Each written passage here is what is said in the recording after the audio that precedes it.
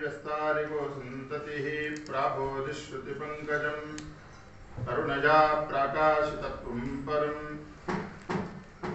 ध्वान्तं ध्वंसमनाय साधुनिकरश्चाकारि सन्मार्गगस्तेनो व्यासदिवाकरेण सततं मात्याजि मे मानसम् अभ्रमाभ्रमतामत्र्या देवैरपि गम्यते तस्यै नमोऽस्तु देवेते विष्णुवक्षस्थलाश्रये येनाहमिह दुर्मार्गादुधृत्याभिनिवेशितः सम्यक् श्रीवैष्णवे मार्गे पूर्णप्रत्यं नमाम्यहम् वाणिते करवण्यम्बचरणो हृदि सर्वदा मद्वाक्यसरणिर्भूयात् श्रीमदाचार्यभावगा हरशम्भो विश्वेशामरवल्लभ शिवशङ्कर सर्वात्मन्नीलकण्ठ नमोऽस्तुते यस्वानुभावमखिलश्रुतिसारमेकमध्यात्मदीपमतिथितीर्षतां तमोन्धं संसारिणां करुणयाः पुराणगुह्यं तं व्याससूनुमुपयामि गुरुं मुनीनाम्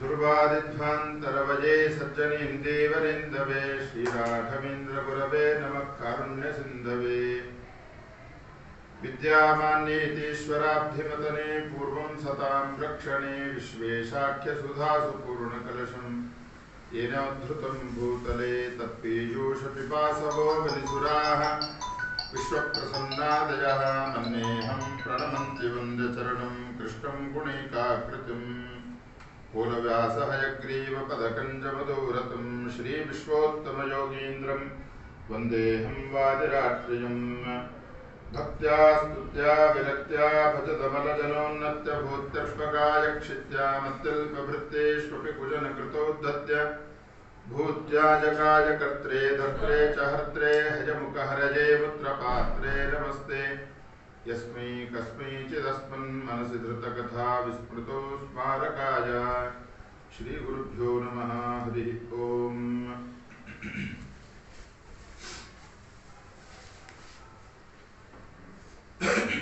ಸೂರ್ಯವಂಶದಲ್ಲಿ ಪರಮಾತ್ಮ ರಾಮನಾಗಿ ಅವತಾರವನ್ನು ಮಾಡಿ ರಾವಣನನ್ನ ಸಂಹಾರ ಮಾಡಿ ಏನೇನೋ ಅವಘಡಗಳು ಆದಂಗೆ ಅನಿಸುತ್ತೆ ರಾಮಾಯಣ. ಆದರೆ ರಾಮಾಯಣದಿಂದ ಬರತಕ್ಕಂತಹ ಪುಣ್ಯ ಹೆಚ್ಚು ಅಂತ ಶಾಸ್ತ್ರ ಹೇಳ್ತದೆ. ಆ ರಾಮಾಯಣದಲ್ಲಿ ಪ್ರಾರಂಭ ಮಾಡಿದ್ರೆ ಮುಗಿಯೋದು ಅಂತಿಲ್ಲ. ಅದಕ್ಕೆ ಯಾರಾದರೂ ತುಂಬ ಮಾತಾಡೋರಿದ್ರೆ ಮುಗಿತ ನಿನ್ನ ರಾಮಾಯಣ ಅಂತ ಕೇಳ್ತಾರೆ. ಆದ್ದರಿಂದ ರಾಮದೇವರ ಕಥೆಯೇ ಹಾಗೆ, ಎಷ್ಟು ಕೇಳಿದ್ರು ಸಾಲದು ಅಂತ ಅಂತಾರೆ. ಭದ್ರಾಜರು ಈ ರಾಮದೇವರ ಕಥೆಯ ಬಗ್ಗೆ ಒಂದು ತುಂಬ ಸುಂದರವಾದ ಶ್ಲೋಕವನ್ನು ಮಾಡಿದ್ದಾರೆ. ಚತುರ್ಮುಖ ಬ್ರಹ್ಮದೇವರು ಪ್ರತಿಯೊಬ್ಬ ಪ್ರಾಣಿಗಳನ್ನು ಸೃಷ್ಟಿ ಮಾಡಿದಾಗ ಯಾರ ಮೇಲೂ ಪಕ್ಷಪಾತವನ್ನು ಮಾಡಿಲ್ಲಂತೆ ಬ್ರಹ್ಮದೇವರು. ಎಲ್ಲರಿಗೂ ಸಮಾನವಾಗಿ ಅವರವರ ಯೋಗ್ಯತೆಗೆ ತಕ್ಕಂತೆ ಇಂದ್ರಿಯಗಳನ್ನು, ಸುಖವನ್ನು, ಸಂಪತ್ತನ್ನು ಕೊಟ್ಟಿದ್ದಾರೆ. ಆದರೆ ಪಕ್ಷಪಾತ ಶೇಷದೇವರ ಮೇಲೆ ಮಾಡಿದ್ದಾರೆ ಅಂತ ಹೇಳ್ತಾರೆ. ನಾಗಗಳ ಮೇಲೆ ಪಕ್ಷಪಾತ ಮಾಡಿದ್ದಾರೆ. ಯಾಕೆಂದರೆ ಉಳಿದೆಲ್ಲ ಪ್ರಾಣಿಗಳಿಗೂ ಕೂಡ ಕಿವಿ ಇದೆ, ಹಾವುಗಳಿಗೆ ಮಾತ್ರ ಕಿವಿ ಇಲ್ಲ ಅಂತ ಹೇಳ್ತಾರೆ. ಅದನ್ನು ಚಕ್ಷುಶ್ರವ ಅಂತ ಕರೀತಾರೆ ಸಂಸ್ಕೃತದಲ್ಲಿ. ಕಣ್ಣಿನಿಂದನೇ ಕೇಳ್ಕೊಳ್ತದೆ ಇಂದ್ರಿಯ. ಹಾವಿಗೆ ಸಪ್ರೇಟ್ ಆದ ಕಿವಿ ಅಂತಿಲ್ಲ, ಕಣ್ಣಿನಿಂದನೇ ಕೇಳೋ ಕೆಲಸವನ್ನು ಮಾಡ್ತದೆ. ಒಂದೇ ಇಂದ್ರಿಯದಿಂದ ನೋಡ್ತದೆ, ಕೇಳ್ತದೆ ಅಂತ.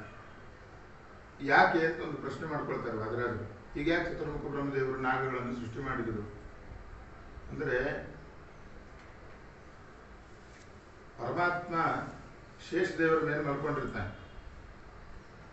ವಾಯುದೇವರ ಪರಮಾತ್ಮನ ದರ್ಶನಕ್ಕೆ ಅಂತ ಹೋದಾಗ ಹನುಮಂತ ದೇವರಿಗೆ ತನ್ನ ಸ್ವಾಮಿಯಾಗಿರ್ತಕ್ಕಂತಹ ರಾಮದೇವರ ಕಥೆಯನ್ನು ಯಾವಾಗಲೂ ಹೇಳಬೇಕು ಅಂತ ಅನ್ನುವ ಆಸೆ. ದೇವರ ಎದುರುಗಡೆ ಆ ಕಥೆಯನ್ನು ಏನಾದರೂ ಹೇಳಲಿಕ್ಕೆ ಶುರು ಮಾಡಿದರೆ, ರಾಮಾಯಣದ ವಿಶೇಷತೆ ಏನು ಅಂತಂದರೆ, ಸರಿಯಾಗಿ ಹೇಳೋರು ಸಿಕ್ಕರೆ ರಾಮಾಯಣವನ್ನು ಪ್ರತಿಯೊಬ್ಬರ ತಲೆಯೂ ಕೂಡ ಹೌದು ಹೌದು ಹೌದು ರಾಮ ಇದ್ದಾಗೆ ಇರಬೇಕು, ರಾಮ ಮಾಡಿದಾಗೆ ಮಾಡಬೇಕು ಅಂತ ಅನಿಸ್ತದೆ. ಆ ಹೌದು ಹೌದು ಅಂತ ಅನ್ನುವಾಗ ತಲೆ ಅಲ್ಲಾಡಲಿಕ್ಕೆ ಪ್ರಾರಂಭ ಆಗ್ತದೆ.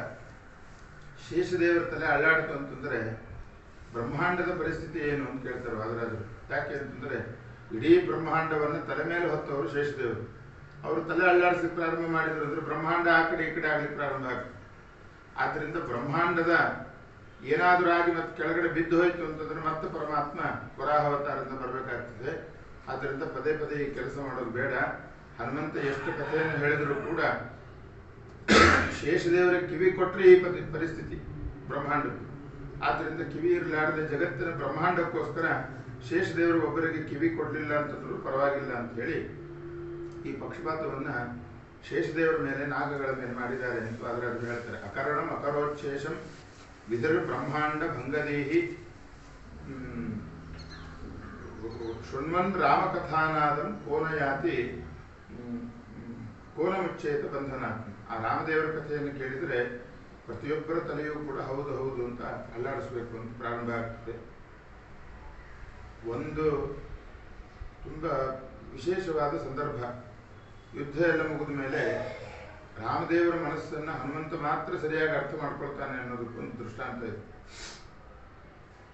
ಯುದ್ಧ ಎಲ್ಲ ಮುಗಿದ ಮೇಲೆ ಕಪಿಗಳನ್ನೆಲ್ಲ ಪುಷ್ಪಪುರಾಣದಲ್ಲಿ ಕೂಡಿಸ್ಕೊಂಡು ಬರ್ತಾ ಇದ್ರು ಸನ್ಮಾನಕ್ಕೆ ಅಂತ. ದಾರಿ ಯುದ್ಧಕ್ಕೂ ಕೂಡ ಹನುಮಂತ ಹೇಳ್ತಾ ಬಂದಿದ್ದಂತೆ, ನಿಮಗೆಲ್ಲ ಇಂಥ ಸನ್ಮಾನ ಮಾಡಬೇಕು ಅಂತ ಮಾಡಿದ್ದಾನೆ, ಇಂಥ ಸನ್ಮಾನ ಮಾಡಬೇಕು ಅಂತ ಮಾಡಿದ್ದಾನೆ. ತಂದಾಗ ಕಿಷ್ಕಿಂದ ಬಂತು, ರಥವನ್ನು ಕೆಳಗಿಳಿಸಿದ್ರು ಪುಷ್ಪಪುರಾಣವನ್ನು. ಆವಾಗ ಕೋತಿಗಳೆಲ್ಲ ಮಾತಾಡಲಿಕ್ಕೆ ಪ್ರಾರಂಭ ಮಾಡಿದಂತೆ, ಎಷ್ಟಿದ್ರು ರಾಮ ಮನುಷ್ಯ, ನೋಡಿ ಯುದ್ಧ ಆಗೋ ತನಕ ನಮಗೆಲ್ಲ ಸನ್ಮಾನ ಮಾಡ್ತೀನಿ ಅಂತ ಮೂಗಿಗೆ ಬೆಣ್ಣೆ ಹಚ್ಚಿ ಕೂಡಿಸಿದ್ದ. ಯುದ್ಧ ಮುಗಿದ ಮೇಲೆ ಮತ್ತೆ ತನ್ನ ಬುದ್ಧಿ ತಾನು ತೋರಿಸಿದ್ದ, ನಮ್ಮ ಊರಲ್ಲಿ ನಮ್ಮನ್ನು ಇಳಿಸ್ತಾ ಇದ್ದಾನೆ ಅಂತ ಅಂದ್ಕೊಂಡಾಗ ಹನುಮಂತ ಹೇಳಿದಂತೆ, ಇನ್ನೊಂದು ಮಾತು ಮಾತಾಡಿದರೆ ತಲೆನೇ ತೆಗಿತೀನಿ ಅಂತ ಹನುಮಂತ. ಯಾಕೆ ಅಂತಂದರೆ ನೀವು ಬರೀ ನಿಮಗಾಗೋ ಅಷ್ಟು ಸನ್ಮಾನವನ್ನು ವಿಚಾರ ಮಾಡ್ತಾ ಇದ್ದೀರಿ, ರಾಮದೇವರ ಕರುಣೆ ಏನು ಅಂತಂದ್ರೆ ನಿಮ್ಮ ಹೆಂಡತಿ ಮಕ್ಕಳನ್ನು ಕರ್ಕೊಂಡು ಹೋಗಿ ಸನ್ಮಾನ ಮಾಡಬೇಕು ಅಂತ ಅದಕ್ಕೋಸ್ಕರ ರಥ ಇಳಿಸಿದ್ದಾನೆ ಹೊರತು ಬೇರೆ ಯಾವುದಕ್ಕೋಸ್ಕರವೂ ಕೂಡ ವಿಮಾನವನ್ನು ಕೆಳಗಿಳಿಸಿಲ್ಲ ಅಂತ ಹನುಮಂತ ದೇವರು ನಿತ್ಯಂ ಉಭೌ ಏಕಮನಸ್ಕೌತವು ಅಂತ ಹೇಳ್ತಾರೆ. ರಾಮದೇವರ ಮನಸ್ಸಲ್ಲಿ ಏನಿದೆ ಸರಿಯಾಗಿ ಹನುಮಂತ ಅರ್ಥ ಮಾಡ್ಕೊಳ್ತಾನೆ, ಹನುಮಂತನ ಮನಸ್ಸಲ್ಲಿ ಏನಿದೆ ಅದನ್ನು ಸರಿಯಾಗಿ ಪರಮಾತ್ಮ ಅರ್ಥ ಮಾಡ್ಕೊಳ್ತಾನೆ ಅಂತ. ಇಂಥದೆಲ್ಲ ರಾಮಾಯಣದಲ್ಲಿ ಬೇಕಾದಷ್ಟು ದೃಷ್ಟಾಂತಗಳಿದೆ ರಾಮದೇವರ ಬಗ್ಗೆ, ಹನುಮಂತ ದೇವರ ಬಗ್ಗೆ. ಪ್ರಪ್ರಥಮ ಬಾರಿಗೆ ಹನುಮಂತ ರಾಮದೇವರನ್ನ ಲಕ್ಷ್ಮಣನನ್ನು ನೋಡಿದವನು ಹನುಮಂತ. ಮೊದಲನೇ ಭೇಟಿ ಅದು ಕಿಷ್ಕಿಂಧೆಯಲ್ಲಿ. ಆವಾಗಲೂ ಕೂಡ ವಿಪುಪ್ರಭುರು ಭಯಾದ್ರಿತಾ ನೆವಾರಯಚ್ಚ ಮಾರುತಿ, ಸುಗ್ರೀವನ ಕಡೆ ಇವರೆಲ್ಲ ಇದ್ರು. ಆ ರಾಮದೇವರು ಲಕ್ಷ್ಮಣ ದೇವರಿಬ್ಬರು ಬಿಲ್ಲು ಬಾಣಗಳನ್ನು ಹಿಡ್ಕೊಂಡು ವನವಾಸದ ರೂಪದಲ್ಲಿ ಬಂದಾಗ ಯಾರೋ ವಾಲಿ ಕಡೆಯವರು ಇರಬೇಕು ಅಂತ ಎಲ್ಲರೂ ಹೆದರು ಓಡೋಗ್ಲಿಕ್ಕೆ ಪ್ರಾರಂಭ ಮಾಡಿದರೆ ಹನುಮಂತ ಒಬ್ಬನೇ ಇವನೇನು ನಮಗೇನು ಮಾಡತಕ್ಕಂಥವರಲ್ಲ, ಇವರು ನಿಜವಾಗ್ಲೂ ನಮಗೆ ಇವರಿಂದ ಒಳ್ಳೇದಾಗ್ತದೆ ಅಂತ ಹೇಳಿ ಎಲ್ಲ ಕಪಿಗಳನ್ನು ಕೂಡ ಸಮಾಧಾನ ಮಾಡಿ ರಾಮದೇವರು ನಿಲ್ಲಿಸಿದ್ರು ಅಂತ ಮೊದಲನೇ ಬಾರಿಗೆ ರಾಮದೇವರನ್ನು ದರ್ಶನ ಮಾಡಿದ್ರು. ಹೀಗೆ ಎಂತೆಂಥ ಸಂದರ್ಭದಲ್ಲಿಯೂ ಕೂಡ ರಾಮದೇವರನ್ನು ಮಾತ್ರ ಒಂದು ದಿನವೂ ತಪ್ಪು ತಿಳ್ಕೊಳ್ಳಾರದೆ ಇರತಕ್ಕಂತಹ ವ್ಯಕ್ತಿತ್ವ ಮುಖ್ಯ ಪ್ರಾಣದೇವರದ್ದು, ಹನುಮಂತನದ್ದು ಅಂತ ಆ ರಾಮದೇವರ ಕಥೆಯನ್ನು ಹೇಳಿದ್ದಾರೆ ಭಾಗವತದಲ್ಲಿ. ಆಮೇಲೆ ಚಂದ್ರನ ಮಗ ಅತ್ರಿ, ಪುರೂರವ ಅಂತ ಇವರೆಲ್ಲ ಪ್ರಾರಂಭ ಆಗ್ತಾ ಹೋಯ್ತು. ನಹುಷ ಅಂತ ಬಂದ, ಯಯಾತಿ ಮಹಾರಾಜ ಬಂದ. ಯಯಾತಿ ಮಹಾರಾಜ ಆದ್ಮೇಲೆ ಚಕ್ರವರ್ತಿಯಾಗಿ ಬರೆದಿರ್ತಕ್ಕಂಥವನು ಪೂರು ಅಂತ.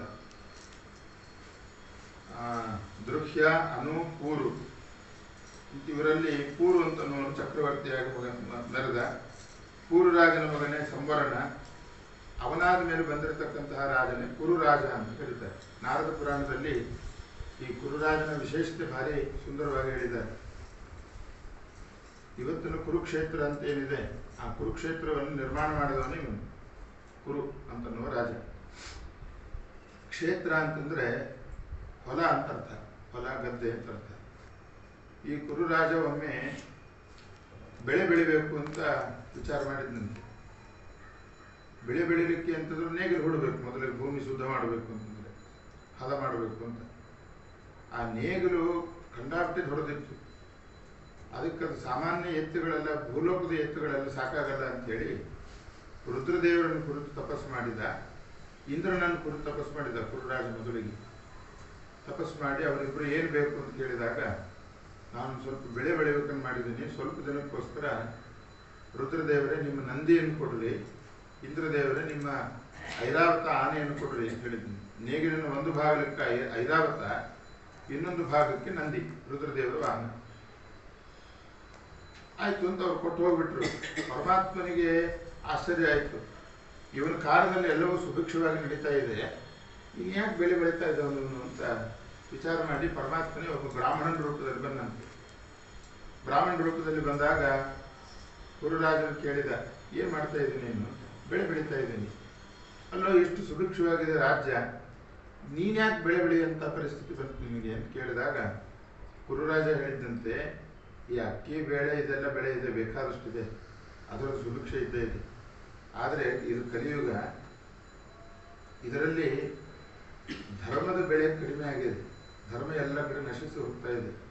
ಆದ್ದರಿಂದ ನಾನು ಧರ್ಮದ ಬೆಳೆಯನ್ನು ಬೆಳಿತೀನಿ ಅಂತ ಹೇಳಿದ್ದಾನೆ. ಅದಕ್ಕೆ ದೇವರಿಗೆ ಆಶ್ಚರ್ಯ, ಧರ್ಮದ ಬೆಳೆ ಬೆಳಿಬೇಕು ಅಂದ್ರೆ ಬೀಜ ಬೇಕಲ್ಲ, ಯಾವುದೇ ಬೆಳೆ ಬೆಳಿಬೇಕು ಅಂದ್ರೆ ಬೀಜ ಬೇಕು. ಧರ್ಮದ ಬೀಜ ಎಲ್ಲಿದೆ ಅಂತ ಕೇಳಿದ್ದಂತ.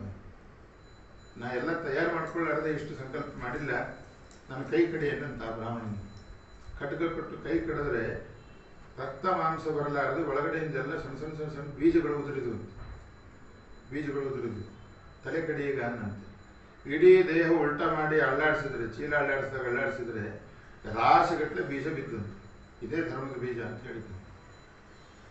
ಆ ಕೈ ಕಡದ ತಲೆ ಕಡದ ಅದನ್ನೆಲ್ಲ ಮತ್ತೆ ಆಮೇಲೆ ಜೋಡ್ಕೊಂಡು ಹೋಗು.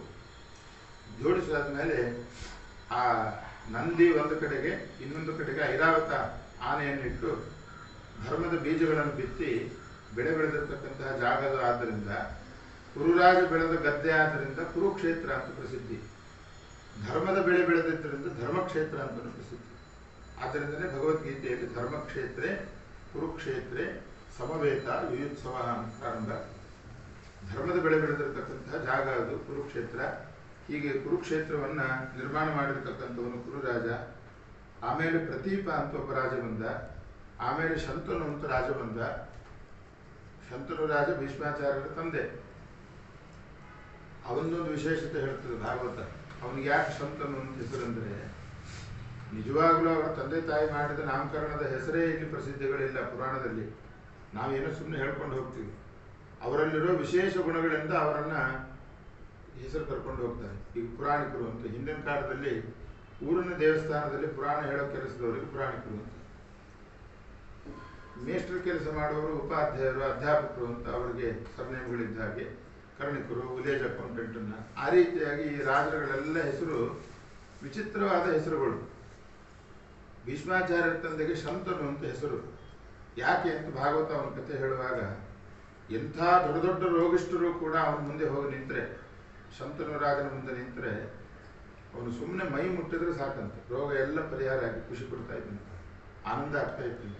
ಆದ್ದರಿಂದ ಶಮ್ ಅಂದರೆ ಆನಂದ, ಅದನ್ನು ತನೋತಿ ಅಂತಂದರೆ ಆನಂದವನ್ನು, ರೋಗವನ್ನು ಪರಿಹಾರ ಮಾಡಿ ಸುಖವನ್ನು ಕೊಡ್ತಾ ಇದ್ದಿದ್ದರಿಂದ ಅವನು ಶಂತನು ಅಂತ ಪ್ರಸಿದ್ಧಿಯಾದ. ಅವರ ಭೀಷ್ಮಾಚಾರ್ಯರಾದ್ಮೇಲೆ ಅಂಬೆ, ಅಂಬಾಲಿಕೆ, ವಿಚಿತ್ರವೀರ್ಯ, ಚಿತ್ರಾಂಗದ ಇಬ್ಬರು ಮಕ್ಕಳೇ ವೇದವ್ಯಾಸ ದೇವರಿಂದ ವಂಶ ಅಭಿವೃದ್ಧಿ ಆಗಿರ್ತಕ್ಕಂಥದ್ದು. ಧೃತರಾಷ್ಟ್ರ, ಪಾಂಡುರಾಜನ ಮಕ್ಕಳೇ ಪಾಂಡವರು ಅಂತ ಪ್ರಸಿದ್ಧಿಯಾದರು. ಧೃತರಾಷ್ಟ್ರನ ಮಕ್ಕಳು ಕೌರವರು ಅಂತ ಪ್ರಸಿದ್ಧಿಯಾದರು. ಕೌರವ ಅಂತಂದ್ರೆ ಕುರುರಾಜನ ಬಹಳ ಹಿಂದಿನವನು. ಕುರುವಂಶ ಅಂತ ಪ್ರಸಿದ್ಧಿ ಇತ್ತು. ಆದರೆ ಪಾಂಡವರಿಗೆ ಕೌರವರು ಅಂತ ಹೆಸರು ಬರಲಾರ್ದೇನೆ ಅವರು ಪಾಂಡವರು ಅಂತ ಪ್ರಸಿದ್ಧಿಯಾದರು. ಇವ್ರು ಯಾಕೆ ಕೌರವರು ಅಂತ ಪ್ರಸಿದ್ಧಿಯಾದರು ಅಂದರೆ, ಕೌರವ ಅಂತಂದ್ರೆ ಅದು ವಂಶದ ಹೆಸರಿನಿಂದ ಕೌರವರು ಅಂತ ಪ್ರಸಿದ್ಧಿಯಾಗಿದ್ದಲ್ಲ ದುರ್ಯೋಧನಾದಿಗಳು. ಅವರು ಹುಟ್ಟಿದಾಗ ಭೂಮಿಯಲ್ಲೆಲ್ಲ ದುಷ್ಟ ಪ್ರಾಣಿಗಳೆಲ್ಲ ಕಿರ್ಚಾಡ್ಲಿಕ್ಕೆ ಪ್ರಾರಂಭ ಮಾಡಿದ್ರಂತೆ. ರವ ಅಂತಂದ್ರೆ ಧ್ವನಿ ಅಂತ ಅರ್ಥ. ಕೂರವ, ಕೆಟ್ಟ ಪ್ರಾಣಿಗಳೆಲ್ಲವೂ ಕೂಡ ಕೆಟ್ಟ ಧ್ವನಿಯಿಂದ ಕಿರ್ಚಾಡ್ಲಿಕ್ಕೆ ಪ್ರಾರಂಭ ಮಾಡಿದ್ವಿ. ಆದ್ದರಿಂದ ಕೌರವರು ಅಂತ ಅವರ ಪ್ರಸಿದ್ಧ ದುರ್ಯೋಧನಾದಿಗಳು. ಅದಾದ ಮೇಲೆ ಯಾದವರ ವಂಶದಲ್ಲಿ, ಒಂದೇ ವಂಶದ ಗಡ್ಡೆ ಅಣ್ಣ ತಮ್ಮಂದರ ಮಕ್ಕಳು ಅಂತ ಹೇಳಿ ಯಾದವರು ಅಂತ ಯದು ಮಹಾರಾಜ. ಆ ಯದು ಮಹಾರಾಜನ ವಂಶದಲ್ಲೆಲ್ಲ ಮುಂದೆ ಪ್ರಸಿದ್ಧಿಯಾಗಿರ್ತಕ್ಕಂಥವ್ರು ಯಾದವರು ಅಂತ ಆಯಿತು.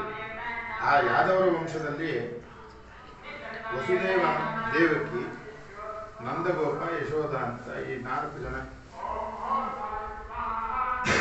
ನಂದಗೋಪ ಮತ್ತು ಯಶೋಧೆ ಅದಿತಿ ಕಶ್ಯಪರು ಯಶೋಧ ನಂದಗೋಪ ಆಗಿ ಅವತಾರ ಮಾಡಿದರು. ವಸುದೇವ ಮತ್ತು ದೇವಕಿ ಅಂತಂದ್ರೆ ದ್ರೋಣ ಅಂತ ಒಬ್ಬ ವಸುದೇವತೆ. 24 ವರ್ಷದವರೆಗೆ ನಮ್ಮನ್ನ ರಕ್ಷಣೆ ಮಾಡತಕ್ಕಂಥವರು ವಸುದೇವತೆಗಳು ಅಂತಿದ್ದಾರೆ. 8 ಜನ ಅಷ್ಟವಸುಗಳು.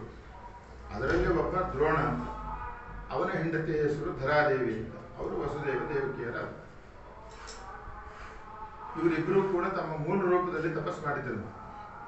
ಏನ್ ತಪಸ್ಸು ಅಂತಂದ್ರೆ, ಆದಿತ್ಯ ಕಶ್ಯಪರು ದೇವರು ನಮಗೆ ಮಗ ಆಗಬೇಕು ಅಂತ ತಪಸ್ಸು ಮಾಡಿದ್ರು. ದ್ರೋಣ ಮತ್ತು ಧರಾದೇವಿ ಇಬ್ಬರು ಸೇರಿ ನಾವು ದೇವರಿಗೆ ಅಪ್ಪ ಅಮ್ಮ ಆಗಬೇಕು ಅಂತ ತಪಸ್ಸು ಮಾಡಿದ್ರು. ಎರಡೂ ಒಂದೇ ಅರ್ಥ. ಅಪ್ಪ ಆಗಬೇಕು ಅಂದ್ರೂ ಒಂದೇ ಅರ್ಥ, ದೇವರು ನಮಗೆ ಮಗ ಆಗಬೇಕು ಅಂದ್ರೂ ಒಂದೇ ಅರ್ಥ. ಆದರೂ ಹೀಗೆ ತಪಸ್ಸು ಮಾಡಿದ್ರು. ಅದಕ್ಕೆ ಭೂಮಿಯಲ್ಲೆಲ್ಲ ಆಗಿನ ಕಾಲದಲ್ಲಿ ಒಬ್ಬೊಬ್ಬ ದೈತ್ಯರು ದೊಡ್ಡ ಪಾಪಗಳನ್ನೆಲ್ಲ ಸಂಪಾದನೆ ಮಾಡಿ ಒಬ್ಬೊಬ್ಬ ದೈತ್ಯರು ಒಂದೊಂದು ಪರ್ವತಕ್ಕೆ ಸಮಾನರಾಗಿದ್ದಂತೆ ಅಷ್ಟು ಪಾಪಗಳಿದ್ದು, ಅಷ್ಟು ಭಾರವಾದ ಪಾಪಗಳನ್ನು ಹೊತ್ಕೊಂಡಿದ್ರು. ಅದರ ಜೊತೆಗೆ ವಿಷ್ಣು ವೈಷ್ಣವರ ದ್ವೇಷ, ಪ್ರತಿಯೊಬ್ಬ ದೈತ್ಯರು ಮಾಡ್ತಾ ಇದ್ದಿದ್ದು ವಿಷ್ಣು ವೈಷ್ಣವರ ದ್ವೇಷ, ಪರಮಾತ್ಮನ ದ್ವೇಷ, ಪರಮಾತ್ಮನ ಭಕ್ತರ ದ್ವೇಷ ಮಾಡ್ತಾ ಇದ್ರು. ಅದಕ್ಕೆ ವಾದರಾಜರಂತಾರೆ, ತಥಾಹಿ ಲೋಕೆ ಪತಿನಿಂದಕೇಭ್ಯ ಪತಿವ್ರತಾನ ಅಪರಕ್ವಭಾರ. ಅವಾಗ ಭೂದೇವಿ ಬೇಜಾರು ಮಾಡಿಕೊಂಡು ಪರಮಾತ್ಮನ ಹತ್ರ ಹೋದನು. ಏನು ಅಂತಂದ್ರೆ, ಇಷ್ಟು ನಿನ್ನನ್ನು ದ್ವೇಷ ಮಾಡತಕ್ಕಂತಹ ಜನಗಳನ್ನು ನಾನು ಹೇಗೆ ಹೊತ್ಕೊಳ್ಳಿ ಅಂತ ಹೇಳಿದಂತೆ ಭೂದೇವಿ.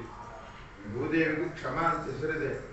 ಕಾಲಲ್ಲಿ ತುಳಿದರೂ ಕೂಡ ಭಾರಿ ಪ್ರೀತಿಯಿಂದ ಪ್ರತಿಯೊಬ್ಬ ವ್ಯಕ್ತಿಗಳನ್ನು ಕೂಡ ನೋಡ್ಕೊಂಡು ಹೋಗ್ತಾರೆ ಆ ಭೂದೇವಿ. ಆದರೆ ಇಷ್ಟು ಪಾಪವನ್ನು ಮಾಡೋದಲ್ಲದೆ ಪರಮಾತ್ಮನನ್ನ ಪ್ರತಿನಿತ್ಯ ಕ್ಷಣ ಕ್ಷಣದಲ್ಲಿಯೂ ಕೂಡ ದ್ವೇಷ ಮಾಡತಕ್ಕಂತಹ ದೈತ್ಯರನ್ನ ಹೊತ್ತುಕೊಳ್ಳೋದು ಕಷ್ಟ ಅಂತ ತಿಳಿದು ಆ ಭೂದೇವಿ ಪರಮಾತ್ಮನ ಹತ್ರ ಪ್ರಾರ್ಥನೆಗೆ ಅಂತ ಹೋದಾಗ ಚತುರ್ಮುಖ ಬ್ರಹ್ಮದೇವರಿಗೆ ಪರಮಾತ್ಮ ಹೇಳಿದ, ಸರಿ ನಾನು ಅವತಾರ ಮಾಡ್ತೀನಿ, ಆದರೆ ಇಬ್ಬರು ದಂಪತಿಗಳು ಬೇರೆ ಬೇರೆ ಸಂಕಲ್ಪವನ್ನು ಇಟ್ಟುಕೊಂಡು ತಪಸ್ಸು ಮಾಡಿದ್ದಾರೆ. ಒಬ್ರು ನನಗೆ ಅಪ್ಪ ಅಮ್ಮ ಆಗಬೇಕು ಅಂತ, ಇನ್ನೊಬ್ರು ನಾನು ಮಗ ಆಗಬೇಕು ಅಂತ ತಪಸ್ಸು ಮಾಡಿದ್ದಾರೆ. ಅದಕ್ಕೆ ಏನ್ ಮಾಡ್ಲಿ ಅಂತ ಚತುರ್ಮುಖ ಬ್ರಹ್ಮದೇವರು ಕೇಳಿದಾಗ, ಎಲ್ಲಿ ಅವತಾರ ಮಾಡ್ಲಿ ಅಂತ ಕೇಳಿದಾಗ ಬ್ರಹ್ಮದೇವರು ಹೇಳಿದರು, ಬರೀ ನಿಮ್ಮ ಅವತಾರ ಒಬ್ಬೊಬ್ಬರ ಮನೆಯಲ್ಲಿ ಮಾತ್ರ ಸೀಮಿತ ಆಯ್ತು ಅಂದ್ರೆ 2 ಅವತಾರ ಮಾಡ್ಬೇಕಾಗ್ತದೆ, ಒಬ್ಬೊಬ್ಬರಿಗೆ ದಂಪತಿಗಳನ್ನು ಕೊಡ್ಬೇಕು ಅಂತ. ಆದ್ರಿಂದ ಹಾಗೆ ಮಾಡಬೇಡ, ವಸುದೇವ ದೇವಕಿಯರಲ್ಲಿ ಹುಟ್ಟು ನಂದು ಒಬ್ಬ ಯಶೋಧಾದೇವರ ಮನೆಯಲ್ಲಿ ಬೆಳಿ ಅಂತ ಹೇಳಿದರು ಪರಮಾತ್ಮ. ಚತುರ್ಮುಖ ಬ್ರಹ್ಮದೇವರು ಹೇಳಿದರು, ಒಳ್ಳೆ ಉಪಾಯ ಕೊಟ್ಟರೆ ಒಂದೇ ಅವತಾರದಲ್ಲಿ 2 ಕೆಲಸ ಮಾಡಬಹುದು ಅಂತ ಹೇಳಿ ಕೃಷ್ಣ ಪರಮಾತ್ಮ ವಸುದೇವ ದೇವಕಿಯರಲ್ಲಿ ಅವತಾರ ಮಾಡೋಕ್ಕಿಂತ ಮೊದಲು ಬಲರಾಮ ದೇವರು ಹುಟ್ಟಿದ್ರು. ಬಲರಾಮ ದೇವರು, ಅದಕ್ಕೆ ವಾದರಾಜರು ಹೇಳ್ತಾರೆ, ಅವ ಸರ್ವೋತ್ತಮನಾದ ಕೃಷ್ಣ ಆದ್ದರಿಂದ ಮೊದಲಿಗೆ ತಾನು ಹುಟ್ಟಿದ್ರೆ ಅಣ್ಣ ಅಂತ ಮೆರಿಬಹುದಿತ್ತು. ಇನ್ನಷ್ಟು ಶೇಷದೇವರು ಸಣ್ಣವರು ಪರಮಾತ್ಮನಕ್ಕಿಂತ, ಅವರನ್ಯಾಕೆ ಅಣ್ಣ ಅಂತ ಮೊದಲು ಹುಟ್ಟಿಸಿದ ಅಂತ ಒಂದು ಪ್ರಶ್ನೆ ಮಾಡ್ಕೊಳ್ತಾರೆ. ಅದಕ್ಕೆ ವಾದರಾಜರು ಕೊಡೋ ಉತ್ತರ ಏನಂತಂದ್ರೆ, ಹಿಂದಿನ ಕಾಲದಲ್ಲೆಲ್ಲ ರಾಜರು ನಾಳೆ ದಿನ ಇಂಥ ಊರಿಗೆ ಹೋಗ್ತಾರೆ ಅಂತಂದ್ರೆ ತಾವು ಮಲ್ಕೊಳ್ಳೋ ಹಾಸಿಗೆ, ತಮ್ಮ ಛತ್ರ, ಚಾಮರ ಇದನ್ನೆಲ್ಲ ಮೊದಲೇ ಕೊಟ್ಟು ರೆಡಿ ಮಾಡಿಸ್ತಾ ಇದ್ರು. ಬ್ರಹ್ಮ 14 ಲೋಕಗಳ ಒಡೆಯನಾದ ಪರಮಾತ್ಮ ಭೂಲೋಕಕ್ಕೆ ಬರುವಾಗ ತನ್ನ ಹಾಸಿಗೆ ಮೊದಲು ಕೊಟ್ಟು ಕಳಿಸಿದ್ರೆ ಏನ್ ತಪ್ಪು ಅಂತ ಕೇಳ್ತಾರೆ ವಾದರಾಜ. ಯಾಕೆಂದ್ರೆ ಬಂದ ತಕ್ಷಣ ಮಲ್ಕೊಳ್ಳಿಕ್ಕೆ ಒಂದು ಜಾಗ ಬೇಕಲ್ಲ, ಆದ್ರಿಂದ ಬಲರಾಮ ದೇವರನ್ನು ಮೊದಲಿಗೆ ಕಳಿಸಿದ್ರು ಅಂತ ಹೇಳ್ತಾರೆ. ಸಂಪ್ರೇಷಯಂತಿ ಸ್ಮ ನರೇಂದ್ರಾಹ ಶಯ್ಯಾಂ ಸ್ವಕೀಯಾಂ ವೃತ ಪ್ರಯಾಣಿ. ತಾವು ಮಲ್ಕೊಳ್ಳುವ ಹಾಸಿಗೆಯನ್ನು ರಾಜರೆಲ್ಲ ಮೊದಲು ಹೇಗೆ ಕೊಟ್ಟು ಕಳಿಸ್ತಾ ಇದ್ರು, ಅದೇ ರೀತಿಯಾಗಿ ಶೇಷದೇವರನ್ನು ಮೊದಲು ಕೊಟ್ಟು ಕಳಿಸಿ ಅಣ್ಣ ಅಂತ ಅನ್ನುವ ಪದವಿಯನ್ನು ಕೊಟ್ಟು, ಲಕ್ಷ್ಮಣನಾದಾಗ ಶೇಷದೇವರು ಹೆಚ್ಚಿನ ಪುಣ್ಯವನ್ನೆಲ್ಲ ಏನು ಸಂಪಾದನೆ ಮಾಡ್ಕೊಂಡಿದ್ರು ಆ ಪುಣ್ಯವನ್ನೆಲ್ಲ ಗದರಿಸಿ ಕೃಷ್ಣ ಪರಮಾತ್ಮನಿಗೆ ಗದರಿಸಿ, ನಾನು ನಿನಕ್ಕಿಂತ ದೊಡ್ಡವನು, ನನ್ನ ಮಾತು ಕೇಳಬೇಕು ಅಂತಂದಾಗ ಆ ಪುಣ್ಯ ಎಲ್ಲ ಕಡಿಮೆ ಆಗ್ತಾ ಇತ್ತು. ಇದೆಲ್ಲ ಆಗಲಿ ಅಂತ ಅನ್ನೋದಕ್ಕೋಸ್ಕರ ಕೃಷ್ಣ ಪರಮಾತ್ಮ ಮೊದಲಿಗೆ ಬಲರಾಮನನ್ನು ಕಳಿಸಿದ. ಯಾಕೆ ಅಂದರೆ ದೇವರಿಗೆ ಮಧ್ವಾಚಾರ್ಯರು ಹೇಳುವ ಒಂದು ಹೊಸ ಹೆಸರು ಏಡಮಾನ ದ್ವಿಟ ಅಂತ. ಏಡಮಾನ ದ್ವಿಟ ಅಂತಂದರೆ ಯಾವುದೇ ವ್ಯಕ್ತಿ ತನ್ನ ಯೋಗ್ಯತೆಯನ್ನು ಮೀರಿ ಪುಣ್ಯವನ್ನೂ ಸಂಪಾದಿಸಿದರು ಪಾಪವನ್ನು ಸಂಪಾದಿಸಿದರೂ ಕೂಡ ಪರಮಾತ್ಮನ ಅದು ಸಹಿಸಲ್ಲ. ಏನಾದರೂ ಒಂದು ಸಂದರ್ಭಗಳನ್ನು ಕೊಟ್ಟು ದೊಡ್ಡವರಿಗೆ ಬಯಸಿ ಅಥವಾ ಕೆಟ್ಟ ಕೆಲಸ ಮಾಡಿಸಿ ಆ ಪುಣ್ಯವನ್ನು ನಾಶ ಮಾಡಿಸಿ ನಮ್ಮ ಯೋಗ್ಯತೆ ಎಷ್ಟೇ ಇರುತ್ತೋ ಅಷ್ಟಕ್ಕೆ ಮಾತ್ರ ಬ್ಯಾಲೆನ್ಸ್ ಮಾಡೋದ್ರಿಂದ ಪರಮಾತ್ಮನಿಗೆ ಏಡಮಾನದ ಬಿಟ್ಟು ಅಂತ ಒಂದು ಹೆಸರು ಅಂತ ಮಧ್ವಾಚಾರ್ಯರು ತಾತ್ಪರ್ಯದಲ್ಲಿ ಹೇಳ್ತಕ್ಕಂಥ ಹೆಸರು. ಹಾಗಾಗಿ ಪರಮಾತ್ಮ ಭೂಲೋಕಕ್ಕೆ ಬರ್ತೇನೆ ಅಂತ ಸಂಕಲ್ಪ ಮಾಡಿದ. ಇದರ ಮಧ್ಯದಲ್ಲಿ ವಸುದೇವ ದೇವಕಿಯರ ಮದುವೆಯಾಗಿ ಮೆರವಣಿಗೆಯಲ್ಲಿ ಕರ್ಕೊಂಡು ಹೋಗುವಾಗ ಅಶರೀರವಾಣಿ ಆಯಿತು ಕಂಸನಿಗೆ. ಇಷ್ಟು ವೈಭವದಿಂದ ನಿನ್ನ ತಂಗಿ ಮದುವೆ ಮಾಡಿಕೊಂಡು ಕರ್ಕೊಂಡು ಹೋಗ್ತಾ ಇದ್ದಿ, ಇವಳ ಹೊಟ್ಟೆಯಲ್ಲಿ ಹುಟ್ಟತಕ್ಕಂತಹ 8ನೇ ಮಗನೇ ನಿನಗೆ ಮೃತ್ಯುವಾಗಿ ಪರಿಣಾಮ ಆಗ್ತದೆ ಅಂತ ಹೇಳಿದಾಗ ಮೊದಲೇ ಬೇಕಾದಷ್ಟು ಅವಿವೇಕ ಇತ್ತು ಆ ಕಂಸನಿಗೆ. ಈ ತಂಗಿ ಉಳಿದ್ರಲ್ವ 8ನೇ ಮಗು ಹುಟ್ಟೋದು, ತಂಗಿಯನ್ನು ಕೊಂದು ಹಾಕ್ತೇನೆ ಅಂತ ಹೊರಟಾಗ ವಸುದೇವ ಧರ್ಮಶಾಸ್ತ್ರದ ಒಂದು ಉಪಾಯವನ್ನು ಹೇಳಿದ. ಅದರಲ್ಲಿ ಧರ್ಮಶಾಸ್ತ್ರದಲ್ಲಿ ಏನು ಹೇಳಿದೆ ಅಂತ ಹೇಳಿದೆ, ಕಂಸ ತಂಗಿಯ ಮಗು ಹೊಟ್ಟೆಯಲ್ಲಿ ಹುಟ್ಟತಕ್ಕಂತಹ ಮಗುವಿನಿಂದ ಅಪಮೃತ್ಯು ಪರಿಹಾರ ಮಾಡಿಕೊಳ್ಳಿಕ್ಕೆ ಹೆಣ್ಣನ್ನು ಕೊಳ್ಳಿಕ್ಕೆ ಹೊರಟ್ರೆ ಹೆಣ್ಣನ್ನು ಕೊಂದಿರತಕ್ಕಂಥವ್ರಿಗೂ ಅಪಮೃತ್ಯು ಅಂತಲೇ ಧರ್ಮಶಾಸ್ತ್ರ ಹೇಳ್ತಾ ಇದೆ. ಆದ್ದರಿಂದ ಹೆಣ್ಣನ್ನು ಕೊಂದರೂ ಅಪಮೃತ್ಯುದಿಂದಲೇ ಸಾಯೋದು, ಮಗಳನ್ನು ಕೊಂದರೂ ಕೂಡ ಇವರ ಮಕ್ಕಳನ್ನು ಕೊಲ್ಲಿಲ್ಲ ಅಂದ್ರೂ ಕೂಡ ನಿನಗೆ ಅಪಮೃತ್ಯುಗೆ ಬರೋದು. ಆದ್ದರಿಂದ ಸಾಯೋದಂತರೂ ಗ್ಯಾರಂಟಿ, ಹೆಣ್ಣನ್ನು ಕೊಂದಿ ಅಂತ ಅನ್ನುವ ಅಪಕೀರ್ತಿಯನ್ನು ಯಾಕೆ ಕಟ್ಕೊಂಡು ಸಾಯ್ತಿ ಅಂತ ಆ ಕಂಸನಿಗೆ ಹೇಳಿದಾಗ ಕಂಸನಿಗೆ ಹೌದು ಅಂತ ಅನಿಸ್ತು. ಅದಕ್ಕೆ ವಸುದೇವ ಹೇಳಿದ, ಈ ನನ್ನ ಹೆಂಡತಿಯಲ್ಲಿ ಹುಟ್ಟೋ 8ನೇ ಮಗುವಿನಿಂದ ಅಲ್ವಾ, ಮಗು ಹುಟ್ಟಿದ ತಕ್ಷಣ ನಿನ್ನ ಕೈಗೆ ತಂದು ಕೊಡ್ತೀನಿ, ನೀ ಏನು ಮಾಡ್ಕೋಬೇಕಾದ್ರೂ ಮಾಡ್ಕೋಬೋದು ಅಂತ ಹೇಳಿದಾಗ ಆಗಲಿ ಅಂತ ಈ ಒಪ್ಪಂದಕ್ಕೆ ಒಪ್ಪಿ ವಸುದೇವನ ಒಪ್ಪಂದಕ್ಕೆ ಒಪ್ಪಿ ಕಂಸ ಬಿಟ್ಟ. ಪ್ರತಿಯೊಂದು ಮಕ್ಕಳು ಕೂಡ ಆ ಗರ್ಭದಲ್ಲಿ ಹುಟ್ಟಿದ ತಕ್ಷಣವೇ ಕೂಡ ಕಂಸನ ಕೈಯಲ್ಲಿ ಒಪ್ಪಿಸ್ತಾ ಇದ್ದರು. ಕಡೆಗೆ 7ನೇ ಗರ್ಭ ಬಲರಾಮ ದೇವರು 4 ತಿಂಗಳಾಗಿತ್ತು ಗರ್ಭ ಸೇರಿಕೊಂಡು, ಯಾರದು ದೇವಕಿ ದೇವಿಯ ಗರ್ಭ ಸೇರಿಕೊಂಡು 4 ತಿಂಗಳಾಗಿತ್ತು.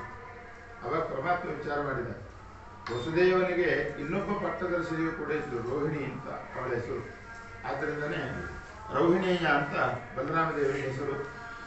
ಆ ಗರ್ಭದಲ್ಲಿ ಬಲರಾಮ ದೇವರಿದ್ದಾಗ ವಿಚಾರ ಮಾಡಿದ, ಬರೀ ಇವಳಲ್ಲೇ ಮಕ್ಕಳು ಹುಟ್ಟುತ್ತಾ ಹೋಯಿತು ಅಂತಂದರೆ ರೋಹಿಣಿಯನ್ನು ಬಂಜೆ ಅಂತಂತಾರೆ ಜನಗಳೆಲ್ಲ. ಆದ್ದರಿಂದ ಆ ಬಂಜಿತನ ಪರಿಹಾರ ಮಾಡಬೇಕು ಅಂತ ಹೇಳಿ 4 ತಿಂಗಳು ದೇವಕಿಯ ಗರ್ಭದಲ್ಲಿ ಬೆಳೆದಿರತಕ್ಕಂತಹ ಮಗುವನ್ನು ಆಕರ್ಷಣೆ ಮಾಡಿ ರೋಹಿಣಿಯ ಗರ್ಭಕ್ಕೆ ಅವನನ್ನು ಟ್ರಾನ್ಸ್ಫರ್ ಮಾಡಿದ್ದರಿಂದ ವಾದರಾಜರು ಕೂಡ ಹೆಸರು ಸಂಕರ್ಷಣ ಅಂತ ಆ ಬಲರಾಮ ದೇವರಿಗೆ ಇನ್ನೊಂದು ಹೆಸರಿದೆ. ಯಾಕೆಂದರೆ ಸಂಕರ್ಷಣ ಅಂತಂದರೆ ಆಕರ್ಷಣೆ ಮಾಡಿ ಗರ್ಭವನ್ನೇ ಬದಲಾಯಿಸಿರ್ತಕ್ಕಂಥ ಕೆಲಸ. ಇದನ್ನೆಲ್ಲ ಮಾಡಿರ್ತಕ್ಕಂಥವಳು ದುರ್ಗಾದೇವಿ ಅಂತ ಹೇಳ್ತಾರೆ. ಆದ್ದರಿಂದ ದುರ್ಗಾದೇವಿಯ ಒಳಗಿನ ಕೆಲಸ ಯಾರಿಗೂ ಗೊತ್ತಾಗಲಿಲ್ಲ. ನೋಡುವವರಿಗೆಲ್ಲ ಏನು ಅನ್ನಿಸ್ತು, ದೇವಕಿ 7ನೇ ಗರ್ಭಪಾತ ಆಯಿತು ಅಂತ ಅನ್ಕೊಂಡ್ರು. ಕಂಸನಿಗೆ ಇನ್ನೂ ಟೆನ್ಷನ್, ಈಗ ಈ ಗರ್ಭ ಬಿದ್ದೋಯ್ತು, ಇನ್ನು ಮುಂದೆ ಹುಟ್ಟುವಿನ ಮಗುವನ್ನು 7ನೇ ಗರ್ಭ ಮಗು ಅಂತ ಇಟ್ಟುಕೊಳ್ಬೇಕು, 8ನೇ ಗರ್ಭ ಅಂತ ಇಟ್ಟುಕೊಳ್ಬೇಕು ಅನ್ನೋ ಸಮಸ್ಯೆ ಅವನಿಗೆ ಶುರುವಾಯಿತು ಕಂಸನಿಗೆ. ಅದಾಗಲಿ ಯಾರಾದರೂ ಕೊಲ್ಲೋದೇ ನಿನ್ನನ್ನು ಅಂತ, 7ನೇ ಮಗು ಆದ್ರೇನು 8ನೇ ಮಗು ಆದ್ರೇನು ಅಂತ ತಿಳ್ಕೊಂಡು ಆಮೇಲೆ ದೇವಕಿ ದೇವಿ 8ನೇ ಗರ್ಭದಲ್ಲಿ ಒಂದು ಹೆಣ್ಣು ಮಗುವಿಗೆ ಜನನವನ್ನು ಪರಮಾತ್ಮ ಕೃಷ್ಣಾವತಾರದಿಂದ ಹುಟ್ಟಿದ್ದಾನೆ. ಆ ಕಡೆ ನಂದಗೋಪನ ಹೆಂಡತಿಯಾಗಿರ್ತಕ್ಕಂತಹ ಯಶೋದೆ ಗರ್ಭದಲ್ಲಿ ದುರ್ಗಾದೇವಿ ಸಾಕ್ಷಾತ್ತಾಗಿ ಅವತಾರ ಮಾಡಿದ್ದಾರೆ.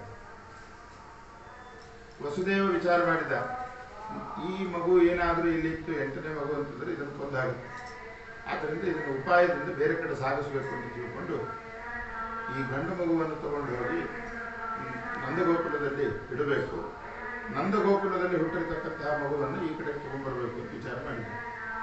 ಈ ಮಗುವನ್ನು ಅದಲು ಬದಲು ಮಾಡಿದ್ರಲ್ಲ, ಇದೇನಿದು ವ್ಯವಸ್ಥೆ ಅಂತ ಕೇಳುವಾಗ ಪದ್ಮಪುರಾಣ ಇದನ್ನು ಹೇಳುತ್ತೆ. ಕ್ಷತ್ರಿಯರಲ್ಲಿ ಹಿಂದಿನ ಯುಗಗಳಲ್ಲಿ ಒಂದು ಮಗುವಿಗೆ ಬೆಲೆ ಇನ್ನೊಂದು ಮಗು ಅಂತ ತಿಳ್ಕೊಂಡು ನಿರ್ಧಾರ ಮಾಡಿಕೊಂಡು ಅದನ್ನು ಎಕ್ಸ್ಚೇಂಜ್ ಮಾಡ್ತಾ ಇದ್ರು. ಆದ್ದರಿಂದ ಗಂಡು ಮಗುವನ್ನು ಅಲ್ಲಿಟ್ಟು ಹೆಣ್ಣು ಮಗುವನ್ನು ಈ ಕಡೆ ತಗೊಂಡು ಬಂದ. ಮಾರನೇ ದಿನ ಕಂಸ ಬರುವ ಹಾಗೆ ಬಂದಾಗ ದೇವಕಿ ಹೇಳಿದ್ಲು, ಅಣ್ಣ ಕೊಡಬೇಡ ಈ ಮಗುವನ್ನು, ಮುಂದೆ ಮದುವೆಯ ಸಂದರ್ಭದಲ್ಲಿ ಏನೇನು ಕೆಲಸ ಮಾಡಲಿಲ್ಲ ಅಂದ್ರೂ ಸೋದರ ಮಾವನಿಗೆ ಭಾರಿ ಬೆಲೆ ಮದುವೆ ಸಂದರ್ಭದಲ್ಲಿ. ಆದ್ದರಿಂದ ಅಷ್ಟು ಗೌರವವನ್ನು ತಂದು ಕೊಡೋ ಹೆಣ್ಮಗು ಹುಟ್ಟಿದೆ, ಇದೇನು ನಿನ್ನನ್ನು ಕೊಲ್ಲುತ್ತೆ, ಯಾಕೆ ಇದನ್ನು ಕೊಡ್ತಾ ಇದೆ ಅಂತ ಕೇಳಿದಾಗ ಕಂಸ ಹೇಳಿದ, ಅಶರೀರವಾಣಿ ಆಗಿದ್ದು 8ನೇ ಮಗು ಕೊಲ್ಲುತ್ತೆ, ಅದು ಗಂಡಾದ್ರೆ ಮಾತ್ರ ಕೊಲ್ಲುತ್ತೆ, ಹೆಣ್ಣಾದ್ರೆ ಕೊಲ್ಲಲ್ಲ ಅಂತ ಏನು ಕಂಡೀಷನ್ ಹಾಕಿಲ್ಲ. ಆದ್ದರಿಂದ ನನಗೆ ಹೆಣ್ಣು ಗಂಡು ಅಂತ ಭೇದ ಇಲ್ಲ, ಕೊಂದೇ ಬಿಡ್ತೇನೆ ಅಂತ ಹೇಳಿ ಒಂದು ಪುರಾಣಾಂತರದ ಒಂದು ಕಥೆಯನ್ನು ಹೇಳ್ತಾರೆ ಈ ಟೈಮಲ್ಲಿ. ಆ ಹೆಣ್ಣು ಮಗುವನ್ನು ತಗೊಂಡು ಹೋಗಿ ಕಲ್ಲಿಗೆ ಅಪ್ಪಳಿಸುವಾಗ ಆ ಮಗು ಕೈ ಜಾರಿ ಮೇಲುಗಡೆ ಆಕಾಶ ಮಾರ್ಗದಲ್ಲಿ ಹೋಯ್ತಂತೆ ಹೆಣ್ಣು ಮಗು. ಆ ದುರ್ಗೆಯನ್ನೇ ಕುಂಜಾರ ದುರ್ಗೆ ಅಂತ ಕರೀತಾರೆ. ಕುಂಜಾರು ಅಂದರೆ ಪ್ರಾಚೀನ ತುಳು ಭಾಷೆಯಲ್ಲಿ ಕುಂಜಾರು ಅಂತಂದರೆ ಕೈ ಜಾರಿದ ಕೂಸು ಅಂತ. ಆ ದುರ್ಗೆಗೆ ಕೈ ಜಾರಿದ ಕೂಸು ಅಂತ ಯಾಕೆ ಹೆಸರು ಅಂತಂದರೆ ಅದಕ್ಕೋಸ್ಕರವೇ ಆ ಚಿಕ್ಕ ಮಗುವಿನ ರೂಪದಲ್ಲಿಯೇ ಅಲ್ಲಿರ್ತಕ್ಕಂತಹ ದುರ್ಗೆ. ಮಥುರಾ ಪಟ್ಟಣದಿಂದ ಹಾರಿಕೊಂಡು ಬಂದ ದುರ್ಗೆ ಕರ್ನಾಟಕದಲ್ಲಿ ಬಂದು ನೆಲೆಸಿದ್ಲು ಅಂತ ಹೇಳ್ತಾರೆ. ಯಾಕೆ ಅಂತಂದರೆ ಮುಂದೆ ಕಲಿಯುಗದಲ್ಲಿ ಮಧ್ವಾಚಾರ್ಯರು ಅಂತ ಅವತಾರ ಮಾಡಿದಾಗ ಈ ಮದ್ಗೆಯ ಭಟ್ರ ಹೆಂಡತಿ ಅವಳೇನು ರಕ್ಷಣೆ ಮಾಡ್ತಾಳೆ ಮಧ್ವಾಚಾರ್ಯರನ್ನ. ನಿಜವಾಗಲೂ ಕೂಡ ದಶಪ್ರಮತಿಂ ಜನಯಂತ ಯೋಷಣ ಅಂತ ಬಳಿತ ಸೂಕ್ತ ಹೇಳ್ತದೆ. ಅಲ್ಲಿ ಒಬ್ಬ ತಾಯಿ ಹಡದ್ಲು ಮಧ್ವಾಚಾರ್ಯರನ್ನ ಅಂತ ಹೇಳಿಲ್ಲ ವೇದ ಮಂತ್ರಗಳಲ್ಲಿ. 3 ಜನ ಹೆಣ್ಮಕ್ಳು ಸೇರಿ ಒಬ್ಬ ಮಧ್ವಾಚಾರ್ಯರನ್ನ ಹಡಿದ್ರು ಅಂತ ಹೇಳ್ತಾರೆ. ಅಂದರೆ ಮತಗೇಹ ಭಟ್ಟರ ತಾಯಿಯ ಹೆಂಡತಿಯಾಗಿರ್ತಕ್ಕಂಥ ವೇದವತಿಯಲ್ಲಿ ಶ್ರೀ ಭೂ ದುರ್ಗಾ 3 ರೂಪದಿಂದಲೂ ಕೂಡ ಲಕ್ಷ್ಮೀದೇವಿ ಇದ್ದು ಆದ್ದರಿಂದ ವೇದ ಮಂತ್ರ ಯೋಷಿತ್ ಅಂತ ಹೇಳಲಾಗದೆ ಯೋಷಣ ಅಂತಂದರೆ 3 ಜನ ಹೆಣ್ಮಕ್ಳು ಹಡಿದ್ರು ಅಂತ ಹೇಳ್ತಾರೆ. ತೀವ್ರೈ ಪಯೋವೃತ ಮುಖೈ ವಿವಿಧೈ ವೃತಾಗ್ರೈ ಜಾಯಾಪತಿ ಗುಣಗಣಾರ್ಣವ ಪುತ್ರಕಾಮೋ ಸಂಪೂರ್ಣ ಪೂರುಷಮತೋ ಶ್ವೇತಾನ್ವಿತಾಂತಂ ದೇವೇರಿತಾ ವಿವಪುರಾತ್ ಅತಿಥಿ ಕಶ್ಯಪೋತು ಅಂತ ಹೇಳಿಕೊಂಡು ಲಕ್ಷ್ಮೀನಾರಾಯಣರ ಸನ್ನಿಧಾನ ಮದ್ದಿಗೆಯ ಭಟ್ಟರಲ್ಲಿ ಅವರ ಹೆಂಡತಿಯಾಗಿರ್ತಕ್ಕಂಥ ವೇದವತಿಯಲ್ಲಿ ಬಂತು. ಪರಮಾತ್ಮ ಒಂದು ರೂಪದಿಂದ ಸನ್ನಿಧಾನ ಇಟ್ಟರೂ ಕೂಡ ಮಧ್ವಾಚಾರ್ಯರನ್ನ ಹಡೆಯೋದಕ್ಕೋಸ್ಕರ ಲಕ್ಷ್ಮೀದೇವಿ ಶ್ರೀ ಭೂದುರ್ಗಾ 3 ರೂಪದಿಂದ ವೇದವತಿಯಲ್ಲಿ ಸನ್ನಿಧಾನ ಇಟ್ಟು 3 ಜನ ಹೆಣ್ಮಕ್ಕಳು ಮಧ್ವಾಚಾರ್ಯರನ್ನು ಪ್ರಸವ ಮಾಡಿದರು ಅಂತ ಕಥೆ ಬರುತ್ತದೆ. ಮುಂದೆ ಮಧ್ವಾಚಾರ್ಯರಿಗೆ ಉಪದ್ರ ಮಾಡಲಿಕ್ಕೆ ಅಂತ ನಾನಾ ವಿಧವಾದ ದೈತ್ಯರು, ಅದರಲ್ಲಿ ಪ್ರಧಾನವಾಗಿರ್ತಕ್ಕಂಥವನು ಮಣಿಮಂತ ಸರ್ಪದ ರೂಪದಲ್ಲಿ ಬಂದ. ಹುರುಳೆ ಕಾಳು ತಿಂದಾಗ ಅವರನ್ನು ರಕ್ಷಣೆ ಮಾಡಬೇಕಾಗಿತ್ತು. ಇದೆಲ್ಲ ಕಾರ್ಯಕ್ಕೋಸ್ಕರ ಮೊದಲೇ ದುರ್ಗಾದೇವಿ ಯುಗಾಂತರಕ್ಕೆ ಮೊದಲೇ ಒಂದು ಯುಗದ ಮೊದಲೇ ಬಂದು ಅಲ್ಲಿ ಕೂತಿದ್ದಾಳೆ ಅಂತ ಇಷ್ಟೆಲ್ಲ ಕಥೆಯನ್ನು ವ್ಯಾಖ್ಯಾನದಲ್ಲಿ ತಿಳಿಸ್ತಕ್ಕಂಥ ವಿಚಾರ. ಹಾಗಾಗಿ ಕುಂಜಾರ ದುರ್ಗೆ ಅಂತ ಕ್ಷೇತ್ರ ಪ್ರಸಿದ್ಧಿಯಾಯಿತು. ಆವಾಗ ಆ ದುರ್ಗೆ ಆಕಾಶ ಮಾರ್ಗದಲ್ಲಿ ಕೈ ಜಾರಿ ಹೋದಾಗ ಹೇಳಿದಂತೆ, ನಂದಗೋಕುಲದಲ್ಲಿ ನಿನ್ನ ಮೃತ್ಯು ಆರಾಮಾಗಿ ಬೆಳೀತಾ ಇದೆ, ನನ್ನನ್ನು ಕೊಂದು ನೀ ಏನು ಮಾಡ್ತೀನಿ, ನೀನು ಸಾಯೋದಂತೂ ಗ್ಯಾರಂಟಿ ಅಂತ ಹೇಳಿ ಹೋಗ್ಬಿಟ್ರು ದುರ್ಗೆ. ಕಂಸನಿಗೆ ಇನ್ನಷ್ಟು ಟೆನ್ಷನ್ ಆಯಿತು. ಆವಾಗ ತನ್ನ ದೈತ್ಯರನ್ನೆಲ್ಲ ಕೂಡಿಸಿ ಕಂಸ ಒಂದು ಪ್ರಾಜೆಕ್ಟ್ ವರ್ಕ್ ಮಾಡಿದ್ದಂತೆ. ಏನು ಅಂದರೆ ನವಜಾತ ಶಿಶುಗಳ ಸಾಮೂಹಿಕ ಹತ್ಯಾ ಆಂದೋಲನ ಕಾರ್ಯಕ್ರಮ ಅಂತ ಮಾಡಿದ್ರು. ಯಾವ್ಯಾವ ಹುಟ್ಟಿರ್ತಕ್ಕಂತಹ ಮಕ್ಕಳು ಅಂತಿರ್ತಾವೋ ಎಲ್ಲರನ್ನೂ ಕೊಂದು ಹಾಕಿದೆ ಅಂತಂದ. ಆ ಒಂದು ಟೀಮ್ ವರ್ಕಿಗೆ ಅಧೀಕ್ಷತೆಯನ್ನಾಗಿ ಪೂತನೆಯನ್ನು ಮಾಡಿದ. ಪೂತನೆಯನ್ನು ಮಾಡಿದಾಗ ಶಿಶೂಂಶ್ಚಾರ ನಿಗ್ರಂಥಿ, ಪ್ರತಿಯೊಂದು ಮಕ್ಕಳನ್ನು ಕೂಡ ಕೊಲ್ಲಿಕ್ಕೆ ಪ್ರಾರಂಭ ಮಾಡಿದ್ರು. ಆ ಕೊಲ್ಲಿಕ್ಕೆ ಪ್ರಾರಂಭ ಮಾಡಿದ ಕ್ರಮ ಹೇಗಿತ್ತು ಅಂತಂದರೆ, ಊರ್ವಶಿ ಆ ದೈತ್ಯ ರೂಪದಿಂದ ಬಂದರೆ ಯಾರು ಹೆಣ್ಮಕ್ಳು ಕೂಸನ್ನು ಕೈಯಲ್ಲಿ ಕೊಡ್ತಾ ಇದ್ದಿದ್ದಿಲ್ಲ. ಆದ್ದರಿಂದ ಪೂತನೆಯ ದೇಹದಲ್ಲಿ ಒಬ್ಬ ದೇವತಾ ಸ್ತ್ರೀಯು ಸೇರಿಕೊಂಡಿದ್ದು, ತಾಟಕ ಅಂತನ್ನುವ ದೈತ್ಯೆಯು ಸೇರಿಕೊಂಡಿದ್ದು, ದೈತ್ಯರ ಕನ್ಯೆಯು ಸೇರಿಕೊಂಡಿದ್ದು. ಶಾಪಗ್ರಸ್ತಳಾಗಿ ಊರ್ವಶಿ ದೇವಿ ಆ ದೇಹದಲ್ಲಿ ಇದ್ದರು. ಅದನ್ನೇ ಈಗಿನ ಕಾಲದ ಜನಗಳೆಲ್ಲ ಡ್ಯೂಯಲ್ ಪರ್ಸನಾಲಿಟಿ ಅಂತ ಹೇಳ್ತಾರೆ. ಒಂದೇ ದೇಹದಲ್ಲಿ ಎರಡೆರಡು ಆತ್ಮಗಳಿರ್ತಕ್ಕಂತಹ ಒಂದು ಕಥೆ ಇದೆ. ಆದ್ದರಿಂದ ಪೂತನೆಯನ್ನ ಅಧೀಕ್ಷತೆಯನ್ನಾಗಿ ಮಾಡಿದ. ಊರಲ್ಲಿ ಅಡ್ಡಾಡಿಕೊಂಡು ಬರುವಾಗ ಊರ್ವಶಿ ದೇವಿಗೆ ಅಪ್ಪಣೆಯನ್ನು ಮಾಡಿ ಆ ಊರ್ವಶಿಯಂತೆ ಸೌಂದರ್ಯದ ರೂಪವನ್ನು ತೋರಿಸಿ ಪ್ರಾರಂಭ ಮಾಡಿದೆ. ಸಾಕ್ಷಾತ್ ಪರಮಾತ್ಮನ ತೊಡೆಯಿಂದ ಹುಟ್ಟಿರ್ತಕ್ಕಂಥವಳು ಊರ್ವಶಿ, ಅಂತ ಅದ್ಭುತ ಚಲುವೆ. ಆದ್ದರಿಂದ ಊರ್ವಶಿ ದೇವಿಯ ರೂಪ ಕಾಣಿಸ್ತಾ ಇತ್ತು. ಹಾಲು ಕುಡಿಸುವ ಜಾಗಕ್ಕೆ ವಿಷವನ್ನು ಮೆತ್ತುಕೊಂಡಿದ್ದಂಥವ್ರು. ಮಕ್ಕಳೆಲ್ಲ ಹಾಲು ಕುಡಿಬೇಕು ಅಂತ ಹಾಲು ಬರೋ ಜಾಗಕ್ಕೆ ಬಾಯಿ ಹಾಕಿದಾಗ ಮೊದಲಿಗೆ ವಿಷ ತಾಗಿ ವಿಷಪ್ರಾಶನಾಗಿ ಮಕ್ಕಳೆಲ್ಲ ಸಾಯ್ತಾ ಇತ್ತು. ಅದು ಕೃಷ್ಣ ಪರಮಾತ್ಮನ ಪಾಳಿ ಬಂತೀಗ ಹಾಲು ಕುಡಿಯೋದು. ಅವ್ರ ಮನೆಗೆ ಹೋದಾಗ ಕೃಷ್ಣ ನಕ್ಕೊಂಡು ಹಾಲು ಕುಡಿಯೋದು ಪ್ರಾರಂಭ ಮಾಡಿದ್ದೀನಿ. ಪೂತನಿಗೆ ಏಕಾಂತದಲ್ಲಿ ಕೃಷ್ಣ ಹೇಳಿದ, ನನಗೆ ಯಾರು ಏನು ಕೊಟ್ಟರು ಕೂಡ ಅದನ್ನು ದುಪ್ಪಟ್ಟು ಹಾಕ್ಕೊಡ್ತೇನೆ, ಆಯಿತಾ. ಹಾಲು ಕೊಟ್ಟವಳು ಯಾರು? ನಿನ್ನ ದೇಹದಲ್ಲಿರ್ತಕ್ಕಂಥ ಊರ್ವಶಿ ಹಾಲು ಕೊಡ್ತಾ ಇದ್ದಾಳೆ, ನೀನು ವಿಷ ಕೊಡ್ತಾ ಇದ್ದೆ. ಆದ್ದರಿಂದ ಹಾಲು ಕೊಟ್ಟ ಊರ್ವಶಿಗೆ ಮೋಕ್ಷ ಕೊಡ್ತೀನಿ. ಮೋಕ್ಷ ಅಂತಂದರೆ ಕ್ಷೀರ ಸಮುದ್ರ. ಆ ಕ್ಷೀರ ಸಮುದ್ರವನ್ನೇ ಅವಳಿಗೆ ಕೊಡ್ತೀನಿ. ಯಾಕೆಂದರೆ ಒಂದು ಸ್ವಲ್ಪ ಹಾಲು ಕೊಟ್ಟಳು ಅವಳು, ಅದನ್ನು ಅನಂತ ಮಡಿ ಮಾಡಿ ಹಾಗೆ ಕ್ಷೀರ ಸಮುದ್ರವನ್ನು ಕೊಡ್ತೇನೆ ಅವಳಿಗೆ. ನೀನು ನನಗೇನು ಕೊಟ್ಟು ವಿಷ ಕೊಟ್ಟಿಲ್ಲ, ನೀನು ಕೊಟ್ಟ ವಿಷ ನಿನಗೆ ಅನಂತ ಮಡಿಯಾಗಿರಲಿ ಅಂಥೇಳಿ ಹೊರಗಡೆ ಅಂಟಿಸಿಕೊಂಡ ವಿಷವನ್ನು ಒಳಗಡೆ ನೂಕಿದ್ದಂತೆ ಒಳಗಡೆ ಇದ್ದ ಹಾಲನ್ನು ಹೊರಗಡೆ ತಕ್ಕೊಂಡ. ನಿನ್ನೆ ವ್ಯಾಸರಾಜ ಸ್ವಾಮಿಗಳು ಬಂದಿದ್ರಲ್ಲ, ಇವರ ಹಿಂದಿನ ಸ್ವಾಮಿಗಳು ವಿದ್ಯಾವಾಚಸ್ಪತಿಗಳು ಅಂತಿದ್ರು. ಅವರು ಬರು ಸುಂದರವಾಗಿ ಈ ಸಂದರ್ಭವನ್ನು ವರ್ಣನೆ ಮಾಡ್ತಾ ಇದ್ರು. ಕೃಷ್ಣ ಪರಮಾತ್ಮ ಯಾರನ್ನು ಕೊಲ್ಲಿಕ್ಕೆ ಹೋಗಲಿಲ್ಲ. ಕೃಷ್ಣ ತನ್ನ ಶಕ್ತಿಯನ್ನು ತೋರಿಸ್ಬೇಕಾಗಿಲ್ಲ ಪೂತನೆಯನ್ನು ಕೊಲ್ಲಿಕ್ಕೆ. ಅವನ ಲೆವೆಲ್ಗೆ ಇವಳು ಏನೂ ಲೆಕ್ಕ ಅಲ್ಲ. ಮತ್ತು ಏನಾಯಿತು, ಯಾಕೆ ಸತ್ಲು ಪೂತನೆ ಅಂತಂದ್ರೆ ಅವ್ರು ಹೇಳ್ತಾ ಇದ್ದಿದ್ದೇನು ಅಂದರೆ, ಮುಖ್ಯ ಪ್ರಾಣದೇವರು ಪ್ರತಿಯೊಬ್ಬರ ದೇಹದಲ್ಲಿದ್ದರೆ ಮಾತ್ರ ಉಸಿರಾಡಲಿಕ್ಕೆ ಸಾಧ್ಯ ಮನುಷ್ಯ. ಆಗ ಪೂತನೆ ದೇಹದಲ್ಲಿರ್ತಕ್ಕಂತಹ ಪ್ರಾಣದೇವರು ವಿಚಾರ ಮಾಡಿದ್ರಂತೆ, ನಮ್ಮ ಅಪ್ಪನಾದ ಕೃಷ್ಣ ಪರಮಾತ್ಮನ ಅನೇಕ ಲೀಲೆಗಳನ್ನು ನಾನು ನೋಡಿದ್ದೇನೆ, ಆದರೆ ಚಿಕ್ಕ ಮಗುವಾಗಿ ಹೇಗೆ ಹಾಲು ಕುಡಿತಾನೆ ಅಂತ ಅನ್ನೋದನ್ನು ನೋಡಿಲ್ಲ, ಒಮ್ಮೆ ನೋಡ್ಕೊಂಡು ಬರೋಣ ಅಂತ ಆ ದೇಹ ಬಿಟ್ಟು ಹೊರಗಡೆ ಬಂದ್ರಂತೆ ಪೂತನೆ ದೇಹದಿಂದ. ಹೊರಗಡೆ ಬಂದು ಆ ಕೃಷ್ಣ ಪರಮಾತ್ಮನ ರೂಪ, ಅವನ ಹಾಲು ಕುಡಿಯುವ ಬಗೆಯನ್ನೆಲ್ಲ ನೋಡಿಕೊಂಡು ಆಮೇಲೆ ವಿಚಾರ ಮಾಡಿದ್ರಂತೆ, ಇಷ್ಟು ಸುಂದರವಾದ ದೇವರನ್ನು ನೋಡೋ ಬದಲಿಗೆ ಮತ್ತು ಪುನಃ ಪೂತನ ದೇಹದಲ್ಲೇ ಹೋಗಿ ಕೂತ್ರೆ ಇನ್ನೇನು ಉಪಯೋಗ ಇಲ್ಲ, ಅದು ದರಿದ್ರ ದೇಹ, ಇನ್ನು ಒಳಗೆ ಹೋಗೋದು ಬೇಡ ಅಂತೇಳಿ ಹೊರಗೆ ಬಂದು ಪ್ರಾಣದೇವರು ಸೀದಾ ತಮ್ಮ ಲೋಕಕ್ಕೆ ಹೋಗಿದ್ದರಿಂದ ಪೂತನೆ ಸತ್ತಲೇ ಹೊರತು ಕೃಷ್ಣ ಏನು ಪ್ರಯತ್ನ ಪಟ್ಟು ಕೊಲ್ಲಬೇಕಾಗಿಲ್ಲ ಅವಳನ್ನು ಅಂತ, ಮುಖ್ಯ ಪ್ರಾಣದೇವರ ಕೆಲಸ ಇದೆಯಲ್ಲ ಅಂತ ಆ ಪೂತನೆಯ ಸಂಹಾರವನ್ನು ವಿದ್ಯಾವಾಚಸ್ಪತಿಗಳು ಹೇಳ್ತಿರ್ತಕ್ಕಂತಹ ವಿಚಾರ ಆಯಿತು. ಪೂತನಾದೇವಿ ಹೋಗಿರ್ತಕ್ಕಂಥವಳು ವಾಪಸ್ ಬರಲಿಲ್ಲ. ಪೂರ್ವಶ್ರೀ ಸದ್ಗತಿಯನ್ನು ಕೊಟ್ಟ ಪರಮಾತ್ಮ ಅದಾದ ಮೇಲೆ ಇನ್ನೊಬ್ಬರು ಬಂದ, ತೃಣಾವರ್ತ ಅಂತ ಸುಂಟರ ಗಾಳಿಯ ರೂಪದಲ್ಲಿ ಒಬ್ಬ ದೈತ್ಯ ಬಂದ. ಅವನನ್ನು ಸಂಹಾರ ಮಾಡುವ ಕ್ರಮವನ್ನು ವಾದರಾಜರು ಹೇಳ್ತಾರೆ. ಗರಂ ನಿಪೀಯ ಭ್ರಮಿತಾಂತರಾತ್ಮ ಸರೋದಯಾಪ್ರಂ ಪ್ರವಿಶನ್ಯವಾಸ್ತೆ. ಮೇಲಕ್ಕೆ ತಗೊಂಡು ಹೋಗ್ತಾ ಇದ್ದಂತೆ ಕೃಷ್ಣನನ್ನು. ಕೃಷ್ಣ ಸುಮ್ಮನೆ ನಕ್ಕೊಂಡು ಚಿಕ್ಕ ಮಗುವಿನಂತೆ ಇದ್ದ. ಯಾಕೆ ಅಂದರೆ ಕೃಷ್ಣ ಮನಸ್ಸಲ್ಲಿ ವಿಚಾರ ಮಾಡ್ತಾ ಇದ್ದೀನಿ, ಇಷ್ಟು ದೊಡ್ಡ ಶರೀರದವನನ್ನ ಬರೀ 2ನೇ ಫ್ಲೋರು 3ನೇ ಫ್ಲೋರಿಂದ ಕೆಡವಿದ್ರೆ ನೀನೇನು ಸಾಯಲ್ಲ, ಮತ್ತೆ ಬದುಕುಳಿತಿ, ಎಷ್ಟು ಮೇಲೆ ಹಾರ್ತೀಯ ಹಾರು ಅಂತ ಹೇಳಿ ಆಕಾಶ ಮಾರ್ಗ ಮುಟ್ಟೋ ತನಕವೂ ಕೂಡ ಹಾರಿಸಿದಂತ. ಹಾರಿಸಿದ ಮೇಲೆ ಕತ್ತಿಸಿ ಕೊಂದಾಗ ಆಟೋಮೆಟಿಕ್ಲಿ ದೇಹ ಕೆಳಗೆ ಬೀಳಬೇಕಾಗಿತ್ತು. ಅಷ್ಟು ದೊಡ್ಡ ಶರೀರ ಅಷ್ಟು ಎತ್ತರದಿಂದ ಬಿದ್ದಿದ್ದರಿಂದ ತುಂಡು ತುಂಡಾಗಿ ಹೋಯ್ತಂತೆ. ಮೇಲ್ಗಡೆಯಿಂದ ಹಕ್ಕಿಗಳು ಇವೆಲ್ಲ ಬಿದ್ದಾಗ ಒಡೆದು ಹೋಗ್ತದೆ ದೇಹ. ಹಾಗೆ ತೃಣಾವರ್ತನ ದೇಹ ಒಡೆದು ಹೋದಾಗ ಆ ಬಿದ್ದ ತುಂಡುಗಳನ್ನು 1 ತಿಂಗಳ ತನಕ ಶವ ಸಂಸ್ಕಾರ ಮಾಡಿದರು ಯಾದವರು ಅಂತ ಹೇಳ್ತಾರೆ. ಅಂಥ ದೊಡ್ಡ ಕಾಯ ಆ ತೃಣಾವರ್ತನದ್ದು. ಅವನನ್ನು ಹೀಗೆ ಕೊಂದಿದ್ದಾನೆ ಕೃಷ್ಣ ಪರಮಾತ್ಮ. ಆಮೇಲೆ ಗರ್ಗಾಚಾರ್ಯರು ದೇವರಿಗೆ ನಾಮಕರಣ ಮಾಡಲಿಕ್ಕೆ ಅಂತ ಬಂದರು. ಗರ್ಗಾಚಾರ್ಯರು ಅಂತ ಅನ್ನುವ ಪುರೋಹಿತರು ಯಾದವರಿಗೆ. ಅವರು ಬಂದಾಗ ಕೃಷ್ಣ ಅಂತ ಹೆಸರನ್ನು ಇಟ್ಟರು ಪರಮಾತ್ಮನಿಗೆ. ವಾದರಾಜರು ಇದಕ್ಕೆ ಸುಮಾರು ಅರ್ಥವನ್ನು ಹೇಳಿದ್ದಾರೆ. ಕೃಷ್ಣ ಅಂತ ಅನ್ನುವ ಶಬ್ದಕ್ಕೆ ಕೃಷ ಪ್ಲಸ್ ನ ಅಂದ್ರೂ ಕೃಷ್ಣ ಅಂತ ಆಗುತ್ತೆ. ಕೃಷಿ ಅಂತಂದ್ರೆ ಅರ್ಥ ಏನು? ಯಾವ ಜಾಗದಲ್ಲಿ ನಾವು ಕೃಷಿಯನ್ನು ಮಾಡ್ತೇವೋ ಅಂದ್ರೆ ಭೂಮಿ ಅಂತ. ಭೂಮಿಯಲ್ಲಿ ಪರಮಾತ್ಮ ಅವತಾರ ಮಾಡಿದರೂ ಕೂಡ ನ ಅಂತಂದ್ರೆ ಆನಂದ ಪರಿಪೂರ್ಣ ಅಂತ. ನಾವೆಲ್ಲ ಹಾಗಲ್ಲ.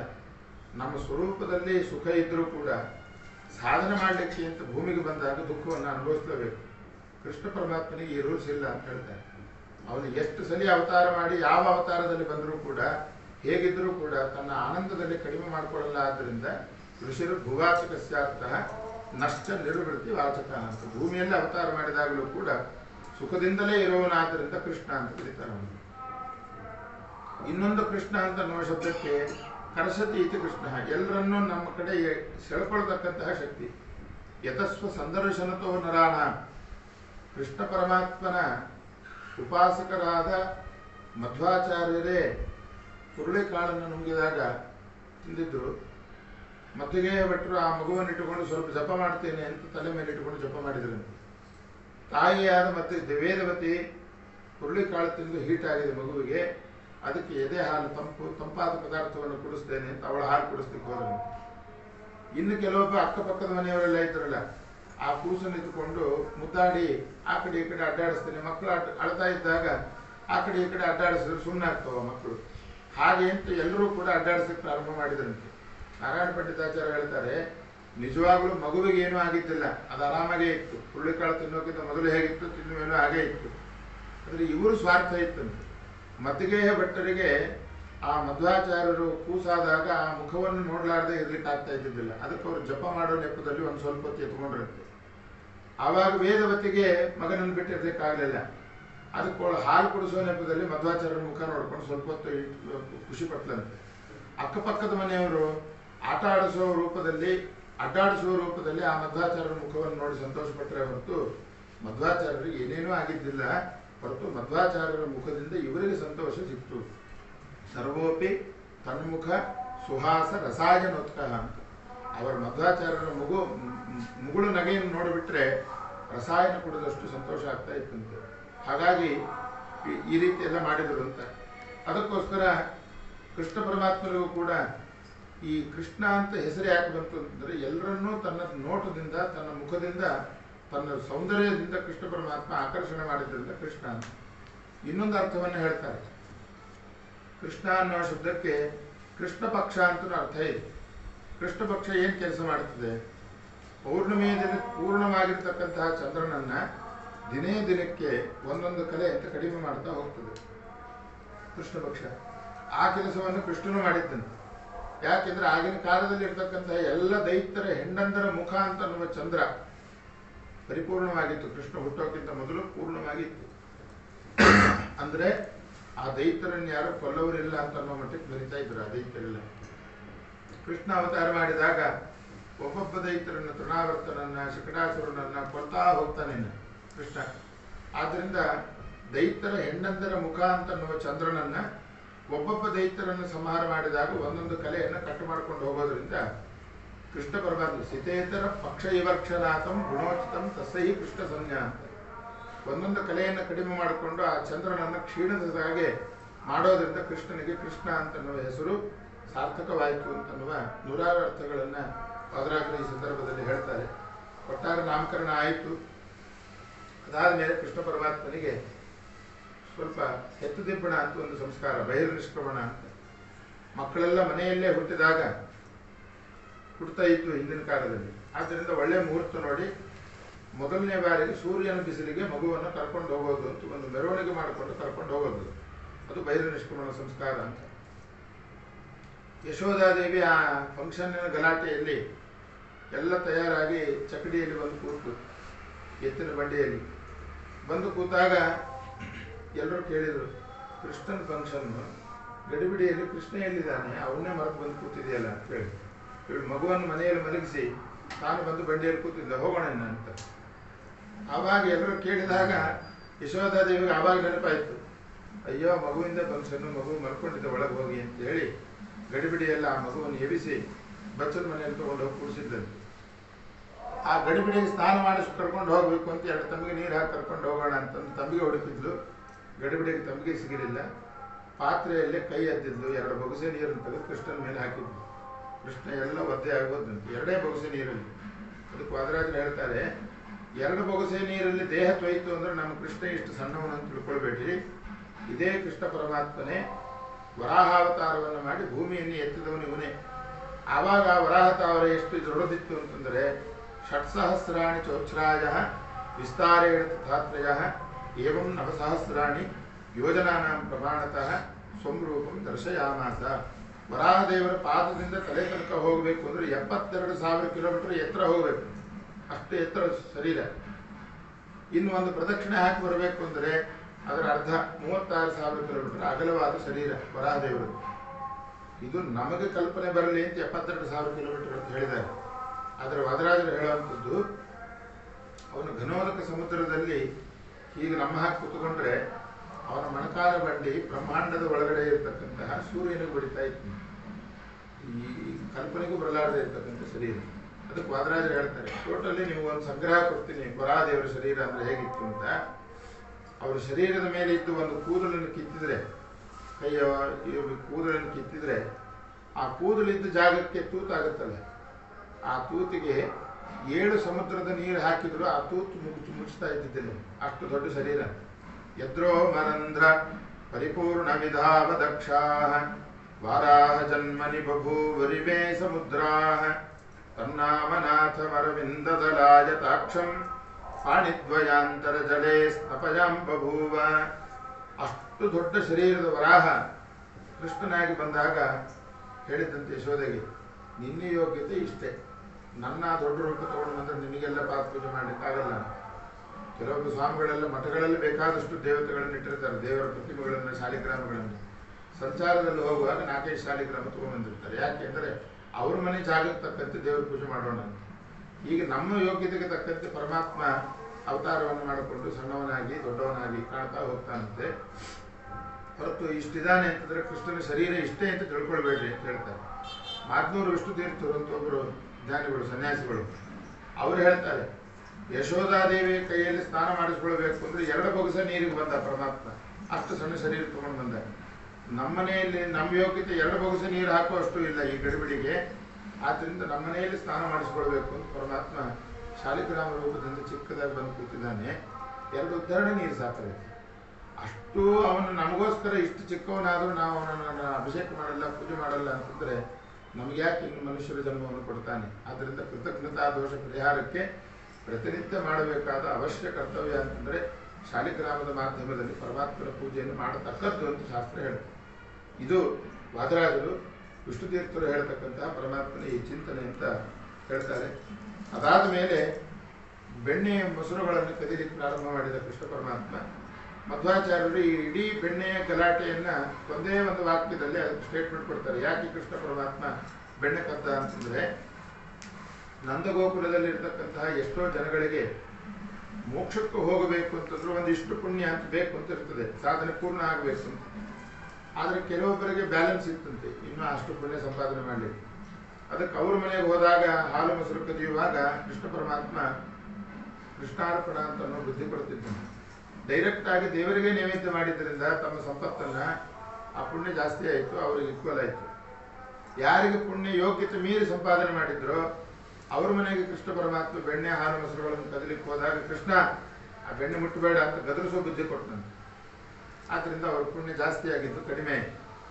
ಇನ್ನು ಅಯೋಗ್ಯರು ಅಂತ ಯಾರು ಇರ್ತಿದ್ರು ಅಂಥವ್ರ ಮನೆಗೆ ತಾನೂ ಕೂಡ ಹೋಗದೆ ತನ್ನ ಶಿಷ್ಯರನ್ನು ಕಳಿಸದೆ ಇನ್ಕಮ್ ಟ್ಯಾಕ್ಸ್ ತಗೊಂಡು ಕಳಿಸ್ತಾ ಇದ್ದು ಪರಮಾತ್ಮ. ಅಂದರೆ ಅನ್ಯಾಯದಿಂದ ಸಂಪಾದನೆ ಮಾಡಿದ್ದು ಅಯೋಗ್ಯರ ಸಂಪತ್ತನ್ನು ದೇವರು ಮುಟ್ಟಲ್ಲ ಅಂತ ಅನ್ನೋ ವಿಚಾರವನ್ನು ಈ ಕಥೆಯಲ್ಲಿ ತೋರಿಸ್ಕೊಡ್ತಾ ಇದ್ದಾನೆ ಅಂತ ಮಧ್ವಾಚಾರ್ಯರು ಒಂದೇ ಒಂದು ಮಾತನ್ನು ಹೇಳ್ತಾರೆ. ಆದರೆ ವಾದರಾಜರು ಅನೇಕ ತತ್ವಗಳ ವಿಚಾರವನ್ನು ಈ ಹಾಲು ಮೊಸರು ಬೆಣ್ಣೆ ಕದಿಯುವ ರೂಪದಲ್ಲಿ ಬಿಡಿಬಿಡಿಯಾಗಿ ಹೇಳ್ಕೊಂಡು ಹೋಗಿದ್ದಾರೆ. 200-300 ಗೋಪಿಕಾಸ್ತ್ರೀಯರ ಮನೆ ಕಥೆಯನ್ನು ಹೇಳಿದ್ದಾರೆ. ಹೌದಾ? ಅದರಲ್ಲಿ ಕೆಲವೊಂದು ಬಲು ಸುಂದರವಾದ ಶ್ಲೋಕಗಳು. ಕೃಷ್ಣ ಪರಮಾತ್ಮ ಬೆಣ್ಣೆ ಹೇಗೆ ಕದೀತಾ ಇದ್ದ ಅಂತ ಲೀಲಾಶುಕ ಅಂತ ಒಬ್ಬ ಕವಿ, ಸಂಸ್ಕೃತದ ಕವಿ, ಅವ ಹೇಳ್ತಾನೆ. ಆಗಿನ ಕಾಲದಲ್ಲಿ ಅಲಾರಾಮ್ ಇದ್ದಿದ್ದಿಲ್ಲ, ಏನೂ ಇದ್ದಿದ್ದಿಲ್ಲ. ಕೃಷ್ಣ ಬೆಳಿಗ್ಗೆ 3:30 ಹೇಳೋನು. ಹೇಗೆ ಹೇಳ್ತಾ ಇದ್ದ? ದಧಿಮಥನ ನಿನಾದೈ ತ್ಯಕ್ತ ನಿದ್ರ ಪ್ರಭಾತೆ ನಿಭೃತ ಪದಮಗಾರಂ ವಲ್ಲಭೀನಾಂ ಪ್ರವಿಷ್ಟಃ ಮುಖ ಕಮಲ ಸಮೀರೈಃ ಆಸು ನಿರ್ವಾಪ್ಯ ದೀಪಾನ್ ಕಬಲಿತ ನವನೀತೋ ಪಾತು ಗೋಪಾಲ ಬಾಲಃ. ಬೆಳಿಗ್ಗೆ ಕೃಷ್ಣ ಬಂದು ಬಿಡ್ತಾನೆ 6 ಗಂಟೆ ಅಷ್ಟೊತ್ತಿಗೆ ಅಂತ ಹೇಳಿ ಗೋಪಿಕಾಸ್ತ್ರೀಯರು ಹೆದರಿ 3:30 ಎದ್ದು ಬೆಣ್ಣೆ ಕಡಿಲಿಕ್ಕೆ ಪ್ರಾರಂಭ ಮಾಡೋರು. ಮಲ್ಕೊಂಡ ಕೃಷ್ಣನಿಗೆ ಆ ಬೆಣ್ಣೆ ಕಡಿಯುವ ಸೌಂಡಿನಿಂದ ಎಚ್ಚರ ಆಗೋದು. ಬರೋನು ಆ ಕತ್ತಲಿನ ಜಾಗದಲ್ಲಿ ಒಂದು ದೀಪ ಹಚ್ಚಿಟ್ಟುಕೊಂಡು ಬೆಣ್ಣೆ ಕಡಿತಾ ಇರೋರು. ಮೂಲೆಯಲ್ಲಿ ಕೂತು ಕೃಷ್ಣ ನಿಧಾನವಾಗಿ ಹಿಂದಿನಿಂದ ಬಂದು ಆ ದೀಪಕ್ಕೂ ಬಂದು ಗಾಳಿ ಹೋದವನು. ದೀಪ ಶಾಂತ ಆಯಿತು ಅಂತ ಹೇಳಿ ಮತ್ತೆ ಅದನ್ನು ಹಚ್ಕೊಂಡು ಬರಬೇಕು ದೀಪ ಅಂತ ಹೋಗೋದ್ರೊಳಗಡೆ ಮಡಿಕೆಯಲ್ಲಿರೋ ಬೆಣ್ಣೆ ಖಾಲಿ. ಎಲ್ಲಿ ಹೋಯ್ತು ಅಂದ್ರೆ ಕೃಷ್ಣನ ಹೊಟ್ಟೆಯಲ್ಲಿ ಹೋಗ್ತಾ ಇತ್ತು. ಹೀಗೆ ಕದಿತಾ ಇದ್ದ. ಗೃಹೇ ಗೃಹೇಯಂ ನವನೀತ ದುಗ್ಧ ದಧೀನಿ ಸರ್ವಾಣ್ಯಪಹೃತ್ಯ ಭುಂಕ್ತೆ ತಥಾಪಿ ತೃಪ್ತಿಂ ನ ಸುತಸ್ತವೇತಿ ಕಿಮಸ್ಯ ಭೂತಾನಿ ವಸಂತಿ ಕುಕ್ಷೋ. ಇನ್ನು ಕೆಲವೊಬ್ಬರು ಗೋಪಿಕಾಸ್ತ್ರೀಯರು ಬಂದು ಯಶೋಧ ಮುಂದೆ ಹೇಳ್ತಾ ಇದ್ರು, ನಿನ್ನ ಮಗನ ಹೊಟ್ಟೆಯಲ್ಲಿ ಏನಾದರೂ ಭೂತ ಸೇರ್ಕೊಂಡಿದೆ ನೋಡು, ವಂಚಕ್ ಮಾಡಿಸಿ ಯಾರಾದರೂ ಜ್ಯೋತಿಷರ ಹತ್ರ ಹೋಗಿ. ನಮ್ಮನೆಯಲ್ಲಿ ಬಂದು ಕೊಡಗಟ್ಲೆ ಹಾಲು ಕುಡ್ದ, ಮೊಸರು ತಿಂದ, ಬೆಣ್ಣೆ ಕೆಜಿಗಟ್ಲೆ ತಿಂದ, ಪಕ್ಕದ ಮನೆಗೆ ಹೋದ, ಇಲ್ಲಿ ಎಷ್ಟು ತಿಂದಿದ್ನೋ ಅಲ್ಲೂ ಅಷ್ಟೇ ತಿಂದ, ಇನ್ನೊಂದು ಮನೆಗೂ ಅಷ್ಟೇ ತಿಂತ ಇದನ್ನು ಹೋಗಿ ಅಂತ ಹೇಳಿದ್ರು. ಎಷ್ಟು ತಿಂದರೂ ಹೊಟ್ಟೆಗೆ ಸಾಕಾಗ್ತಾ ಇಲ್ಲ, ಭೂತ ಪ್ರೀತ ಏನಾದರೂ ಸೇರ್ಕೊಂಡಿದೆಯಾ ನೋಡು ಅಂತ ಕಂಪ್ಲೇಂಟ್ ಕೊಟ್ಟಾಗ ವಾದರಾಜರು ಅಂತಾರೆ, ನಿಮ್ಮ ಹೊಟ್ಟೆಯಲ್ಲಿ ಸೇರ್ಕೊಂಡ ಭೂತಕ್ಕೆ ಒಂದು ಲಿಮಿಟ್ ಅಂತಿದೆ.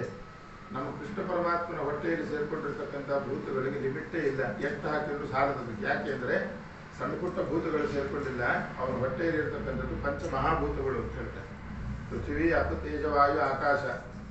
ಈ 5 ಭೂತಗಳನ್ನು ಹೊಟ್ಟೆಯಲ್ಲಿ ಇಟ್ಟುಕೊಂಡಿರ್ತಕ್ಕಂತಹ ಬ್ರಹ್ಮಾಂಡವನ್ನೇ ಹೊಟ್ಕೊಂಡಿಟ್ಕೊಂಡು ಪರಮಾತ್ಮನಿಗೆ ಎಷ್ಟು ಕೆಜಿ ಬೆಣ್ಣೆ ಹಾಕಿದ್ರು ಹೊಟ್ಟೆ ತುಂಬಕ್ಕೆ ಅಂತ ಕೇಳ್ತಾರೆ. ಆದ್ದರಿಂದ ಬ್ರಹ್ಮಾಂಡೋದರ ಅಂತ ನಮ್ಮ ಲೀಲೆಯನ್ನ ಬೆಣ್ಣೆ ಮೊಸರು ಕದಿಯುವಾಗ ಕೃಷ್ಣ ಪರಮಾತ್ಮ ಹೀಗೆ ತೋರಿಸಿದ.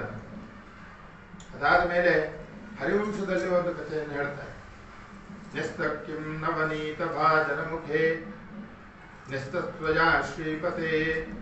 ಇನ್ನೊಬ್ಬ ಗೋಪಿಕಾಸ್ತ್ರೀ ಮನೆಯಲ್ಲಿ ಬಂದು ಇನ್ನೇನು ಬೆಣ್ಣೆ ತಿನ್ನಬೇಕು ಅಂತ ಮಡಿಕೆಯಲ್ಲಿ ಕೈ ಹಾಕಿದ್ದ. ಆ ಗೋಪಿಕಾಸ್ತ್ರೀ ಬಂದು ಯಾಕೆ ಬೆಣ್ಣೆ ಮಡಿಕೆಯಲ್ಲಿ ಕೈ ಹಾಕಿದೆ ಅಂತ ಕೇಳಿದ್ದೀನಿ.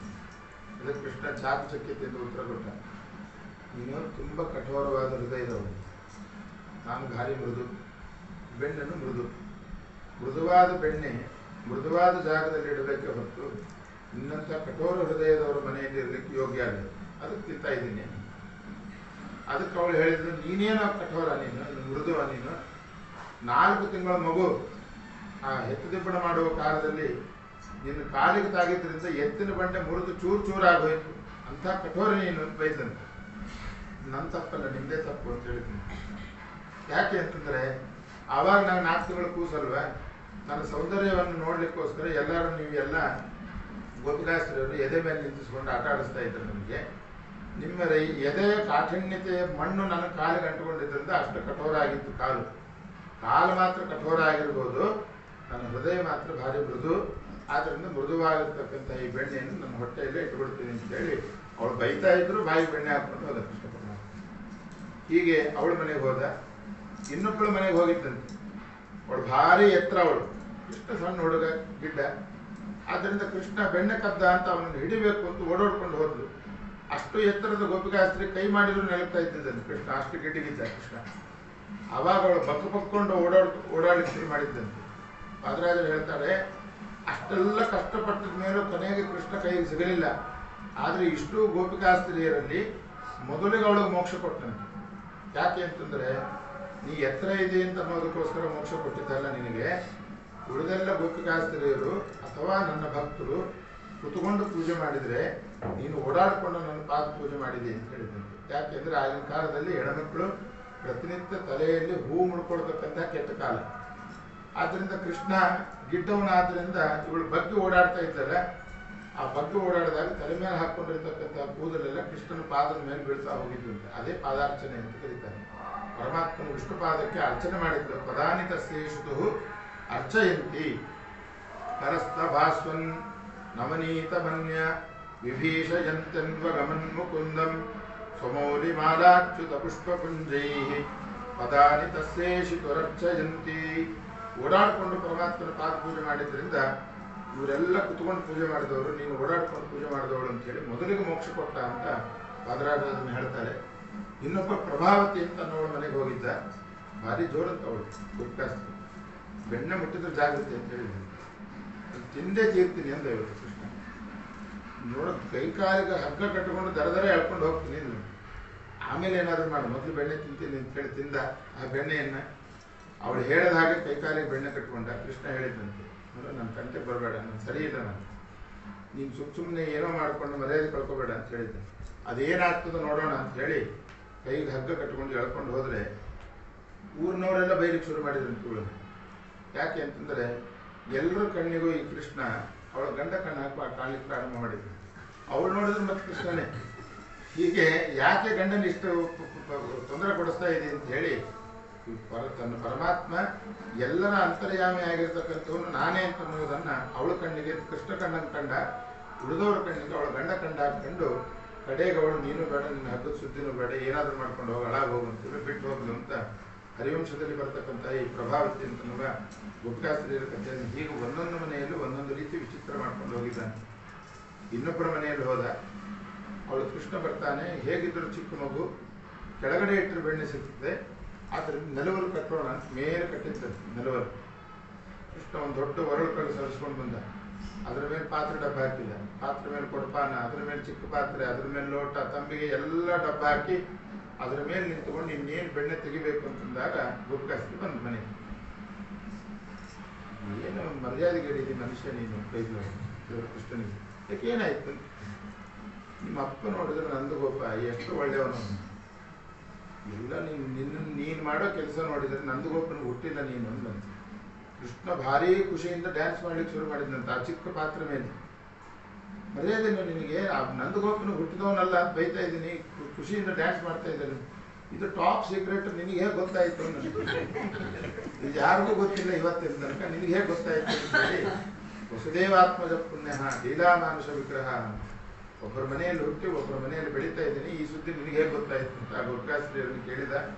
ಆದ್ದರಿಂದಲೇ ಕೃಷ್ಣ ಪರಮಾತ್ಮನಿಗೆ ಬೈದ ಬೈಗಳು ಕೂಡ ಸ್ತೋತ್ರ ಅಂತ ಅದನ್ನು ಕನ್ವರ್ಟ್ ಮಾಡಿಕೊಂಡು ಅವರಿಗೆಲ್ಲ ಪುಣ್ಯ ಕೊಟ್ಟ ಅಂತ ಈ ವಿಚಾರವನ್ನೆಲ್ಲ ಪುರಾಣಗಳು ಬಲು ಸುಂದರವಾಗಿ ಹೇಳ್ತಾ ಇದೆ. ಆಮೇಲೆ ಯಮಲಾರ್ಜುನರು ಅಂತ ಅರ್ಜುನ ವೃಕ್ಷಗಳು ಅಂತ ಒಂದು ಮರ, ಎರಡೆರಡು ಒಟ್ಟೊಟ್ಟಿಗೆ ಹುಟ್ಟಿದ್ದು. ಅವುಗಳ ಮಧ್ಯದಲ್ಲಿ ಯಶೋಧಾದೇವಿ ಒರಳಕಲ್ಲಿ ಕಟ್ಟಾಕಿದ್ಲು. ಪಾದರಾಜರು ಪ್ರಶ್ನೆ ಮಾಡಿಕೊಳ್ತಾರೆ, ಕದ್ದವನು ಬೆಣ್ಣೆ ಕೃಷ್ಣ, ಇವನನ್ನು ಕಟ್ಟಾಕಿದ್ರೆ ಸರಿ, ಒರಳಕಲ್ಲನ್ನು ಯಾಕೆ ಕಟ್ಟಾಕಿದ್ಲು ಅಂತ ಒಂದು ಪ್ರಶ್ನೆ. ಅದಕ್ಕೆ ಈ ದೊಡ್ಡ ದೊಡ್ಡ ಕಳ್ಳರನ್ನು ಹಿಡಿದಾಗ ಅವ್ರ ಲಾಸ್ಟ್ ಫೋನ್ ಕಾಲ್ ಯಾರಿಗೆ ಹೋಗಿತ್ತು ಅವ್ರನ್ನ ಅರೆಸ್ಟ್ ಮಾಡ್ತಾರೆ. ಆ ರೀತಿ ಪ್ರತಿಯೊಬ್ಬರ ಮನೆಯಲ್ಲಿ ಹೋದಾಗಲೂ ಈ ಒರಳಕಲ್ಲಿನ ಸಹಾಯದಿಂದಲೇ ಬೆಣ್ಣೆ ಕದೀತಾ ಇದ್ದ. ಆದ್ದರಿಂದ ಒರಳಕಲ್ಲನ್ನು ಸೇರಿಸಿ ಕಟ್ಟಿದ್ದು ಅಂತ ವಾದರಾಜರ ಕಾರಣವನ್ನು ಹೇಳ್ತಾರೆ. ಆದ್ದರಿಂದ ಇಡೀ ಬ್ರಹ್ಮಾಂಡವನ್ನು ಮುಂದೆ ಎಳ್ಕೊಂಡು ಹೋಗೋ ಪರಮಾತ್ಮನಿಗೆ ಒರಳಕಲ್ಲು ಯಾವ ಲೆಕ್ಕ ಅಂತ ಅದನ್ನು ಸಮೇತವಾಗಿ ಎಳ್ಕೊಂಡು ಹೋದರು. ಆ ಎರಡು ಒಟ್ಟೊಟ್ಟಿಗೆ ಬೆಳೆದು ನಿಂತ ಮರಗಳ ಮಧ್ಯದಲ್ಲಿ ಒರಳಕಲ್ಲು ಸಿಕ್ಕಾಕೊಂತು. ಜೋರಾಗಿ ಎಳೆದ ಕೃಷ್ಣ ಮರ ಕೆಳಗೊರಗಿ ಆ ಮರ ಇದ್ದ ಜಾಗದಲ್ಲಿ ಇಬ್ಬರು ವ್ಯಕ್ತಿಗಳು ಎದ್ದು ನಿಂತುಕೊಂಡ್ರು. ಅವರನ್ನೇ ನಲಕೂಬರ ಮತ್ತು ಮಣಿಗ್ರೀವ ಅಂತ ಅವರಿಬ್ಬರು ಗಂಧರ್ವರು, ಕುಬೇರನ ಶಿಷ್ಯರು ಅಂತ ಹೇಳ್ತಾರೆ. ಇವರ್ಯಾಕೆ ಮರಗಳಾಗಿ ಹುಟ್ಟಿದ್ರು ಅಂತಂದ್ರೆ ಅದಕ್ಕೆ ಭಾಗವತ ಒಂದು ಕಥೆ ಹೇಳ್ತದೆ. ಒಮ್ಮೆ ಹಿಮಾಲಯದ ತಪ್ಪಲಿನ ಪ್ರದೇಶದಲ್ಲಿ ನಲಕೂಬರ ಮತ್ತು ಮಣಿಗ್ರೀವ ಇಬ್ಬರು ಕೂಡ ವಿವಸ್ತ್ರರಾಗಿ ಮೈ ಮೇಲೆ ಬಟ್ಟೆ ಹಾಕೊಳ್ಳಾರ್ದರೆ ಹೆಣ್ಮಕ್ಕಳ ಜೊತೆಗೆ ಲೀಲಾ ವಿಹಾರ ಮಾಡ್ತಾ ಇದ್ದಾಗ ನಾರದ ಮಹರ್ಷಿಗಳು ಆ ದಾರಿಯಲ್ಲಿ ಬರ್ತಾ ಇದ್ರು. ನಾರದರಿಗೆ ನಮ್ಮ ದೇಹ ಹೀಗೆ ಕಾಣೋದು ಬೇಡ ಅಂತ ಎಲ್ಲ ಹೆಣ್ಮಕ್ಕಳು ಹೋಗಿ ಗಿಡದ ಸಂಧಿಯಲ್ಲಿ ಅಳವಡ್ಕೊಂಡು ಕೂತ್ರೆ ಇವರು ನಿರ್ಲಜ್ಜರಾಗಿ ಹಾಗೇ ವಿವಸ್ತ್ರರಾಗಿ ಮೈ ಮೇಲೆ ಬಟ್ಟೆ ಹಾಕೊಳ್ಳಾರ್ದೆ ನಾರದರ ಎದುರುಗಡೆ ಬಂದರು. ದೊಡ್ಡವರು ಬಂದಾಗ ಹೇಗೆ ಬರಬೇಕು ಅಂತ ಅನ್ನೋ ಸಾಮಾನ್ಯ ಜ್ಞಾನವೂ ಇಲ್ಲ ನಿಮಗೆ. ಆದ್ದರಿಂದ ಬೆತ್ತಲಾಗೇ ಇರತಕ್ಕಂಥ ಜನ್ಮ ಬರಲಿ ಅಂತ ನಾರದರ ಶಾಪದಿಂದ ಮಲಕೂಬರ ಮತ್ತು ಮಣಿಗ್ರೀವ ಅಂತವರಿಬ್ಬರು ವೃಕ್ಷಗಳಾಗಿ ಹುಟ್ಟಿದ್ರು. ನಮಗೆ ಸ್ವಾಮಿ ಈ ವೃಕ್ಷದ ಜನ್ಮದಿಂದ ಯಾವಾಗ ಮುಕ್ತಿ ಅಂತಂದಾಗ ಕೃಷ್ಣ ಪರಮಾತ್ಮನ ಸ್ಪರ್ಶದಿಂದ ನಿಮಗೆ ಮುಕ್ತಿ ಆಗ್ತದೆ ಅಂತ ಹೇಳಿದ್ರು. ಆವಾಗ ಒರಳು ಕಲ್ಲು ಹಾಕಿ ಅದನ್ನು ಎತ್ತಿ ಅವರಿಬ್ಬರನ್ನು ಉದ್ಧಾರ ಮಾಡಿದ ಅಂತ ಆ ನಲಕೂಬರ ಮಣಿಗ್ರೀವರ ವಿಚಾರವನ್ನು ಹೇಳಿದ್ದಾರೆ. ಇನ್ನೊಬ್ಬನು ಬಕಾಸುರ ಅಂತ ಬಂದ. ಭೀಮಸೇನನ ಕಥೆಯಲ್ಲಿ ಬರೋ ಬಕಾಸುರ ತಿನ್ನೋ ಬಕಾಸುರ. ಇವನು ಬಕಪಕ್ಷಿಯ ರೂಪದಲ್ಲಿ ಬಂದ ಅಸುರ. ಆದ್ದರಿಂದ ಇವನು ಬಕಾಸುರ ಅಂತ ಪ್ರಸಿದ್ಧಿ. ಒಬ್ಬೊಬ್ಬ ದೈತ್ಯರನ್ನು ಒಂದೊಂದು ವೆರೈಟಿ ಕೊಂದಿದ್ದಾನೆ ಕೃಷ್ಣ, ಎಲ್ಲರನ್ನು ಒಂದೇ ರೀತಿ ಕೊಲ್ಲಿಲ್ಲ. ಆ ಬಕಪಕ್ಷಿಯ ರೂಪದಲ್ಲಿ ಬಂದವನನ್ನ ಎರಡೂ ಚುಚ್ಚುಗಳನ್ನು ಹಿಡಿದು ಬಾಯಿ ಮುರಿದು ಇಡೀ ನಾಲಿಗೆಯನ್ನು ಹೊರಗಡೆ ಎಳೆದಿದ್ದನು. ಕಿಲೋಮೀಟರ್ ಗಟ್ಟಲೆ ಆ ನಾಲಿಗೆ ಬಿದ್ದಿತ್ತನು. ಗೆಳೆಯನರೆಲ್ಲ ಕೇಳಿದ್ರು ಕೃಷ್ಣನನ್ನ, ಏನಿಷ್ಟು ವೈಲೆಂಟ್ ಆಗಿ ಒಂದು ಸಂಹಾರ ಮಾಡಿದ್ದು, ಇಷ್ಟು ಕ್ರೂರವಾಗಿ ಕೇಳಿದ್ರು. ಕೃಷ್ಣ ಹೇಳಿದಂತೆ ಯಮಲೋಕಕ್ಕೆ ಯಾರು ಹೋಗ್ತಾರೆ ಅಂತ ನಾನು ಪುರಾಣದಲ್ಲಿ ಹೇಳಿದನೇ ಇಲ್ಲ. ಜಿಹ್ವಾನ ಭಕ್ತಿ ಭಗವದ್ ಗುಣನಾಮಧೇಯಂ. ಯಾರ ನಾಲಿಗೆ ಒಂದು ಬಾರಿಯೂ ಕೂಡ ದೇವರ ಸ್ಮರಣೆ ಮಾಡಲ್ವೋ ಅಂಥವರನ್ನು ಯಮಲೋಕಕ್ಕೆ ಕಳಿಸ್ತೇನೆ. ಇವನನ್ನು ಯಮಲೋಕಕ್ಕೆ ಹೋಗಿದ್ದಾನೆ ಇವನು. ಯಾಕೆ ಅಂತಂದರೆ ನಿಮಗೆಲ್ಲ ತೋರಿಸ್ಬೇಕಲ್ಲ. ಸುಮ್ಮನೆ ಅವನ ನಾಲಿಗೆ ಇವತ್ತಿನ ತನಕ ದೇವರ ಸ್ಮರಣೆ ಮಾಡಿದ್ದಿಲ್ಲರಿ ಹೋದ್ರು ಅವರು ಯಮಲೋಕಕ್ಕೆ ಹೋದ್ರು ಅಂತಂದರೆ ನಂಬೋದು ಬೇಕಲ್ಲ, ಪ್ರೂಫ್ ಬೇಕಲ್ಲ. ಅದಕ್ಕೋಸ್ಕರ ಪ್ರೂಫಿಗೋಸ್ಕರ ಇಷ್ಟು ಉದ್ದ ನಾಲಿಗೆಯನ್ನು ಹಾರೆ ಹಾಸಿದ್ದೇನೆ. ಇಲ್ಲಿ ಎಲ್ಲಾದರೂ ಕೃಷ್ಣನ ನಾಮಸ್ಮರಣೆ ಮಾಡಿದ ಗುರುತಿದೆಯಾ ನೋಡಿ ನೀವು ಅಂತ ಹೇಳ್ಕೊಳ್ಳೋದಕ್ಕೋಸ್ಕರ ಆ ನಾಲಿಗೆಯನ್ನೆಲ್ಲ ಹಿರಿದು ಆ ಬಕಾಸುರನ್ನು ಸಂಹಾರ ಮಾಡಿದ್ದ ಅಂತ ಅವನ ಕಥೆಯನ್ನು ಹೇಳಿದ್ದಾರೆ.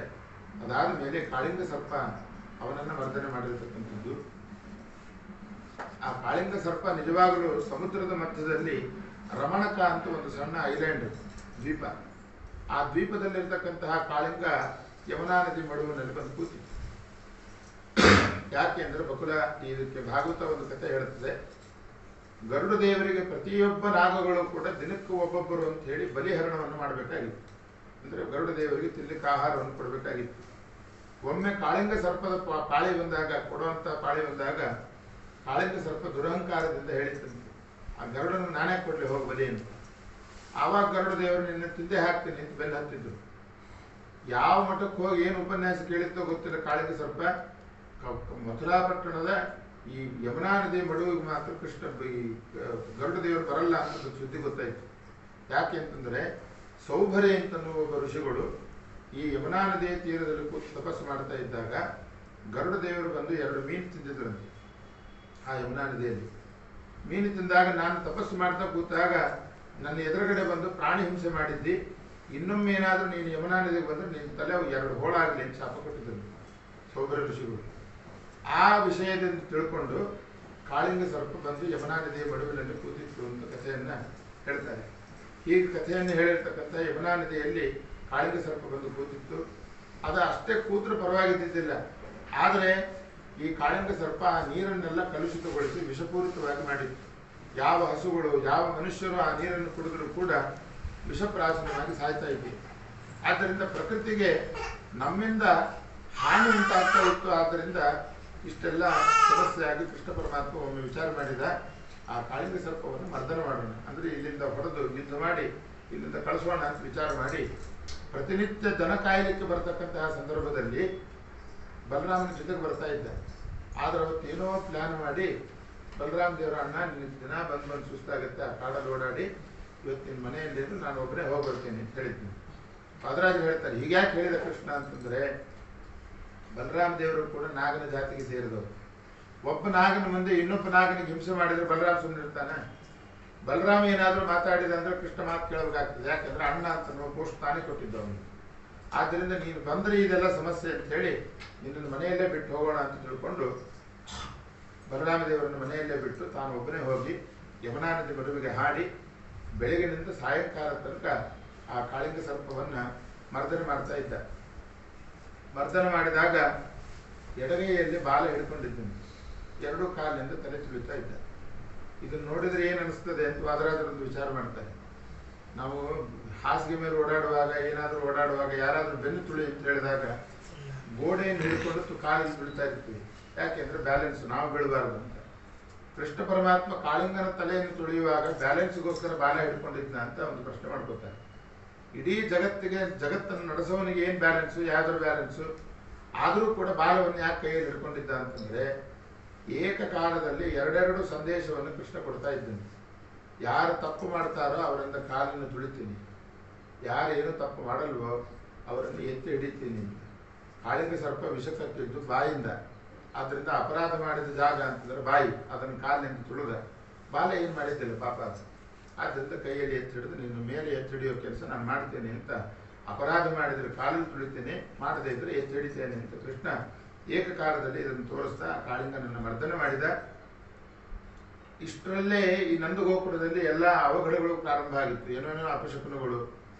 ಆವಾಗ ವಸುದೇವ ದೇವ ನಂದಗೋಪ ಯಶೋಧೆಯರೆಲ್ಲ ಸೇರಿ ಬಲರಾಮನನ್ನು ಹಿಡ್ಕೊಂಡು ಬಂದ್ರಂತೆ. ಏನು ಅಂತಂದ್ರೆ, ಕೃಷ್ಣ ಪ್ರತಿನಿತ್ಯ ಓಡಾಡುವ ಜಾಗ ನಿನಗೆ ಗೊತ್ತು, ಇಲ್ಲೆಲ್ಲ ಇಷ್ಟು ಅಪಶಕುನಗಳು ಆಗ್ತಾ ಇದೆ, ಕೃಷ್ಣನಿಗೆ ಏನೋ ಬಹುಶಃ ಆಗಿರಬೇಕು, ಒಬ್ಬನೇ ಬೇರೆ ಹೋಗಿದ್ದಾನೆ ಇವತ್ತು, ಆದ್ದರಿಂದ ನೋಡೋಣ ನಡಿ ಅಂತ ಹೇಳಿ ಬಲರಾಮ ದೇವರನ್ನು ಕರ್ಕೊಂಡು ಬಂದಾಗ ಕಾಳಿಂಗ ಸರ್ಪದ ಮೇಲೆ ನರ್ತನ ಮಾಡ್ತಾ ಇದ್ದ ಕೃಷ್ಣ ವಸುದೇವ ದೇವಕಿ ನಂದಗೋಪ ಯಶೋಧೆಯರನ್ನು ನೋಡಿ ಇನ್ನಷ್ಟು ಕುಣಿಲಿಕ್ಕೆ ಜಾಸ್ತಿ ಮಾಡಿದ್ದಂತೆ. ಯಾಕೆ ಅಂತಂದ್ರೆ, ಚಿಕ್ಕ ಮಕ್ಕಳಿಗೆ ಅಪ್ಪ ಅಮ್ಮ ಎದುರುಗಡೆ ಕಂಡ್ರೆ ನಾರ್ಮಲ್ ಆಗಿ ಕುಣಿಲಿಕ್ಕೆ ಪ್ರಾರಂಭ ಮಾಡ್ತವೆ. ಹೀಗೆ ಅಪ್ಪ ಅಮ್ಮನನ್ನು ನೋಡಿ ಸಂತೋಷ ಆಯಿತು. ಆ ಸಂದರ್ಭದಲ್ಲಿ ವಾದರಾಜರು ಇನ್ನೊಂದು ವಿಚಾರವನ್ನು ಮಾಡ್ತಾರೆ. ಮೋಕ್ಷಕ್ಕೆ ಹೋಗಬೇಕು ಅಂತಂದ್ರೆ ಎರಡು ದಾರಿ ಇದೆ, ಒಂದು ಗರುಡ ಮಾರ್ಗ, ಒಂದು ಬ್ರಹ್ಮ ಮಾರ್ಗ, ಇನ್ನೊಂದು ಶೇಷ ಮಾರ್ಗ ಅಂತಿದೆ. ಶೇಷ ಮಾರ್ಗ ಅಂತಂದ್ರೆ ಇವರನ್ನೆಲ್ಲ ನಂದಗೋಪನನ್ನ ಯಶೋಧೆಯನ್ನು ಕರ್ಕೊಂಡು ಬಂದಿರತಕ್ಕಂಥವ್ರು ಬಲರಾಮ ದೇವರು. ಮೋಕ್ಷ ಅಂದ್ರೆ ಏನು, ದೇವರನ್ನು ಈ ಕಣ್ಣಿಂದ ನೋಡ್ತಕ್ಕಂಥ.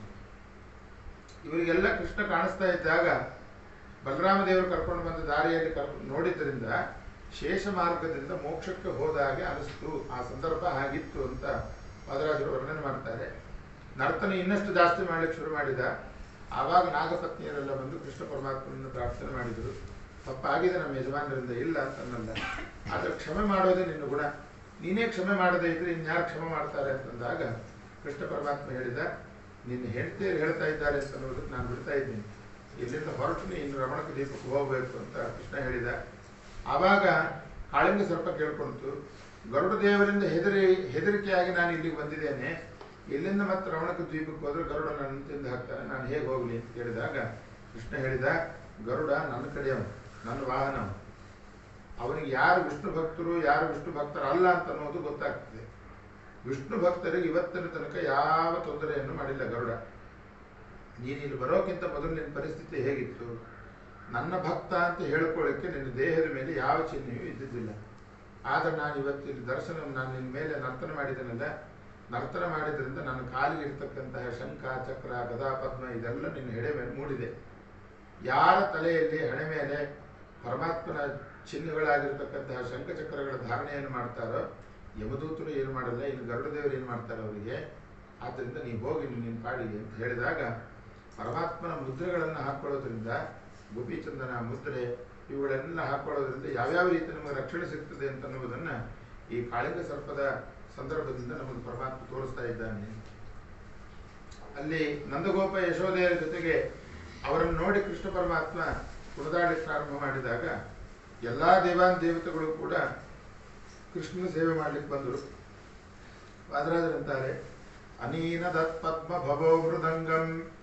ಚತುರ್ಮುಖ ಬ್ರಹ್ಮದೇವರು ಬಂದು ಆ ಕೃಷ್ಣ ನರ್ತನ ಮಾಡ್ತಾ ಇದ್ದಾಗ ಮೃದಂಗವನ್ನು ಬಾರಿಸಿದ್ರಂತೆ. ಮೃದಂಗವನ್ನು ಚತುರ್ಮುಖ ಬ್ರಹ್ಮದೇವರು ಬಾರಿಸಿದರು.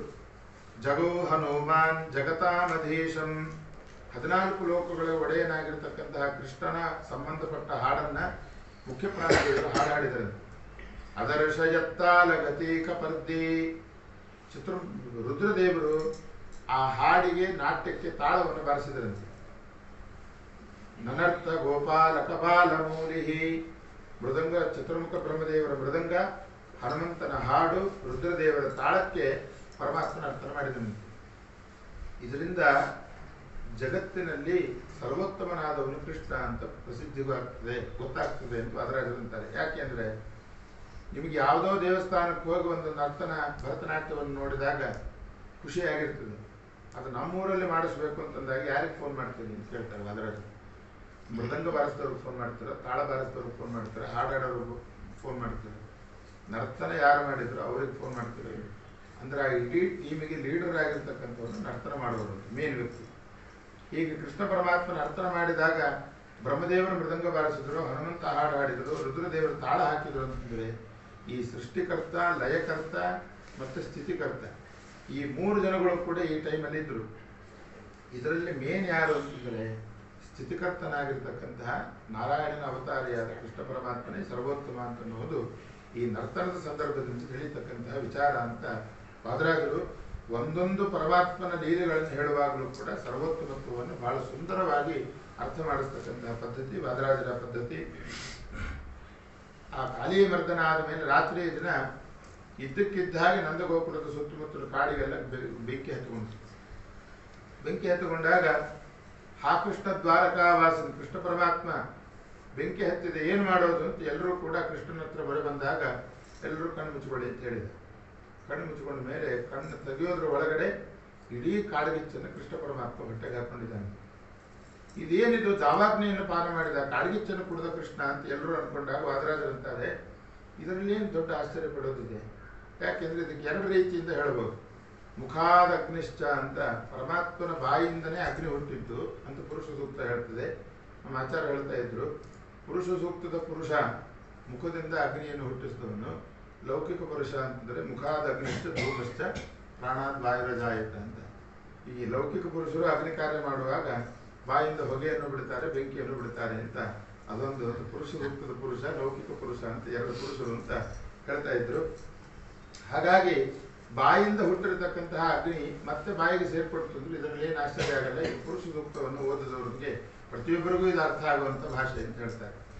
ಮತ್ತು ಇನ್ನೊಂದೇನು ವಿಚಾರ ಅಂತಂದರೆ ಬೆಳಗಿನಿಂದ ಸಾಯಂಕಾಲ ತನಕ ಕಾಳಿಂಗ ಸರ್ಪವನ್ನು ಮರ್ದನ ಮಾಡಬೇಕು ಅಂತ ನೀರಾಟ ಆಡಿದ್ದ. ನಾವು ಮನೆಯಲ್ಲಿ ನೆನೆ ಬಂದಾಗ ಬಂದ ತಕ್ಷಣ ಏನಾದರೂ ಸ್ವಲ್ಪ ಬಿಸಿಯಾಗಿದ್ದನ್ನು ಕೊಡೆ ಅಂತ ಕೇಳಲ್ವ ಮನೆಯಲ್ಲಿ. ಆದ್ದರಿಂದ ಕೃಷ್ಣ ಪರಮಾತ್ಮ ಜಲಕ್ರೀಡೆ ಆಡಿ ಶರೀರ ಶೈತ್ಯಂ ಪ್ರವಿಶನ್ನಿವೇಶ ಶಮಯನ್ನಿವೇಶ, ತನಗೆ ಚಳಿಯಾಗಿರ್ತಕ್ಕಂಥದ್ದನ್ನು ತುಂಬ ಚಳಿಯಾಗಿರ್ತದೆ ದೇಹಕ್ಕೆ, ಅದನ್ನು ದಾವಾಗ್ನಿ ಪಾನ ಮಾಡುವ ಮೂಲಕ ತನ್ನ ದೇಹವನ್ನೆಲ್ಲ ಕೃಷ್ಣ ಪರಮಾತ್ಮ ಬಿಸಿ ಮಾಡಿಕೊಂಡ ಅಂತ 2 ರೀತಿಯಾಗಿ ಆ ಕೃಷ್ಣ ಪರಮಾತ್ಮನನ್ನು ಹೇಳ್ತಾರೆ. ಅದಾದ ಮೇಲೆ ಒಮ್ಮೆ ದನ ಕಾಯಲಿಕ್ಕೆ ಅಂತ ಗೆಳೆಯಂದ್ರ ಜೊತೆ ಹೋದಾಗ ಕೃಷ್ಣ ಪರಮಾತ್ಮನ ಸ್ನೇಹಿತರಿಗೆಲ್ಲ ಹಸಿವೆ ಆಯಿತು. ಕೃಷ್ಣ ಏನಾದರೂ ಹೊಟ್ಟೆಗೆ ವ್ಯವಸ್ಥೆ ಮಾಡು ಅಂತ ಕೇಳಿದಾಗ ಇಲ್ಲೇ ದೂರದಲ್ಲಿ ಹೋಗ್ರಿ, ಋಷಿಮುನಿಗಳೆಲ್ಲ ಯಜ್ಞ ಮಾಡ್ತಾ ಇದ್ದಾರೆ, ಬೇಕಾದಷ್ಟು ಅಡಿಗೆ ಮಾಡಿದ್ದಾರೆ, ನನ್ನ ಹೆಸರು ಹೇಳ್ರಿ ಕೊಡ್ತಾರೇನು. ಯಜ್ಞ ಶಾಲೆಯಲ್ಲಿ ಹೋಗಿ ಹುಡುಗರೆಲ್ಲ ಕೃಷ್ಣನಿಗೆ ಹಸಿವೆ ಆಗಿದೆ ಅಂತೆ, ಏನಾದರೂ ಕೊಡಬೇಕಂತೆ. ಅದಕ್ಕೆ ಋಷಿಮುನಿಗಳೆಲ್ಲ ಹೇಳಿದರು, ಇಲ್ಲೇ ಅವನಿಗೆ ಹೋಮದಲ್ಲಿ ಆಹುತಿ ಕೊಡ್ತಾ ಇದ್ದೀವಿ ಆ ಕೃಷ್ಣನಿಗೆ, ಮತ್ತೆ ಇನ್ನೇನು ಅನ್ನ ಸಾರು ಕೊಡೋದು, ಇದರಲ್ಲೇ ಹೊಟ್ಟೆ ತುಂಬು ಅಂತ ಹೇಳಿ ನಿಮ್ಮ ಕೃಷ್ಣನಿಗೆ ಅಂತ ಹೇಳಿ ಕಳಿಸಿದ್ರು. ಅವ್ರು ಪಾಪ ಬೇಜಾರು ಮುಖದಲ್ಲಿ ಬಂದು ಹೇಳಿದರು, ಅವರೆಲ್ಲ ಕೊಡಲ್ಲ ಅಂತೆ, ಎದ್ದದ ಕುಂಡದಲ್ಲೇ ನಿಮ್ಗೆ ಆಹುತಿ ಕೊಡ್ತಾ ಇದ್ರಂತೆ, ಅದೇ ನಿನಗೆ ಊಟ ಅಂತ ಇವತ್ತು. ಅದಕ್ಕೆ ಕೃಷ್ಣ ಹೇಳಿದ, ತಪ್ಪು ನಿಮ್ದಲ್ಲ ನಂದು ಅಂತ ಹೇಳಿದ.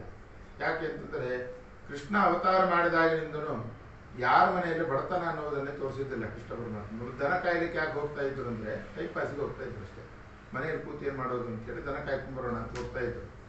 ಅಷ್ಟು ಸಂಪತ್ತು ಇದ್ದಿದ್ದರಿಂದ ಯಾರಿಗೂ ಇನ್ನೊಬ್ಬರ ಮನೆಗೆ ಭಿಕ್ಷೆ ಬೇಡ ಅಭ್ಯಾಸ ಇದ್ದಿದ್ದಿಲ್ಲ. ಭಿಕ್ಷೆ ಬೇಡ ಅಭ್ಯಾಸ ಇದ್ರೆ ಅಮ್ಮ ತಾಯಿ ಅಂತಂದು ಅಭ್ಯಾಸ ಇರ್ತಾ ಇತ್ತು. ಇವ್ರಿಗೆ ಪಾಪ ಯಾರ ಕಡೆ ಭಿಕ್ಷೆ ಬೇಡಬೇಕು ಅಂತಲೂ ಗೊತ್ತಿರಲಾರ್ದೇ ಇರೋದ್ರಿಂದ, ಅಷ್ಟು ಸಂಪತ್ತು ಇದ್ದಿದ್ದರಿಂದ ಗಂಡಸರನ್ನು ಕೇಳಿದ್ರು. ಯಾರ್ದಾದ್ರೂ ಮನೆಗೆ ಹೋಗಿ ಅಣ್ಣ ಏನಾದರೂ ಭಿಕ್ಷೆ ಹಾಕಿ ಅಂತ ಕೇಳ್ತಾರೆ, ಭಿಕ್ಷೆ ಬೇಡೋರು ಅಮ್ಮ ತಾಯಿ ಅಂತಲೇ ಕೇಳೋದು. ಅದಕ್ಕೆ ಕೃಷ್ಣ ಬೈದ, ಗಂಡಸರಿಗೆ ಇನ್ನೊಂದು ಎತ್ತು ಕೊಡುವಂಥ ಬುದ್ಧಿ ಇರಲ್ಲ, ಹೆಣ್ಮಕ್ಳನ್ನು ಹೋಗಿ ಕೇಳಿರಿ ಅವ್ರು ಕೊಡ್ತಾರೆ ಅಂತೇಳಿ. ಹಿಂದ್ಗಡೆನೆ ಅಡಿಗೆ ಮನೆ ಇದೆ, ಅಲ್ಲಿಗೆ ಹೋಗ್ರಿ ಅಂತ ಕೇಳಿದಾಗ ಅಲ್ಲಿಗೆ ಹೋದಾಗ ಆಗಿನ ಕಾಲದಲ್ಲಿ ಇನ್ನೂ ಸ್ಟೀಲ್ ತಟ್ಟೆ ಬಂದಿಲ್ಲ, ಆದ್ದರಿಂದ ಬಂಗಾರದ ಬೆಳ್ಳಿದ ಪಾತ್ರೆ ಎಲ್ಲ ತೋಡ್ಕೊಂಡು ಬಂದ್ರು ಅವರೆಲ್ಲ ಕೃಷ್ಣ ಪರಮಾತ್ಮ ನೈವೇದ್ಯ ಮಾಡೋಣ. ಋಷಿ ಮುನಿಗಳಿಗೆಲ್ಲ ಒಂದು ಹೆದರಿಕೆ ಏನು ಅಂತಂದರೆ, ಇದೇನಾದರೂ ಸುದ್ದಿ ಕೃಷ್ಣನಿಗೆ ಅನ್ನ ಕೊಟ್ಟಿದ್ದಾರೆ ಅಂತ ಗೊತ್ತಾದರೆ ಕಂಸ ನಮ್ಮನ್ನು ಕೊಂದಾಗ್ತಾನೆ. ಆದ್ದರಿಂದ ಹೆಣ್ಮಕ್ಳಿಗೆಲ್ಲ ಜಾಗೃತಿ ಮಾಡಿ, ಮಾತು ಮೀರಿ ಹೊರಗೆ ಹೋದ್ರೆ ಜಾಗೃತಿ ಅಂದ್ರೆ ಹೆಣ್ಣಂದ್ರೆಲ್ಲ ಹೇಳಿದ್ರಂತೆ, ಇಷ್ಟು ದಿನ ನಿಮ್ಮ ಮಾತು ಕೇಳಿ ಉದ್ಧಾರ ಆಗಿದ್ದು ಅಷ್ಟರಲ್ಲೇ ಇದೆ, ಇವತ್ತು ಮಾತು ಮೀರಿ ಉದ್ಧಾರ ಆಗ್ತೀವಿ ಅಂತಂದ್ರಂತೆ. ಯಾಕಂದರೆ ದೇವ್ರು ಡೈರೆಕ್ಟಾಗಿ ಊಟ ಮಾಡ್ತೀನಿ ಅಂತ ಹೇಳಿ ಕಳಿಸಿದ್ದಾನೆ ಅಂಥೇಳಿ ಕೃಷ್ಣ ಪರಮಾತ್ಮನಿಗೆ ತಂದು ನೈವೇದ್ಯ ಕೊಟ್ಟರು. ಅಷ್ಟಾದ್ಮೇಲೆ ಗಂಡಸು ಮಕ್ಕಳು ತಮ್ಮ ಗೌರವ ಬಿಡಬಾರದಲ್ಲ, ಅದಕ್ಕೆ ಆಮೇಲೆಲ್ಲ ಹೇಳ್ಕೊಂಡ್ರಂತೆ. ಕಂಸನ ಸಂಹಾರ ಆದಮೇಲೆ ಅವತ್ತು ಕೃಷ್ಣನಿಗೆ ರಾತ್ರಿಯಲ್ಲಿ ನಾವು ಬೇಡ ಅಂದ್ರೂ ಹೋದ್ರಲ್ಲ, ನೈವೇದ್ಯ ಕೊಟ್ಟು ಬಂದ್ರಲ್ಲ, ನಮ್ಮನ್ನು ಯಾರು ಅಂತ ತಿಳ್ಕೊಂಡಿದ್ರು, ಆ ಹೆಣ್ಮಕ್ಳು ಗಂಡಂದ್ರು ನಾವು ನಮ್ಮನ್ನು ನಾವು ಏನು ಮಾಡ್ಕೊಳ್ಳೋದು ಅಷ್ಟು ಮಾಡಿಕೊಂಡು ಇಷ್ಟು ವ್ಯವಸ್ಥೆ. ಅದಾದ ಮೇಲೆ ಒಂದು ಗೋವರ್ಧನ ಪರ್ವತದ ಒಂದು ಕಾಂಟ್ರವರ್ಸಿ ವಿಚಾರ, ಬಲೀಂದ್ರ ಪೂಜಾ ಅಂತ ಮಾಡ್ತಾ ಇದ್ರು ಯಾದವರೆಲ್ಲ ಸೇರಿ. ಕೃಷ್ಣ ಹೇಳಿದ, ನಮಗೂ ಇಂದ್ರನಿಗೆ ಏನು ಸಂಬಂಧ ಇದೆ ಅಂತ ಹೇಳಿದ್ರು. ಯಾಕೆಂದ್ರೆ ನಾವೆಲ್ಲ ಹಾಲು ಮೊಸರು ಮಾಡಿಕೊಂಡು ಜೀವನ ಮಾಡ್ತಕ್ಕಂಥ ಕ್ಷತ್ರಿಯರು, ಆದ್ದರಿಂದ ನಮಗೇನು ಇಂದ್ರನಿಗೆ ಸಂಬಂಧ ಆಗಲ್ಲ. ನಾವು ಪೂಜೆ ನಿಜವಾಗ್ಲೂ ಮಾಡೋದು ಅಂತಂದ್ರೆ ಗೋವರ್ಧನ ಪರ್ವತಕ್ಕೆ ಮಾಡಬೇಕು. ಯಾಕೆಂದ್ರೆ ಗೋವರ್ಧನ ಪರ್ವತ ಅಂತಂದ್ರೆ ಕೃಷ್ಣನದ್ದೇ ಪರ್ವತ ರೂಪ ಅದು ಅಂತ ಹೇಳ್ತಾರೆ, ಶಿಲಾಮಯವಾದ ರೂಪ, ಅದಕ್ಕೆ ಪೂಜೆ ಮಾಡಿರಿ ಅಂತ ಹೇಳಿದ ಕೃಷ್ಣ. ಯಾಕೆ? ಕೃಷ್ಣ ಕೊಟ್ಟ ಲಾಜಿಕ್ ಏನು ಅಂತಂದ್ರೆ, ನಾವು ಬದುಕ್ತಾ ಇರೋದು ಹಸುಗಳಿಂದ, ಹಸುಗಳು ಬದುಕ್ತಾ ಇರೋದು ಗೋವರ್ಧನ ಪರ್ವತದ ಮೇವಿನಿಂದ. ಆದ್ದರಿಂದ ಮೇವನ್ನು ಕೊಟ್ಟು ನಮ್ಮ ರಕ್ಷಣೆ ಇಂಡೈರೆಕ್ಟ್ಲಿ ಗೋವರ್ಧನ ಪರ್ವತವೇ ಮಾಡ್ತಾ ಇದೆ ಹೊರತು ಇಂದ್ರನಿಗೆ ಏನು ಸಂಬಂಧ ಇಲ್ಲ. ಅದರಿಂದ ಯಾದವರಿಗೆಲ್ಲ ಕೃಷ್ಣ ಹೇಳಿದ ಲಾಜಿಕ್ ಸರಿ ಅಂತ ಅನಿಸ್ತು. ಆದ್ದರಿಂದ ಆ ವರ್ಷ ಇಂದ್ರನ ಪೂಜೆಯನ್ನು ಬಿಟ್ಟು ಗೋವರ್ಧನ ಪರ್ವತಕ್ಕೆ ಪರಿಕ್ರಮ ಪೂಜೆ ಅಂತ ಪ್ರಾರಂಭ ಮಾಡಿದರು ಯಾದವರೆಲ್ಲ. ಇಂದ್ರನಿಗೆ ಸಿಟ್ಟು ಬಂತು. ಪ್ರಳಯ ಕಾಲದ ಮೋಡಗಳಿಗೆಲ್ಲ ಆಜ್ಞೆ ಮಾಡಿದ್ದಂತೆ, ಮಳೆ ಸುರಿಸಲಿ ಅಂತ ಹೇಳಿದ್ದಂತೆ. ಗೊತ್ತಾಗಲಿ ನನ್ನ ಪೂಜೆ ಬಿಟ್ಟಿದ್ರೆ ಪ್ರಭಾವ ಏನು ಅಂತ ಗೊತ್ತಾಗಲಿ ಅಂತ. ಧಾರಾಭಿಹಿ ಹಸ್ತಿ ಹಸ್ತಾಭಿಹಿ, ಒಂದೊಂದು ಮಳೆಯ ಹನಿಗಳು ಒಂದೊಂದು ಆನೆ ಸೊಂಡಿಲಿನ ಗಾತ್ರಕ್ಕಿದ್ದು ಅಂತ. ಅಷ್ಟು ದೊಡ್ಡ ದೊಡ್ಡ ಹನಿಗಳು 7 ದಿನಗಳ ಕಾಲ ಧಾರಾಕಾರ ಮಳೆ ಸುರಿತು. ಸುರಿದಾಗ ಕೃಷ್ಣ ಪರಮಾತ್ಮ ಗೋವರ್ಧನ ಪರ್ವತವನ್ನು ಎತ್ತಿ ಹಿಡಿದ, ಎಲ್ಲ ಯಾದವರನ್ನು ಕೂಡ ರಕ್ಷಣೆ ಮಾಡಿದ. ನಮಗನಿಸ್ತದೆ, ಈ ಮಳೆಯನ್ನು ಎತ್ತಿ ಹಿಡಿದಾಗ ಮೇಲಿನಿಂದ ನೀರು ಬೀಳಲ್ಲ, ಈ ಕಡೆಯಿಂದ ಬಿದ್ದು ನೀರಿಂದ ಹರ್ಕೊಂಡು ಹೋಗ್ಬೋದಲ್ಲ ಜನ, ಎಲ್ಲರನ್ನು ಹೇಗೆ ರಕ್ಷಣೆ ಮಾಡಿದ ಅಂತ ಒಂದು ಪ್ರಶ್ನೆ ಬರುತ್ತೆ. ಅದಕ್ಕೆ ಆ ಲೀಲಾಶುಕ ಅಂತ ಅನ್ನುವ ಕವಿ ಬಹಳ ವೈಜ್ಞಾನಿಕವಾಗಿ ಉತ್ತರವನ್ನು ಕೊಟ್ಟಿದ್ದಾನೆ. ಪರ್ವತ ಅಗಲ, ಅದು 25 ಕಿಲೋಮೀಟರ್ದಷ್ಟು ಅಗಲ ಪರ್ವತ. ಅದನ್ನು ಫೋರ್ಸ್ನಿಂದ ಎತ್ತಿದಾಗ ಅದರ ಸುತ್ತಮುತ್ತಲು ಕೊನೆ ಭಾಗ ಕಂಡುಕೊಂಡಿರತಕ್ಕಂತಹ ಮಣ್ಣು ರಭಸಕ್ಕೆ ಕೆಳಗೆ ಬಿತ್ತಂತೆ. ಅದೇ ಒಂದು ಕಾಂಪೌಂಡ್ ಆಗಿ ನಿರ್ಮಾಣ ಆಯಿತು. ಕೆಳಗಡೆ ಇರ್ತಕ್ಕಂತಹ ತೆಗ್ಗಿನ ಜಾಗದಲ್ಲಿ ಜನಗಳೆಲ್ಲ ನಿಂತ್ಕೊಂಡ್ರು. ಆ ಉದುರಿದ ಮಣ್ಣು ಕಾಂಪೌಂಡ್ ಇತ್ತು, ಈ ಕಡೆಯಿಂದೆಲ್ಲ ಬಿದ್ದು ನೀರು ಸೈಡಿಗೆ ಹರ್ಕೊಂಡು ಹೋಯ್ತು ಅಂತ ಹೇಳ್ತಾರೆ. 7 ದಿನಗಳ ಕಾಲ ಪರ್ವತವನ್ನು ಎತ್ತಿ ಹಿಡ್ಕೊಂಡ. ಯಾದವರ ಪರಿಸ್ಥಿತಿ ಒಬ್ಬೊಬ್ಬರದು ಹೇಗಿತ್ತು ಅಂತ ಹೇಳ್ತಾರೆ. ಆದ್ರೆ ಆ ಲೀಲಾಶುಕ ಅಂತನವನು ಹೇಳ್ತಾನೆ, ಯಶೋಧಾದೇವಿಗೆ ಬಲು ಸಂಭ್ರಮ ಅಂತ. 7 ದಿನಗಳ ಕಾಲ ಪರ್ವತ ಎತ್ತಿ ಹಿಡ್ಕೊಂಡಿದ್ದಾನೆ, ಅವನೇ ನನ್ನ ಮಗ ಅಂತ ಅವಳು ಹೇಳ್ಕೊತಾ ಇದ್ದೀನಿ. ನಂದಗೋಪ ಇವಳು ಯಜಮಾನ್ರು ನಾನೇ ಅಂತ ಹೇಳ್ಕೊತಾ ಇದ್ದೀನಿ. ಅಂಥ ಕೃಷ್ಣನ ತಂದೆ ನಾನು ಅಂತ ಹೇಳ್ಕೊಳ್ತಾ ಇದ್ದೆ. ಮತ್ತೆ ನಾವು ಹುಡುಗರೆಲ್ಲ ನಮ್ಮ ಗೆಳೆಯನ ಸಾಧನೆ ನೋಡ್ಕೊಡ್ರಿ ಅಂತ ಪ್ರತಿಯೊಬ್ಬರು ಹೇಳ್ಕೊಳ್ತಾ ಇದ್ರಂತೆ. ಹುಡುಗಿಯರೆಲ್ಲ ಮದುವೆ ಆದರೆ ಇಂಥವ್ರು ಮದುವೆ ಆಗುತ್ತೆ, ನಮ್ಮ ಮನೆಯನ್ನು ಸುಖವಾಗಿ ನಡೆಸ್ಕೊಂಡು ಹೋಗ್ತಾನೆ ಅಂತ ಹುಡುಗಿಯರೆಲ್ಲ ಅನ್ಕೊಳ್ತಾ ಇದ್ರಂತೆ. ವಯಸ್ಸಾದವರೆಲ್ಲ ವಾಕಿಂಗ್ ಸ್ಟಿಕ್ಕನ್ನು ಮೇಲೆ ಹಿಡ್ಕೊಂಡಿದ್ರಂತೆ. ಸಣ್ಣ ಹುಡುಗ ಕೆಳಗೆ ಬಿಟ್ಟು ಇರಲಿ ಬ್ಯಾಲೆನ್ಸಿಗೆ ಅಂತ ಅವ್ರು ಮೇಲೆ ಹಿಡ್ಕೊಂಡಿದ್ರು. ಸಾಶಂಕಂ ಸುಧಿಯಾಮ್ ಅಂತ ಹೇಳ್ತಾರೆ. ಈಗ ವಯಸ್ಸಾದವರೆಲ್ಲ ಒಬ್ಬೊಬ್ಬರು ಒಂದೊಂದು ರೀತಿ ಆ ಕೃಷ್ಣನನ್ನು ಉಪಾಸನೆ ಮಾಡಿದ್ದು. ಕನೆಗೆಲ್ಲ ಗೆಳೆಯಂದ್ರೆಲ್ಲ ಲೈನಾಗಿ ಪರ್ವತದ ಕೊನೆ ತನ್ಕೊಂಡು ನಿಂತಿದ್ರು. ಕೃಷ್ಣ ಕೇಳಿದ, ಮಳೆ ನಿಂತೇನು ನೋಡು ಅಂತಂದಂತೆ. ಅದಕ್ಕೆ ಗೆಳೆಯಂದ್ರ ಹೇಳಿದ್ರು, ಮಳೆಯೆಲ್ಲ ನಿಂತಿದೆ, ಆದರೂ ಇನ್ನೂ ಟಪ ಟಪ ಅಂತ ನೀರಿನ ಧ್ವನಿ ಕೇಳ್ತಾ ಇದ್ದಲ್ಲ, ಏನದು ಅಂತ ಕೇಳಿದಂತೆ ಕೃಷ್ಣ. ನಿನಗೆ ಮಾಡಿದ ಅಪರಾಧದಿಂದ ಇಂದ್ರ ಹೆದರಿ ಕಣ್ಣೀರು ಹಾಕ್ತಾ ಇದ್ದ, ನನಗೇನು ಕಾದಿದ್ದೀವಿ ಅಂತ ಗೊತ್ತಿಲ್ಲ, ಅವನ ಕಣ್ಣೀರಿನ ಶಬ್ದ ಅದು ಅಂತ ಕೇಳಿದಂತೆ. ಇನ್ನೂ ಜೋರಾಗಿ ಗಾಳಿ ಬರ್ತಾ ಇದೆಯೋ, ಮೋಡ ಈ ಕಡೆ ಏನಾದರೂ ಹಾರ್ಕೊಂಡು ಬಂದು ಅಂತ ನೋಡ್ಕೋ ಅಂತಂತೆ. ಅದಕ್ಕೆ ಗೆಳೆಯಂದ್ರೆಲ್ಲ ಹೊರಗಡೆ ಹಿಡಿದು ಹಾಕಿ ನೋಡಿದ್ರಂತೆ, ಅದು ಗಾಳಿ ಇದ್ರದ್ದು ಗಾಳಿ ಅಲ್ಲ, ನಿನ್ನ ಈ ಸಾಧನೆಯನ್ನು ಮೆಚ್ಚಿ ಬ್ರಹ್ಮಾದಿ ದೇವತೆಗಳೆಲ್ಲ ಮೇಲೆ ದೇವಲೋಕದಿಂದ ಹೂವಿನ ವೃಷ್ಟಿಯನ್ನು ಮಾಡ್ತಾ ಇದ್ದಾರೆ. ಆ ದೇವಲೋಕದ ಹೂವಿನ ಮಕರಂದವನ್ನು ಹೀರಲಿಕ್ಕೆ ಜೇನು ಹುಳುಗಳೆಲ್ಲ ಓಡಾಡ್ತಾ ಇದ್ದಾವೆ.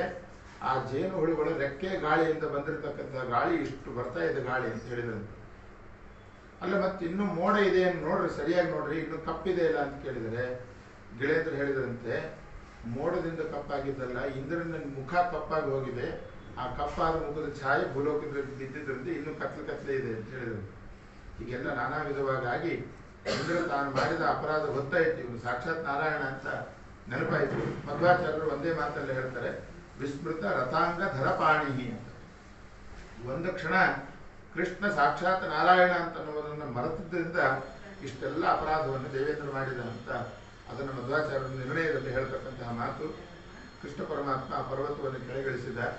ಆಮೇಲೆ ಇಂದ್ರದೇವರು ಬಂದು ಆ ಕೃಷ್ಣ ಪರಮಾತ್ಮನಿಗೆ ಸುರಲೋಕದ ಸುರಭಿ ಅಂತನ್ನುವ ಒಂದು ಹಸುವನ್ನು ಕರ್ಕೊಂಡು ಬಂದು ಅದರ ಹಾಲಿನಿಂದ ಪರಮಾತ್ಮನಿಗೆ ಕ್ಷೀರಾಭಿಷೇಕ ಮಾಡಿಸಿದ್ದಾನೆ. ದೇವರಿಗೆ ಮಾಡುವ ಕ್ಷೀರಾಭಿಷೇಕದಿಂದ ಲಕ್ಷ ಅಪರಾಧವನ್ನು ಕ್ಷಮಿಸುತ್ತಾನೆ ಅಂತ ಹೇಳ್ತಾರೆ. ಆದ್ದರಿಂದ ಶಾಲಿಗ್ರಾಮಕ್ಕೆ ಕ್ಷೀರಾಭಿಷೇಕವನ್ನು ಮಾಡಿದರೆ 1,00,000 ಅಪರಾಧದ ಕ್ಷಮೆ ಇದೆ ಅಂತ ಹೇಳ್ತಾರೆ. ಅದಕ್ಕೆ ಮಂತ್ರ ಯಾವುದು ಕ್ಷೀರಾಭಿಷೇಕಕ್ಕೆ? ಅಚ್ಯುತೇತಿ ಮನಃಪೂತಂ ಗೋವಿಂದೇತಿ ತನುಸ್ತಥ ಅನಂತೇಕ್ಷ ವಾಕ್ಪೂತ ನಾಮತ್ರಯ ಉದಾಹೃತಂ. 3 ನಾಮಗಳ ಮಹಿಮೆ ಏನು ಅಂತಂದ್ರೆ ಹಾಕೋದಲ್ಲ, ಹೇಳೋ ನಾಮದ ಮಹಿಮೆ. ಆಯ್ತಾ? 3 ನಾಮದ ಮಹಿಮೆ ಏನು ಅಂತಂದ್ರೆ ಅಚ್ಯುತ ಅಂತಂದ್ರೆ ಮನಸ್ಸಿನಿಂದ ಮಾಡಿರ್ತಕ್ಕಂತಹ ದೋಷ ಎಲ್ಲ ಪರಿಹಾರ ಆಗ್ತದೆ. ಗೋವಿಂದೇತಿ ತನುಸ್ತತ, ಗೋವಿಂದ ಅಂತ ಹೇಳಿಬಿಟ್ರೆ ನಮ್ಮ ದೇಹದಿಂದ ಮಾಡಿರ್ತಕ್ಕಂತಹ ಪಾಪ ಎಲ್ಲ ನಾಶ ಆಗ್ತದೆ. ಅನಂತೇತಿ ಮನಃಪೂತಂ ಅನಂತೇತಿ ಚ ವಾಕ್ಪೂತ, ಅನಂತ ಅಂತ ಹೇಳಿಬಿಟ್ರೆ ಬಾಯಿಂದ ಮಾಡಿರ್ತಕ್ಕಂಥ ಮಾತಿನಿಂದ ಮಾಡಿರ್ತಕ್ಕಂತಹ ಪಾಪಗಳನ್ನು ಪರಿಹಾರ ಮಾಡತಕ್ಕಂಥ 3 ಅದ್ಭುತವಾದ ನಾಮಗಳು. ಪರಮಾತ್ಮನಿಗೆ ಕ್ಷೀರಾಭಿಷೇಕ ಮಾಡುವವರು ಅಚ್ಯುತಾಯ ನಮಃ, ಅನಂತಾಯ ನಮಃ, ಗೋವಿಂದಾಯ ನಮಃ ಅಂತ ಇದೇ ಮಂತ್ರಗಳನ್ನು ಹೇಳಿ ಕ್ಷೀರಾಭಿಷೇಕ ಮಾಡಿದರೆ 1,00,000 ಅಪರಾಧಗಳನ್ನು ಪರಮಾತ್ಮ ಕ್ಷಮಿಸುತ್ತಾನೆ ಅಂತ ದೇವೇಂದ್ರನ ಕಥೆಯ ಮೂಲಕ ಇದನ್ನೆಲ್ಲ ತೀರಿಸಿದ್ದಾರೆ. ಆಮೇಲೆ ವಸ್ತ್ರಾಪಹಾರ, ಜಲಕ್ರೀಡೆ ಇದನ್ನೆಲ್ಲ ಮಾಡಿದ್ದಾರೆ. ಅಕ್ರೂರ ಬಂದ ಆಮೇಲೆ ಕಂಸ ಇಷ್ಟೆಲ್ಲ ಪರಾಕ್ರಮವನ್ನು ಕೃಷ್ಣ ಪರಮಾತ್ಮ ತೋರಿಸಿದಾಗ ಕಂಸ ವಿಚಾರ ಮಾಡಿದ, ಇಷ್ಟಂತ ಬಲಶಾಲಿಯಾದ ದೈತ್ಯರನ್ನು ಕಳಿಸ್ತಾ ಇದ್ದೇನೆ, ಹೋದವರು ಯಾರು ಕೂಡ ವಾಪಸ್ ಬರ್ತಾ ಇಲ್ಲ, ಆದ್ದರಿಂದ ಕೃಷ್ಣನ ಹತ್ರ ಈ ಬಾರಿ ಕಳಿಸೋದು ಬೇಡ, ಅವನನ್ನೇ ಇಲ್ಲಿ ಕರೆಸೋಣ ಅಂತ ವಿಚಾರ ಮಾಡಿದ ಕಂಸ. ಅದಕ್ಕೊಂದು ನೆಪ ಮಾಡಿದ. ಏನು ನೆಪ ಅಂತಂದ್ರೆ ಶಿವಧನುರ್ಭಂಗ ಅಂತ. ಈಗಿನವರಿಗೆಲ್ಲ ಈ ಶಿವಧನಸ್ಸು ಭಂಗ ಅಂತ ಅನ್ನೋದು ಭಾರಿ ಯಕ್ಷ ಪ್ರಶ್ನೆ. ಅದು ಯಾರೋ ಇನ್ಸ್ಪೆಕ್ಟರ್ ಸ್ಕೂಲಿಗೆ ಹೋದ್ರಂತೆ, ಆ ಮಕ್ಕಳು ಕೇಳಿದ್ರಂತೆ, ಶಿವಧನುರ್ಭಂಗ ಮಾಡಿದವರು ಯಾರು, ಶಿವಧನಸ್ಸನ್ನು ಯಾರು ಮುರಿದವರು ಅಂತ ಕೇಳಿದ್ರು. ನಂಗೆ ಗೊತ್ತಿಲ್ಲ ಸರ್ ಅಂತ ನಂತ, ನಾನೊಬ್ಬರು ಮುರಿದಿಲ್ಲ, ನಂಗೆ ಗೊತ್ತಿಲ್ಲ ಅಂತ. ಕಡೆಗೆ ಇನ್ನೊಬ್ಬ ಹುಡುಗನ ಕೇಳಿದ, ಇಡೀ ಕ್ಲಾಸಲ್ಲಿರೋ ಹುಡುಗರು ನನಗೆ ಗೊತ್ತಿಲ್ಲ, ನಾನು ಮುರಿದಿಲ್ಲ. ಕಡೆ ಕ್ಲಾಸ್ ಟೀಚರ್ ಕೇಳಿದ, ಯಾರು ಶಿವಧನಸ್ಸನ್ನು ಮುರಿದವರು ಅಂತ. ಸರ್ ಮಕ್ಕಳೇ ಮುರಿಯಲ್ಲ ಅಂದ್ರೆ ನಾನು ಯಾಕೆ ಮುರಿತಿದ್ದ. ಅದಾಯ್ತು. ಅದಾದ್ಮೇಲೆ ಪ್ರಿನ್ಸಿಪಾಲ್ ಹತ್ರ ಹೋದಂತೆ, ನಿಮ್ಮ ಸ್ಕೂಲಲ್ಲಿರೋ ಟೀಚರ್ ಸಹಿತ ಉತ್ತರ ಗೊತ್ತಿಲ್ಲ, ಶಿವಧನಸ್ಸನ್ನು ಯಾರು ಮುರಿದವರು ಅಂತ ಕೇಳಿದ್ರು. ಅದಕ್ಕೆ ಅವ್ರು ಹೇಳಿದ್ರಂತೆ, ಸರ್ ನಾನಾಯ್ತು, ನನ್ನ ಆಫೀಸ್ ಆಯಿತು, ನನ್ನ ಮನೆ ಆಯ್ತು ಸರ್, ನಾನು ಎಲ್ಲಿಗೂ ಹೋಗಲ್ಲ, ನಾನು ಯಾಕೆ ಮುರಿಲಿ ಸರ್, ಇಷ್ಟು ವಯಸ್ಸಾಗಿದೆ ಅಂತ ಪ್ರಿನ್ಸಿಪಾಲ್. ಮಾಡ್ತೀನಿ, ನಿಮ್ಮ ಸ್ಕೂಲನ್ನು ಬ್ಯಾನ್ ಮಾಡ್ತೀನಿ ಅಂತ ಹೇಳಿ ಕಡೆ ಸರ್ ನೀವು ನೆಕ್ಸ್ಟ್ ಸಲ ಬರುವಾಗ ಅದು ಶಿವಧನಸ್ಸನ್ನು ಮಾಡಿಸಿಟ್ಟಿರ್ತೀನಿ, ನೀವು ಈಗ ಆರಾಮಾಗಿ ಹೋಗಿ ಬನ್ನಿ ಅಂತ. ಸರಿ ಆಯಿತು ಅಂತ ಹೇಳಿ ಮಾರನೇ ದಿನ ಮೀಟಿಂಗ್ ಮಾಡಿ 55 ರೂಪಾಯಿ ಪೆನಾಲ್ಟಿ ಹಾಕಿದಂತೆ. ಪೆನಾಲ್ಟಿ ಹಾಕಿದ ಮೇಲೆ ಪ್ರಿನ್ಸಿಪಾಲ್ ಹೋಗಿ ಪೊಲೀಸ್ ಸ್ಟೇಷನ್ನಲ್ಲಿ ಕಂಪ್ಲೇಂಟ್ ಕೊಡ್ತೀನಿ, ಶಿವಧನಸ್ಸನ್ನು ಮುರಿದಿದ್ದಾರೆ, ಅವರನ್ನು ಹುಡುಕ್ ಕೊಡಬೇಕು ಅಂತ. ಅವನು FIR ಮಾಡ್ಕೊಂಡಂತ ಅವನು ಪೊಲೀಸ್. ಯಾಕೆಂದ್ರೆ ಅವನು ಇದೇ ಸ್ಕೂಲಿನ ಸ್ಟೂಡೆಂಟು ಅಂತ ಅವನು FIR ಮಾಡಿಕೊಂಡ.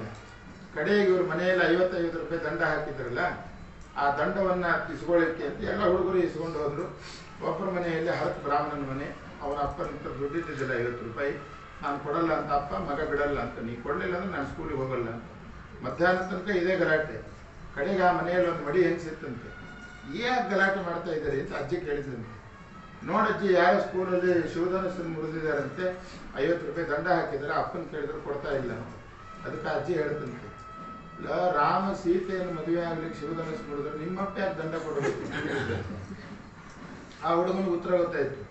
ಎಲ್ಲ 50 ರೂಪಾಯಿ ಅಂತ ಕೇಳಿದಾಗ, ಸರ್ ರಾಮಚಂದ್ರ ಮುರಿದಿದ್ದಂತ ಸರ್, ಇನ್ಸಿಯಲ್ ಏನು ಅಂತ ಕೇಳಿದ್ರಂತೆ. ರಾಮ ಇನ್ಸಿಯಲ್ ಅನ್ನು ಅವ್ನಿಗೆ ಹೇಳಬೇಕು ಅಂತ, ಅವನು ಅಷ್ಟು ಗೊತ್ತಿಲ್ಲ, ರಾಮ ಮುರಿದಿದ್ದು ಅಂತ ಅನ್ನೋದು ಗೊತ್ತಿಲ್ಲ. ಕಡೆಗೆ ಆ ಪೊಲೀಸ್ ಸ್ಟೇಷನ್ ಇದರದೆಲ್ಲ ಕಥೆ. ಇದು ನಮ್ಮ ಪುರಾಣ ಪ್ರಪಂಚದ ಪರಿಸ್ಥಿತಿ ಈಗಾಗಿದೆ ಈಗಿನ ಮಕ್ಕಳಿಗೆ.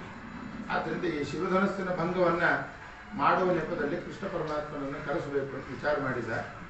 ಅಂತಿಂಥವ್ರನ್ನು ಕಳಿಸಿದರೆ ಕೃಷ್ಣ ನಂಬಿ ನನ್ನನ್ನಂಕರು ನಂಬಲ್ಲ ಅಂತ ಗ್ಯಾರಂಟಿ ಇತ್ತು ಕಂಸನಿಗೆ, ಸೋದರ ಮಾವನಲ್ಲಿ. ಆದ್ದರಿಂದ ಅವರವ್ರನ್ನ ಕಳಿಸೋದು ಬೇಡ ಅಂತ ತಿಳ್ಕೊಂಡು ಅಕ್ರೂರ ಕೃಷ್ಣನಿಗೆ ಭಾರಿ ಬೇಕಾದವನು, ಭಾರಿ ಸಾತ್ವಿಕ. ಆದ್ದರಿಂದ ಅಕ್ರೂರನ್ನು ಮುಂದೆ ಮಾಡಿ ಕಳಿಸಿದ, ಕೃಷ್ಣನ ಕರ್ಕೊಂಡು ಬಾ ಅಂತ ಹೇಳಿ. ಅಕ್ರೂರ ಬಂದ, ಕೃಷ್ಣ ಹಾಲು ಕರಿತಾ ಕೂತಿದ್ದಂತೆ. ಆ ಭಂಗಿಯನ್ನು ನೋಡಿದರೆ ಹೇಗಿತ್ತು ಅಂತಂದರೆ, ಹಾಲನ್ನು ಎಷ್ಟು ಸುಲಭವಾಗಿ ಕರೆದು ಇನ್ನೊಬ್ಬರಿಗೆ ಕೊಡ್ತಾರೋ ಆ ರೀತಿಯಾಗಿ ಯಾರೇ ಭಕ್ತರು ಹೋದರೂ ಕೂಡ ಅವರ ಮನಸ್ಸಿನ ಇಷ್ಟಾರ್ಥಗಳನ್ನು ಹಸುವಿನ ಹಾಲು ಕೊಡೋದಾಗಿ ನಾನು ಕರೆದು ಕೊಡ್ತೇನೆ ಇಷ್ಟಾರ್ಥಗಳನ್ನು ಅಂತ ಕೃಷ್ಣ ಹೇಳ್ತಾ ಇದ್ದಾಗಿತ್ತಂತೆ. ಆ ಭಂಗಿ ಅಕ್ರೂರನ್ನು ಮಾತಾಡಿಸ್ತಾನೆ ಕೃಷ್ಣ. ಶಾಸ್ತ್ರಾಧ್ಯಯನ ಏನು ನಡೆದಿದೆ ಅಂತ ಕೇಳಿದ್ದೆ. ಈ ಪ್ರಶ್ನೆ ಕೇಳೋ ಹಾಗೆ ಇಲ್ಲ ಅಕ್ರೂರ ಅಂತ ನಾನು ಕೃಷ್ಣನಿಗೆ. ಯಾಕೆ ಅಂತಂದರೆ, ಶಾಸ್ತ್ರಾಧ್ಯಯನ ಪೂರ್ಣಗೊಳ್ಳಾರ್ದೆ ನಿನ್ನ ದರ್ಶನ ಆಗ್ತದೆ ಯಾರಿಗಾದ್ರು ಅಂತ ಕೇಳಿದ್ದೆ. ನಿನ್ನ ದರ್ಶನ ಆಗಿದೆ ಅಂತ ಶಾಸ್ತ್ರಾಧ್ಯಯನ ಪೂರ್ಣ ಆಗಿದೆ ಅಂತ ಅರ್ಥ. ನಮ್ಮ ಅಪ್ಪ ಅಮ್ಮ ಹೇಗಿದ್ದಾರೆ ಅಂತ ಆಮೇಲೆ ಪ್ರಶ್ನೆ ಕೇಳಿದ. ನಾರ್ಮಲ್ ಬೇರೆ ಮಕ್ಕಳನ್ನು ಹಡೆದಿದ್ರೆ ಅವ್ರು ಆರಾಮಾಗೆ ಇರ್ತಿದ್ರು, ನಿಮ್ಮ ಅಪ್ಪ ಅಮ್ಮ ಆದ್ರಿಂದ ಇನ್ನು ಜೈಲಲ್ಲಿದ್ದಾರೆ ಅಂತ ಹೇಳಿದ ಅಕ್ರೂರ. ಕಂಸ ಇಟ್ಟಿದ್ದಾನೆ ಇನ್ನು ಜೈಲಲ್ಲಿ, ನಿನ್ನ ಅಪ್ಪ ಅಮ್ಮ ಆಗಿದ್ದರಿಂದ ಅಂತ. ಸರಿ ಮಾಡ್ತೀನಿ ಅಂತ ಕೃಷ್ಣ ಎಲ್ಲ ಹೇಳಿದ. ಏನು ಬಂದಿದ್ದು ವಿಶೇಷ ಅಂತಂದಾಗ, ನಿಮ್ಮ ಸೋದರ ಮಾವ ಏನೋ ಬಿಲ್ಲಿನ ಉತ್ಸವ ಅಂತ ಇಟ್ಕೊಂಡಿದ್ದಾನೆ, ಬರಬೇಕಂತೆ, ಅದಕ್ಕೆ ನನ್ನನ್ನು ಕಳಿಸಿದ್ದಾನೆ. ಹೋಗೋಣ ಅವಶ್ಯ. ನಾನು ಹುಟ್ಟಿದ್ದೆ ನಮ್ಮ ಮಾಮನಿಗೋಸ್ಕರ ಅಂತ ಹೇಳಿದ ಕೃಷ್ಣ. ಜಾತಃ ಕಂಸವದಾರ್ಥ ಆಯ್ತು, ನಾನು ಹುಟ್ಟಿದ್ದೆ ನಮ್ಮ ಸೋದರ ಮಾಮನಿಗೋಸ್ಕರ, ಖಂಡಿತ ಬರ್ತೇನೆ ಅವಶ್ಯವಾಗಿ. ಆದರೆ ಈಗ ಹೋಗೋದು ಬೇಡ, ನಾಳೆ ಬೆಳಿಗ್ಗೆ ಬೇಗ ಹೋಗುವ ಅಂತಂದ ಕೃಷ್ಣ. ಕೋಳಿ ಕೂಗುವ ಮುನ್ನ ಕೃಷ್ಣನಿಂದ ಪೋಪುವನು ಅಂತ ಒಂದು ಪುರಂದಾಸರ ಹಾಡು. ಕೋಳಿ ಕೂಗೋಕ್ಕಿಂತ ಮೊದಲು ಹೋಗೋಣ ಅಂತಂದ ಅಕ್ರೂರನಿಗೆ. ಯಾಕೆಂದರೆ ಬೆಳಕಾಯಿತು ಅಂತಂದರೆ ಈ ಗೋಪಿಕಾಸ್ಥಳೀಯರು ಯಾರು ನನ್ನನ್ನು ಈ ಊರಿಂದ ಹೋಗ್ಲಿಕ್ಕೆ ಬಿಡಲ್ಲ, ಆದ್ದರಿಂದ ಬೇಗ ಹೋಗೋಣ ಅಂತ ಅಕ್ರೂರ ಬೇಗ ಮಲ್ಪ ಅಂತ ಹೇಳಿದ. ಬೆಳಿಗ್ಗೆ 2:15 ಎದ್ದು ಹೊರಟರು. ಎಲ್ಲಿಗ ಗೋಪಿಕಾಸ್ಥಳೀಯರ ತಂಡವೂ ಕೂಡ ಆ ಕೃಷ್ಣನ ಮನೆ ಮುಂದೆಗಡೆ ಇತ್ತು. ಯಾಕೆ ಅಂದರೆ ಆ ಹಾಡಲ್ಲಿ ಹೇಳ್ತಾರೆ, ರಾತ್ರಿ ಯಾರ್ದೋ ಮನೆಗೆ ಗೋಪಿಕಾಸ್ಥಳಿ ಒಬ್ಬಳು ಅರ್ಶನ ಕುಂಕುಮಕ್ಕೆ ಅಂತ ಹೋಗಿದ್ದು, ಹರಟೆ ಹೊಡೆದು ಬರೋದು ಲೇಟ್ ಆಯಿತು. ಅಷ್ಟರೊಳಗೆ ಅಕ್ರೂರನ ರಥ ಕೃಷ್ಣನ ಮನೆ ಮುಂದೆಗಡೆ ನಿಂತು ನೋಡಿದ್ವಿ. ಇದು ಮಥುರಾಪಟ್ಟಣದ ರಿಜಿಸ್ಟ್ರೇಷನ್ ಗಾಡಿ ಇಲ್ಯಾಕೆ ನಿಂತಿದೆ ಅಂತ ಅನ್ಕೊಂಡೆ. ಹಾಗಾಗಿ ಯಾರೋ ಕೃಷ್ಣ ಪರಮಾತ್ಮನ ಕರ್ಕೊಂಡು ಹೋಗ್ಲಿಕ್ಕೆ ಬಂದಿದ್ದಾರೆ ಅಂತ ಖಾತ್ರಿಯಾಗಿ, ಈ ಹೆಣ್ಮಕ್ಳಿಗೆ ಸುದ್ದಿ ಗೊತ್ತಾದ್ರೆ ಇನ್ನೊಬ್ಬರು ಮುನ್ಸಿಪೇಟ್ ಮಾಡೋದು ವಿಚಾರನ ರಾತ್ರಿ ಇಡೀ ನಿದ್ದೆ ಬಿಟ್ಟು ಎಲ್ಲ ಹೆಣ್ಮಕ್ಳನ್ನು ಕರ್ಕೊಂಡು ಬಂದು ನಿಲ್ಲಿಸಿದ್ದಂತೆ. ಕಡೆ ಕೃಷ್ಣನ್ ಕೇಳಿದ್ರು ಗೋಪಿಕಾಸ್ತ್ರಿ, ಎಲ್ಲಿಗೋ ಹೊರಟಿದ್ದಿ? ನಮ್ಮ ಸೋದರ ಮಾವನ ನೋಡ್ಕೋಬೇಕು ಅಂತ ಅನಿಸ್ತದೆ, ಅದಕ್ಕೆ ಹೋಗ್ತಾ ಇದ್ದೀನಿ. ಏನು ವಿಶೇಷ ಅಂತ ಕೇಳಿದ್ರು. ಇಲ್ಲ, ಅವನೇನೋ ಒಂದು ಬಿಲ್ಲಿನ ಉತ್ಸವ ಮಾಡ್ತಾ ಇದ್ದಾನಂತೆ, ಅದಕ್ಕೆ ನನ್ನನ್ನು ಕರೆದಿದೆ, ನಾನು ಹೋಗ್ಬೇಕು. ಅವನು ಈ ಭಾರಿ ದೊಡ್ಡ ಪರಾಕ್ರಮ ನೋಡು ಬಿಲ್ಲು ಮುರಿಲಿಕ್ಕೆ ಅಂದು. ಅದಕ್ಕೆ ವಾದರಾಜರಂತಾರೆ, ಇನ್ನೊಬ್ಬ ಗೋಪಿಕಾಸ್ತ್ರಿ ಹೇಳಿದ್ದಂತೆ, ಯಾವ ಬಿಲ್ಲಿನ ಉತ್ಸವ ಅಂತ ಇಟ್ಟುಕೊಂಡಿದ್ದಾನೋ ಆ ಬಿಲ್ಲೆ ಮುರಿದು ಹೋಗ್ಲಿಕ್ಕೆ ಶಾಪ ಹಾಕಿದ್ದಂತೆ. ಅದಕ್ಕೆ ರಾಜರಂತಾರೆ, ಶಿವಧನಸ್ಸನ್ನು ದೇವರು 2 ಬಾರಿ ಮುರಿದ. ಒಂದು ರಾಮಾವತಾರದಲ್ಲೂ ಮುರಿದಿದ್ದಾನೆ, ಇನ್ನೊಂದು ಕೃಷ್ಣಾವತಾರದಲ್ಲೂ ಮುರಿದಿದ್ದಾನೆ. ಈ ಮುರಿಲಿಕ್ಕೆ ದೇವರೇನು ತನ್ನ ಶಕ್ತಿಯನ್ನು ಉಪಯೋಗಿಸ್ತಿಲ್ಲ. ಜ್ಯೋತಿಷರ ಹತ್ರ ಕೇಳಿದಾಗ ಸ್ತ್ರೀ ಶಾಪ ಅಂತ ಹೇಳ್ತಾರೆ. ಭಾರೀ ಭಯಂಕರ ಶಾಪ ಅಂತಂದ್ರೆ ಸ್ತ್ರೀ ಶಾಪ. ಅದಕ್ಕೆ ದೃಷ್ಟಾಂತ ಈ ಕೃಷ್ಣಾವತಾರದ ಈ ಕಥೆ ಅಂತ ಹೇಳ್ತಾರೆ ಅದರಾದ್ರು. ಹೆಣ್ಮಕ್ಕಳ ಶಾಪ ತಗೊಂಡ್ರೆ ಶಿವಧನಸ್ಸು ಕೂಡ ಮುರಿದು ಹೋಗ್ತದೆ. ಯಾಕೆಂದ್ರೆ ಈ ಗೋಪಿಕಾಸ್ತ್ರೀ ಆ ಬಿಲ್ಲು ಮುರಿದು ಹೋಗ್ಲಿಕ್ಕೆ ಶಾಪ ಹಾಕಿದ್ರು. ರಾಮಾವತಾರದಲ್ಲಿ ಹೆಣ್ಮಕ್ಕಳ ಆಶೀರ್ವಾದ ಮಾಡಿದ್ರಿಂದ ಆ ಬಿಲ್ಲು ಮುರಿದು ಹೋಯ್ತು. ಏನು ಅಂತಂದ್ರೆ, ಮಿಥಿಲಾಪಟ್ಟಣಕ್ಕೆ ವಿಶ್ವಾಮಿತ್ರನ ಜೊತೆಗೆ ರಾಮದೇವರು ಪ್ರವೇಶ ಮಾಡುವಾಗ ಆ ರಾಮನ ಸೌಂದರ್ಯವನ್ನು ನೋಡಿ ಒಬ್ಬ ದನಕಾಯ ಹೆಣ್ಮಗಳು ಅಂದ್ಕೊಂಡಂತೆ, ನಮ್ಮ ಮಿಥಿಲಾಪಟ್ಟಣದ ರಾಜಕುಮಾರಿಯಾದ ಸೀತಾದೇವಿಗೆ ಇಷ್ಟು ಸುಂದರನಾದ ಈ ಹುಡುಗನನ್ನು ಬಿಟ್ಟರೆ ಜಗತ್ತಲ್ಲಿ ಯಾರು ಸಿಗಲ್ಲ ದೇವರೇ. ಆದ್ರೆ ಏನು ಮಾಡೋದು, ಜನಕ ಮಹಾರಾಜ ಆ ಶಿವಧನಸ್ಸಿನ ಉತ್ಸವವನ್ನು ಇಟ್ಟಿದ್ದಾನೆ, ಹೇಗಾದರೂ ಮಾಡಿ ಈ ಮಗುವಿನ ಕೈಯಲ್ಲಿ ಆ ಧನಸ್ಸು ಮುರಿಯುವಂಥ ಶಕ್ತಿ ಆಗಲಿ, ಆ ಕೆಲಸ ಆಗಲಿ ಅಂತ ಅವಳು ಹರಕೆ ಹೊತ್ತಿದ್ದಂತೆ. ಒಂದು ಹರಕೆ ಹೊತ್ತಿದ್ದರಿಂದ ರಾಮಾವತಾರದಲ್ಲಿ ಶಿವಧನಸ್ಸು ಮುರಿತು, ಕೃಷ್ಣಾವತಾರದಲ್ಲಿ ಸ್ತ್ರೀ ಶಾಪದಿಂದ ಆ ಶಿವಧನಸ್ಸು ಮುರಿತು ಅಂತ. ಆದ್ದರಿಂದ ಹೆಣ್ಮಕ್ಳ ಹತ್ರ ಶಾಪ ತಗೊಳ್ಬಾರ್ದು, ಆದಷ್ಟು ಅವರ ಆಶೀರ್ವಾದವನ್ನು ಮಾಡಿಸ್ಕೊಳ್ಬೇಕು ಅಂತ ಅನ್ನೋದು ಅರ್ಥ ಆಗುವಂಥ ವಿಚಾರ ಅಂತ ರಾಜರು ಈ ಸಂದರ್ಭದಲ್ಲಿ ಹೇಳ್ತಕ್ಕಂಥ ವಿಚಾರ. ಆಮೇಲೆ ಅಕ್ರೂರನ್ನು ಕರ್ಕೊಂಡು ಹೋದ. ಬ್ರಾಹ್ಮಿ ಮುಹೂರ್ತದ ಕಾಲಕ್ಕೆ ಕೃಷ್ಣನನ್ನ ರಥದಲ್ಲೇ ಕುಡಿಸಿ ಅಕ್ರೂರು ಎಳೆದು ಹೊರಟ. ಎಲ್ಲಿ ಹೊರಟು ಕೇಳಿದ ಕೃಷ್ಣ. ಇಲ್ಲ, ಸಂಧ್ಯಾವಂದನೆ ಕಾಲ, ಸಂಧ್ಯಾವಂದನೆ ಮಾಡಿ ಬರ್ತೀನಿ ಅಂತ ಹೇಳಿದ್ದೆ. ಆ ಸಂಧ್ಯಾವಂದನೆ ಸೂರ್ಯಾರ್ಗೆ ಬಿಟ್ಟು ಬರ್ತೀನಿ ಅಂತಂದ. ಟೈಮ್ ಆಯ್ತು, ರೆಡಿ ಹೋಗೋಣ, ಸೂರ್ಯಾರ್ಗೆ ಬಿಟ್ಟು ಬರ್ತೀನಿ. ಯಾರೋ ಉಪನ್ಯಾಸ ಮಾಡೋರು ಹೇಳಿದ್ರಂತೆ, ಸಕಾಲಕ್ಕೆ ಸೂರ್ಯಾರ್ಗೆ ಬಿಟ್ಟರೆ ಮಹಾಪುಣ್ಯ ಅಂತ ಹೇಳಿದ್ರಂತೆ. ಉಪನ್ಯಾಸ ಕೂತವ್ರು ಕೇಳಿದ್ರಂತೆ, ನೀವು ಬರೀ ಸೂರ್ಯಾರ್ಗೆ ಬಿಟ್ಟರೆ ಅಂತ ಹೇಳ್ತಾ ಇದ್ದೀರಿ, ಇಡೀ ಸಂಧ್ಯಾವಂದನೆ ಬಿಟ್ಟರೆ ಎಷ್ಟು ಪುಣ್ಯ ಹೇಳ್ರಿ ಅಂತಂದ್ರೆ. ಬಿಡೋದಂದ್ರೆ ಬಿಟ್ಟು ಬಿಡೋದು ಅಂತ, ಕೊಡೋದು ಅಂತ ಅರ್ಥ ಅಲ್ಲ. ಹಾಗೆ ಆ ಸಕಾಲಕ್ಕೆ ಸಂಧ್ಯಾವಂದನ ಅದಕ್ಕೆ ರಾಜರಂತಾರೆ ಭಕ್ತೋ ಏವ ನಾಮ ಎಕ್ಕರಗತೆ ಕೃಷ್ಣೋಪಿ ವೇದೋದಿತಂ. ಕೃಷ್ಣ ಸಾಕ್ಷಾತ್ತಾಗಿ ತನ್ನ ಜೊತೆಗಿದ್ದರೂ ಕೂಡ ವೇದೋಕ್ತವಾದ ಕರ್ಮಗಳನ್ನು ಯಾರು ಅನುಷ್ಠಾನ ಮಾಡ್ತಾನೋ ಅವನು ನಿಜವಾದ ಭಕ್ತ ಅಂತ ಹೇಳ್ತಾ ಇದ್ದಾರೆ. ಅವತ್ತು ಕೃಷ್ಣ ನೀನು ಏನು ಸಂಧ್ಯಾವಂದನೆ ಮಾಡಿ ಯಾರನ್ನು ಉಪಾಸನೆ ಮಾಡ್ತಾ ಇದ್ದೀಯೋ ಅದೇ ನಾರಾಯಣನ ನಾನು ಅಂತ ತೋರಿಸ್ಕೊಡ್ತಾನೆ. ಯಾಕೆಂದರೆ ಅಕ್ರೂರ ಶೇಷದೇವರ ಉಪಾಸಕ, ಶೇಷದೇವರನ್ನು ಉಪಾಸನೆ ಮಾಡ್ತಾ ಇದ್ದ. ಪ್ರತಿನಿತ್ಯ ಅವನು ಯಮುನಾ ನದಿಯಲ್ಲಿ ಮುಳುಗಿದ್ರೆ ಶೇಷದೇವರ ದರ್ಶನ ಆಗ್ತಾ ಇದ್ದಿಲ್ಲ ಅಕ್ರೂರನಿಗೆ. ಅವತ್ತಿನ ದಿನ ಮಾತ್ರ ಶೇಷದೇವರನ್ನು ಕಂಡ, ಇನ್ನೊಂದು ಹಾಕಿದ, ಕೃಷ್ಣ ಕಂಡ.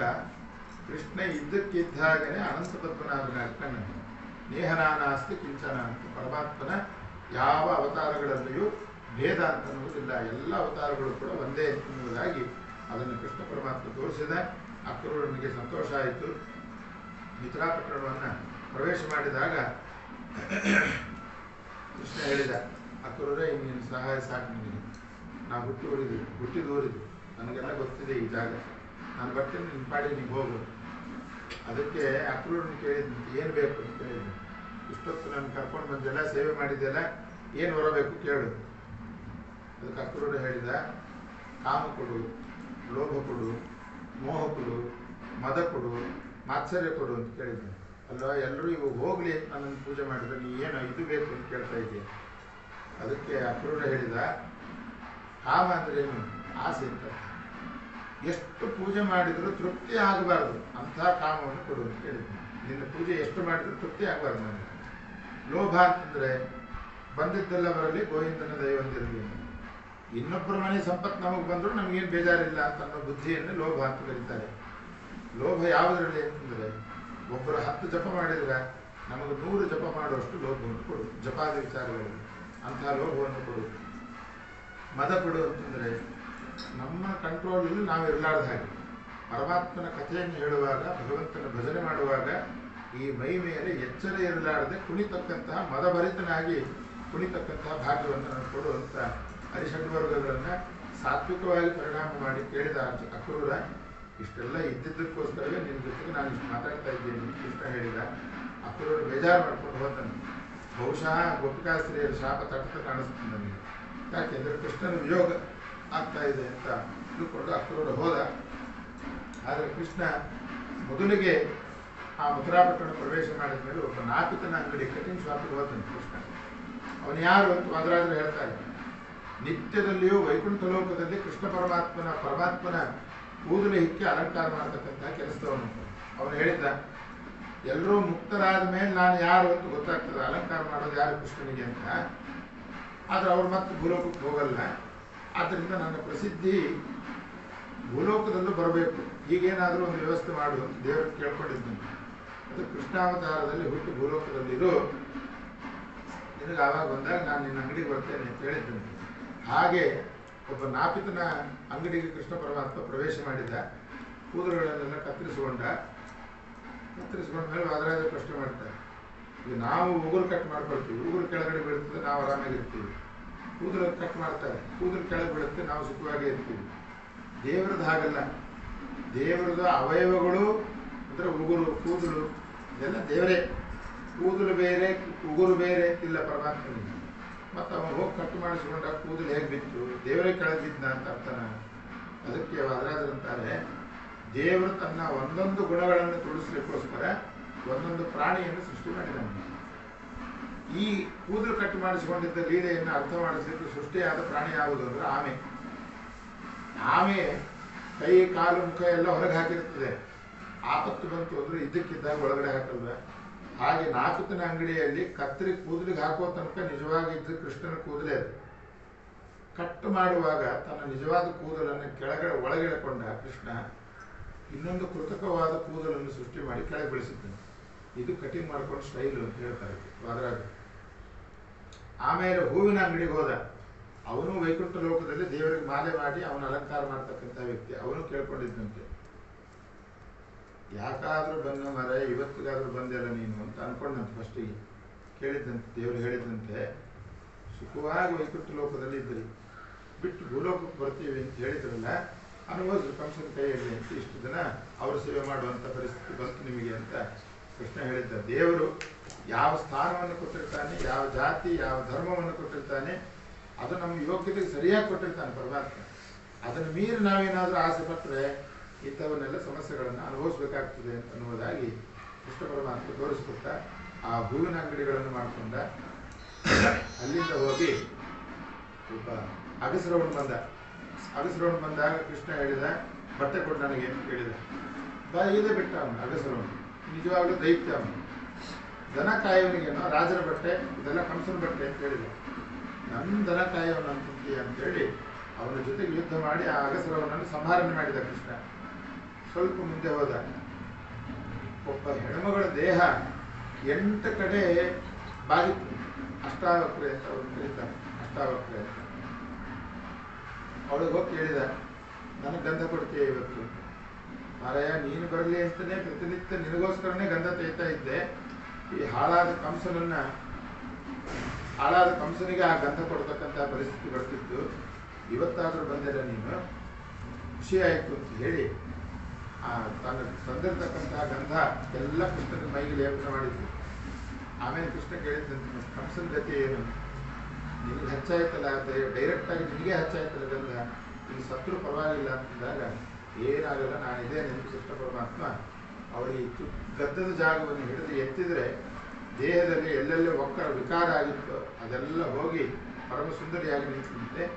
ವಾಪಸ್ ಬಂದು ನಾನು ಮದುವೆ ಮಾಡ್ಕೊಳ್ತೇನೆ ಅಂತ ಹೇಳುವಂತ ಕೃಷ್ಣ ಅಷ್ಟಾವಕ್ರೆಯನ್ನು.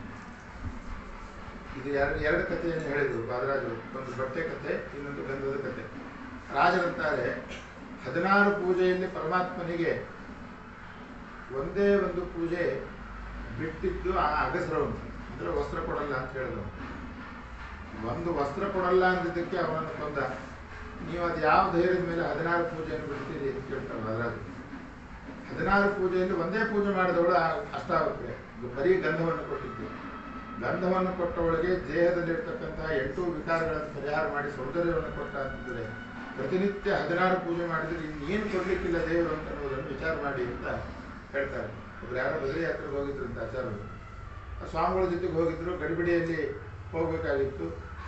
ಏನೋ ಕಷ್ಟಪಟ್ಟುಕೊಂಡು ಒಂದು ಅಲಂಕಾರ ಪೂಜೆ ತನಕ ಮಾಡೋರಂತೆ. ಧೂಪ ದೀಪ ಸ್ವಾಮಿಗಳಿಗೆ ಸಿಗೋದು ಕಷ್ಟ ಇರ್ತದೆ ಯಾತ್ರೆಯಲ್ಲಿ, ಇವ್ರಿಗೆ ಯಾರು ಕೊಡ್ಬೇಕು? ಅದಕ್ಕೆ ಸಂಸ್ಕೃತನು ಬರ್ತಿತ್ತು, ಒಂದು ಶ್ಲೋಕ ಮಾಡಿದ್ರಂತೆ. ಧೂಪ ದೀಪ ದ್ವಯಂ ನಾಸ್ತಿ ಪ್ರಸೀದ ಪುರುಷೋತ್ತಮ. ಧೂಪ ಕೊಡ್ಲಿಕ್ಕೆ ಆಗ್ತಾ ಇಲ್ಲ, ದೀಪ ಕೊಡ್ಲಿಕ್ಕೆ ಆಗ್ತಾ ಇಲ್ಲ, ಹಾಗಿದ್ರು ಪ್ರಸೀದ ಆಗಿ ನನ್ನ ಮೇಲೆ ಪ್ರಸನ್ನ ಆಗು ಅಂತ ಕೇಳ್ಕೊಂಡ್ರೆ ಆಯ್ತು ಅಂತ. ಯಾತ್ರೆ ಅಂತ ದೇವರು ಸುಮ್ಮನೆ ಇದ್ದ ಪಾಪ. ಯಾತ್ರೆ ಮುಗಿಸ್ಕೊಂಡು ಬರುವಾಗ ಇದೇ ಅಭ್ಯಾಸ ಆಗೋಗ್ಬಿಟ್ಟಿತ್ತು. ಮನೆಯಲ್ಲಿ ಅಲಂಕಾರ ಪೂಜೆ ಆದ್ಮೇಲೆ ಧೂಪ ದೀಪ ದ್ವಯಂ ನಾಸ್ತಿ ಅಂತ ಅನ್ನುವಾಗ ಒಂದಿನ ದೇವರು ಬೇಜಾರಾಗಿ ಪ್ರತ್ಯಕ್ಷ ಆದಂತೆ. ಇವರು ಲೀಸ್ಟ್ ಶುರು ಆಯಿತು. ದೇವರು ಹೇಳಿದ, ನನಗೆ ಬೇಕಾದಂಥ ಪೂಜೆ ನೀ ಮಾಡಿಲ್ಲ, ಆದ್ದರಿಂದ ನಿನಗೆ ಬೇಕಾದವರ ನಾ ಕೊಡಲ್ಲ, ನಾ ಕೊಟ್ಟಿದ್ದೀನಿ ಇಸ್ಕೋಬೇಕು, ಕೊಡು, ಏನು ಕೊಡ್ತೀಯೋ ಕೊಡು ಅಂತಂದರು. ಅನ್ನ ವಸ್ತ್ರ ದ್ವಯಂ ನಾಸ್ತಿ ಚಿರಂಜೀವಿ ಸುಖಿ ಭವನ್ ಅಂತಿದ್ದಾರೆ. ಅನ್ನ ಕೊಡಲ್ಲ, ವಸ್ತ್ರ ಕೊಡಲ್ಲ, ಚಿರಂಜೀವಿಯಾಗಿ ಸುಖಿಯಾಗಿ ಬಾಳು ಅಂತ ಹೇಳಿದ್ದಾರೆ. ದೇವರು ಒಂದೊಂದು ಪೂಜೆಗೂ ಏನೇನು ಮಹಾತ್ಮೆ ಅಂತ ಅನ್ನುವುದನ್ನು ಹೇಳ್ತಕ್ಕಂಥ ವಿಚಾರ ರಾಜರದ್ದು. ಆಮೇಲೆ ಕಂಸನ ಹತ್ರ ಒಳಗಡೆ ಹೋದ. ಅಂಬಷ್ಟ, ಕುವಲಯಾಪೀಡ, ಮುಷ್ಟಿಕ, ಚಾಣೂರ ಎಲ್ಲ ದೈತ್ಯರನ್ನ ಆನೆಗಳನ್ನು ಇಟ್ಟಿದ್ದ ಪರಮಾತ್ಮ ಕೃಷ್ಣ. ಕಂಸ ಯುದ್ಧಕ್ಕೆ ಹೋಗಿ ಯುದ್ಧದ ರಣಾಂಗಣದಲ್ಲಿ ಯುದ್ಧ ಬೇಡ, ನನಗೆ ಇದ್ಯಾಕೋ ಹೆದರಿಕೆ ಆಗ್ತದೆ ಅಂತ ಅಂದು ಯುದ್ಧ ಬೇಡ ಅಂತಂದವನು ಅರ್ಜುನ. ಅವನಿಗೆ ಭಗವದ್ಗೀತೆಯನ್ನು ಉಪದೇಶ ಮಾಡಿ ಯುದ್ಧಕ್ಕೆ ತಯಾರು ಮಾಡಿದ. ಆದರೆ ಇನ್ನೊಬ್ಬ ಕ್ಷತ್ರಿಯರ ಜಾತಿಯಲ್ಲಿ ಹುಟ್ಟಿರ್ತಕ್ಕಂಥ ದೈತ್ಯ ಇದ್ದ. ಅವನು ಕೃಷ್ಣ ಪರಮಾತ್ಮ ಬಂದರೆ ಹೇಗೆ ಯುದ್ಧ ಮಾಡಬೇಕು ಅಂತ ತಿಂಗಳಾನುಗಟ್ಟಲೆ ಮೊದಲಿಗೆ ಪ್ರಿಪರೇಷನ್ ಮಾಡ್ಕೊಂಡು ಕೂತಿದ್ದ. ಅವನು ಯಾರು ಅಂದ್ರೆ ಕಂಸ. ಅಂಬಷ್ಟ, ಕುವಲಯಾಪೀಡ ಎಷ್ಟು ದೈತ್ಯರನ್ನು ಕಳಿಸಿದ. ಆದರೆ ಕೃಷ್ಣ ಕಂಸನನ್ನು ಹೇಗೆ ಸಂಹಾರ ಮಾಡಿದ ಅಂತ ಹೇಳಿ ಸತ್ಯಧರ್ಮ ತೀರ್ಥರು ಮಹಾಭಾರತ ತಾತ್ಪರ್ಯ ನಿರ್ಣಯದಲ್ಲಿ ವ್ಯಾಖ್ಯಾನದಲ್ಲಿ ಹೇಳುವಾಗ ಹರಿವಂಶದ ಒಂದು ಶ್ಲೋಕವನ್ನು ಉಲ್ಲೇಖ ಕೊಡ್ತಾರೆ. ಇಷ್ಟು ಯುದ್ಧಕ್ಕೆ ತಯಾರಾಗಿ ಕೂತಿದ್ರು ಕೃಷ್ಣ ಪರಮಾತ್ಮ ಕಂಸನ ಜೊತೆಗೆ ಯುದ್ಧ ಮಾಡಲಿಲ್ಲ. ಯಾಕೆಂದ್ರೆ ಧರ್ಮಶಾಸ್ತ್ರದಲ್ಲಿ ದೇವರು ಮಾಡಿದ ನಿಯಮ ಏನು ಅಂತಂದ್ರೆ, ಯಾವ ವ್ಯಕ್ತಿ ರಾಜನ ಸ್ಥಾನದಲ್ಲಿ ಕೂಡ್ತಾನೆ ಅವನು ಯುದ್ಧ ಮಾಡುವಾಗ ಒಂದು ಡ್ರಾಪ್ ರಕ್ತ ಕೆಳಗಡೆ ಏನಾದರೂ ಭೂಮಿಗೆ ಬಿದ್ದರೆ ಅವನಿಗೆ ಸ್ವರ್ಗ ಆಗಬೇಕು ಅಂತ ನಿಯಮ ಶಾಸ್ತ್ರ.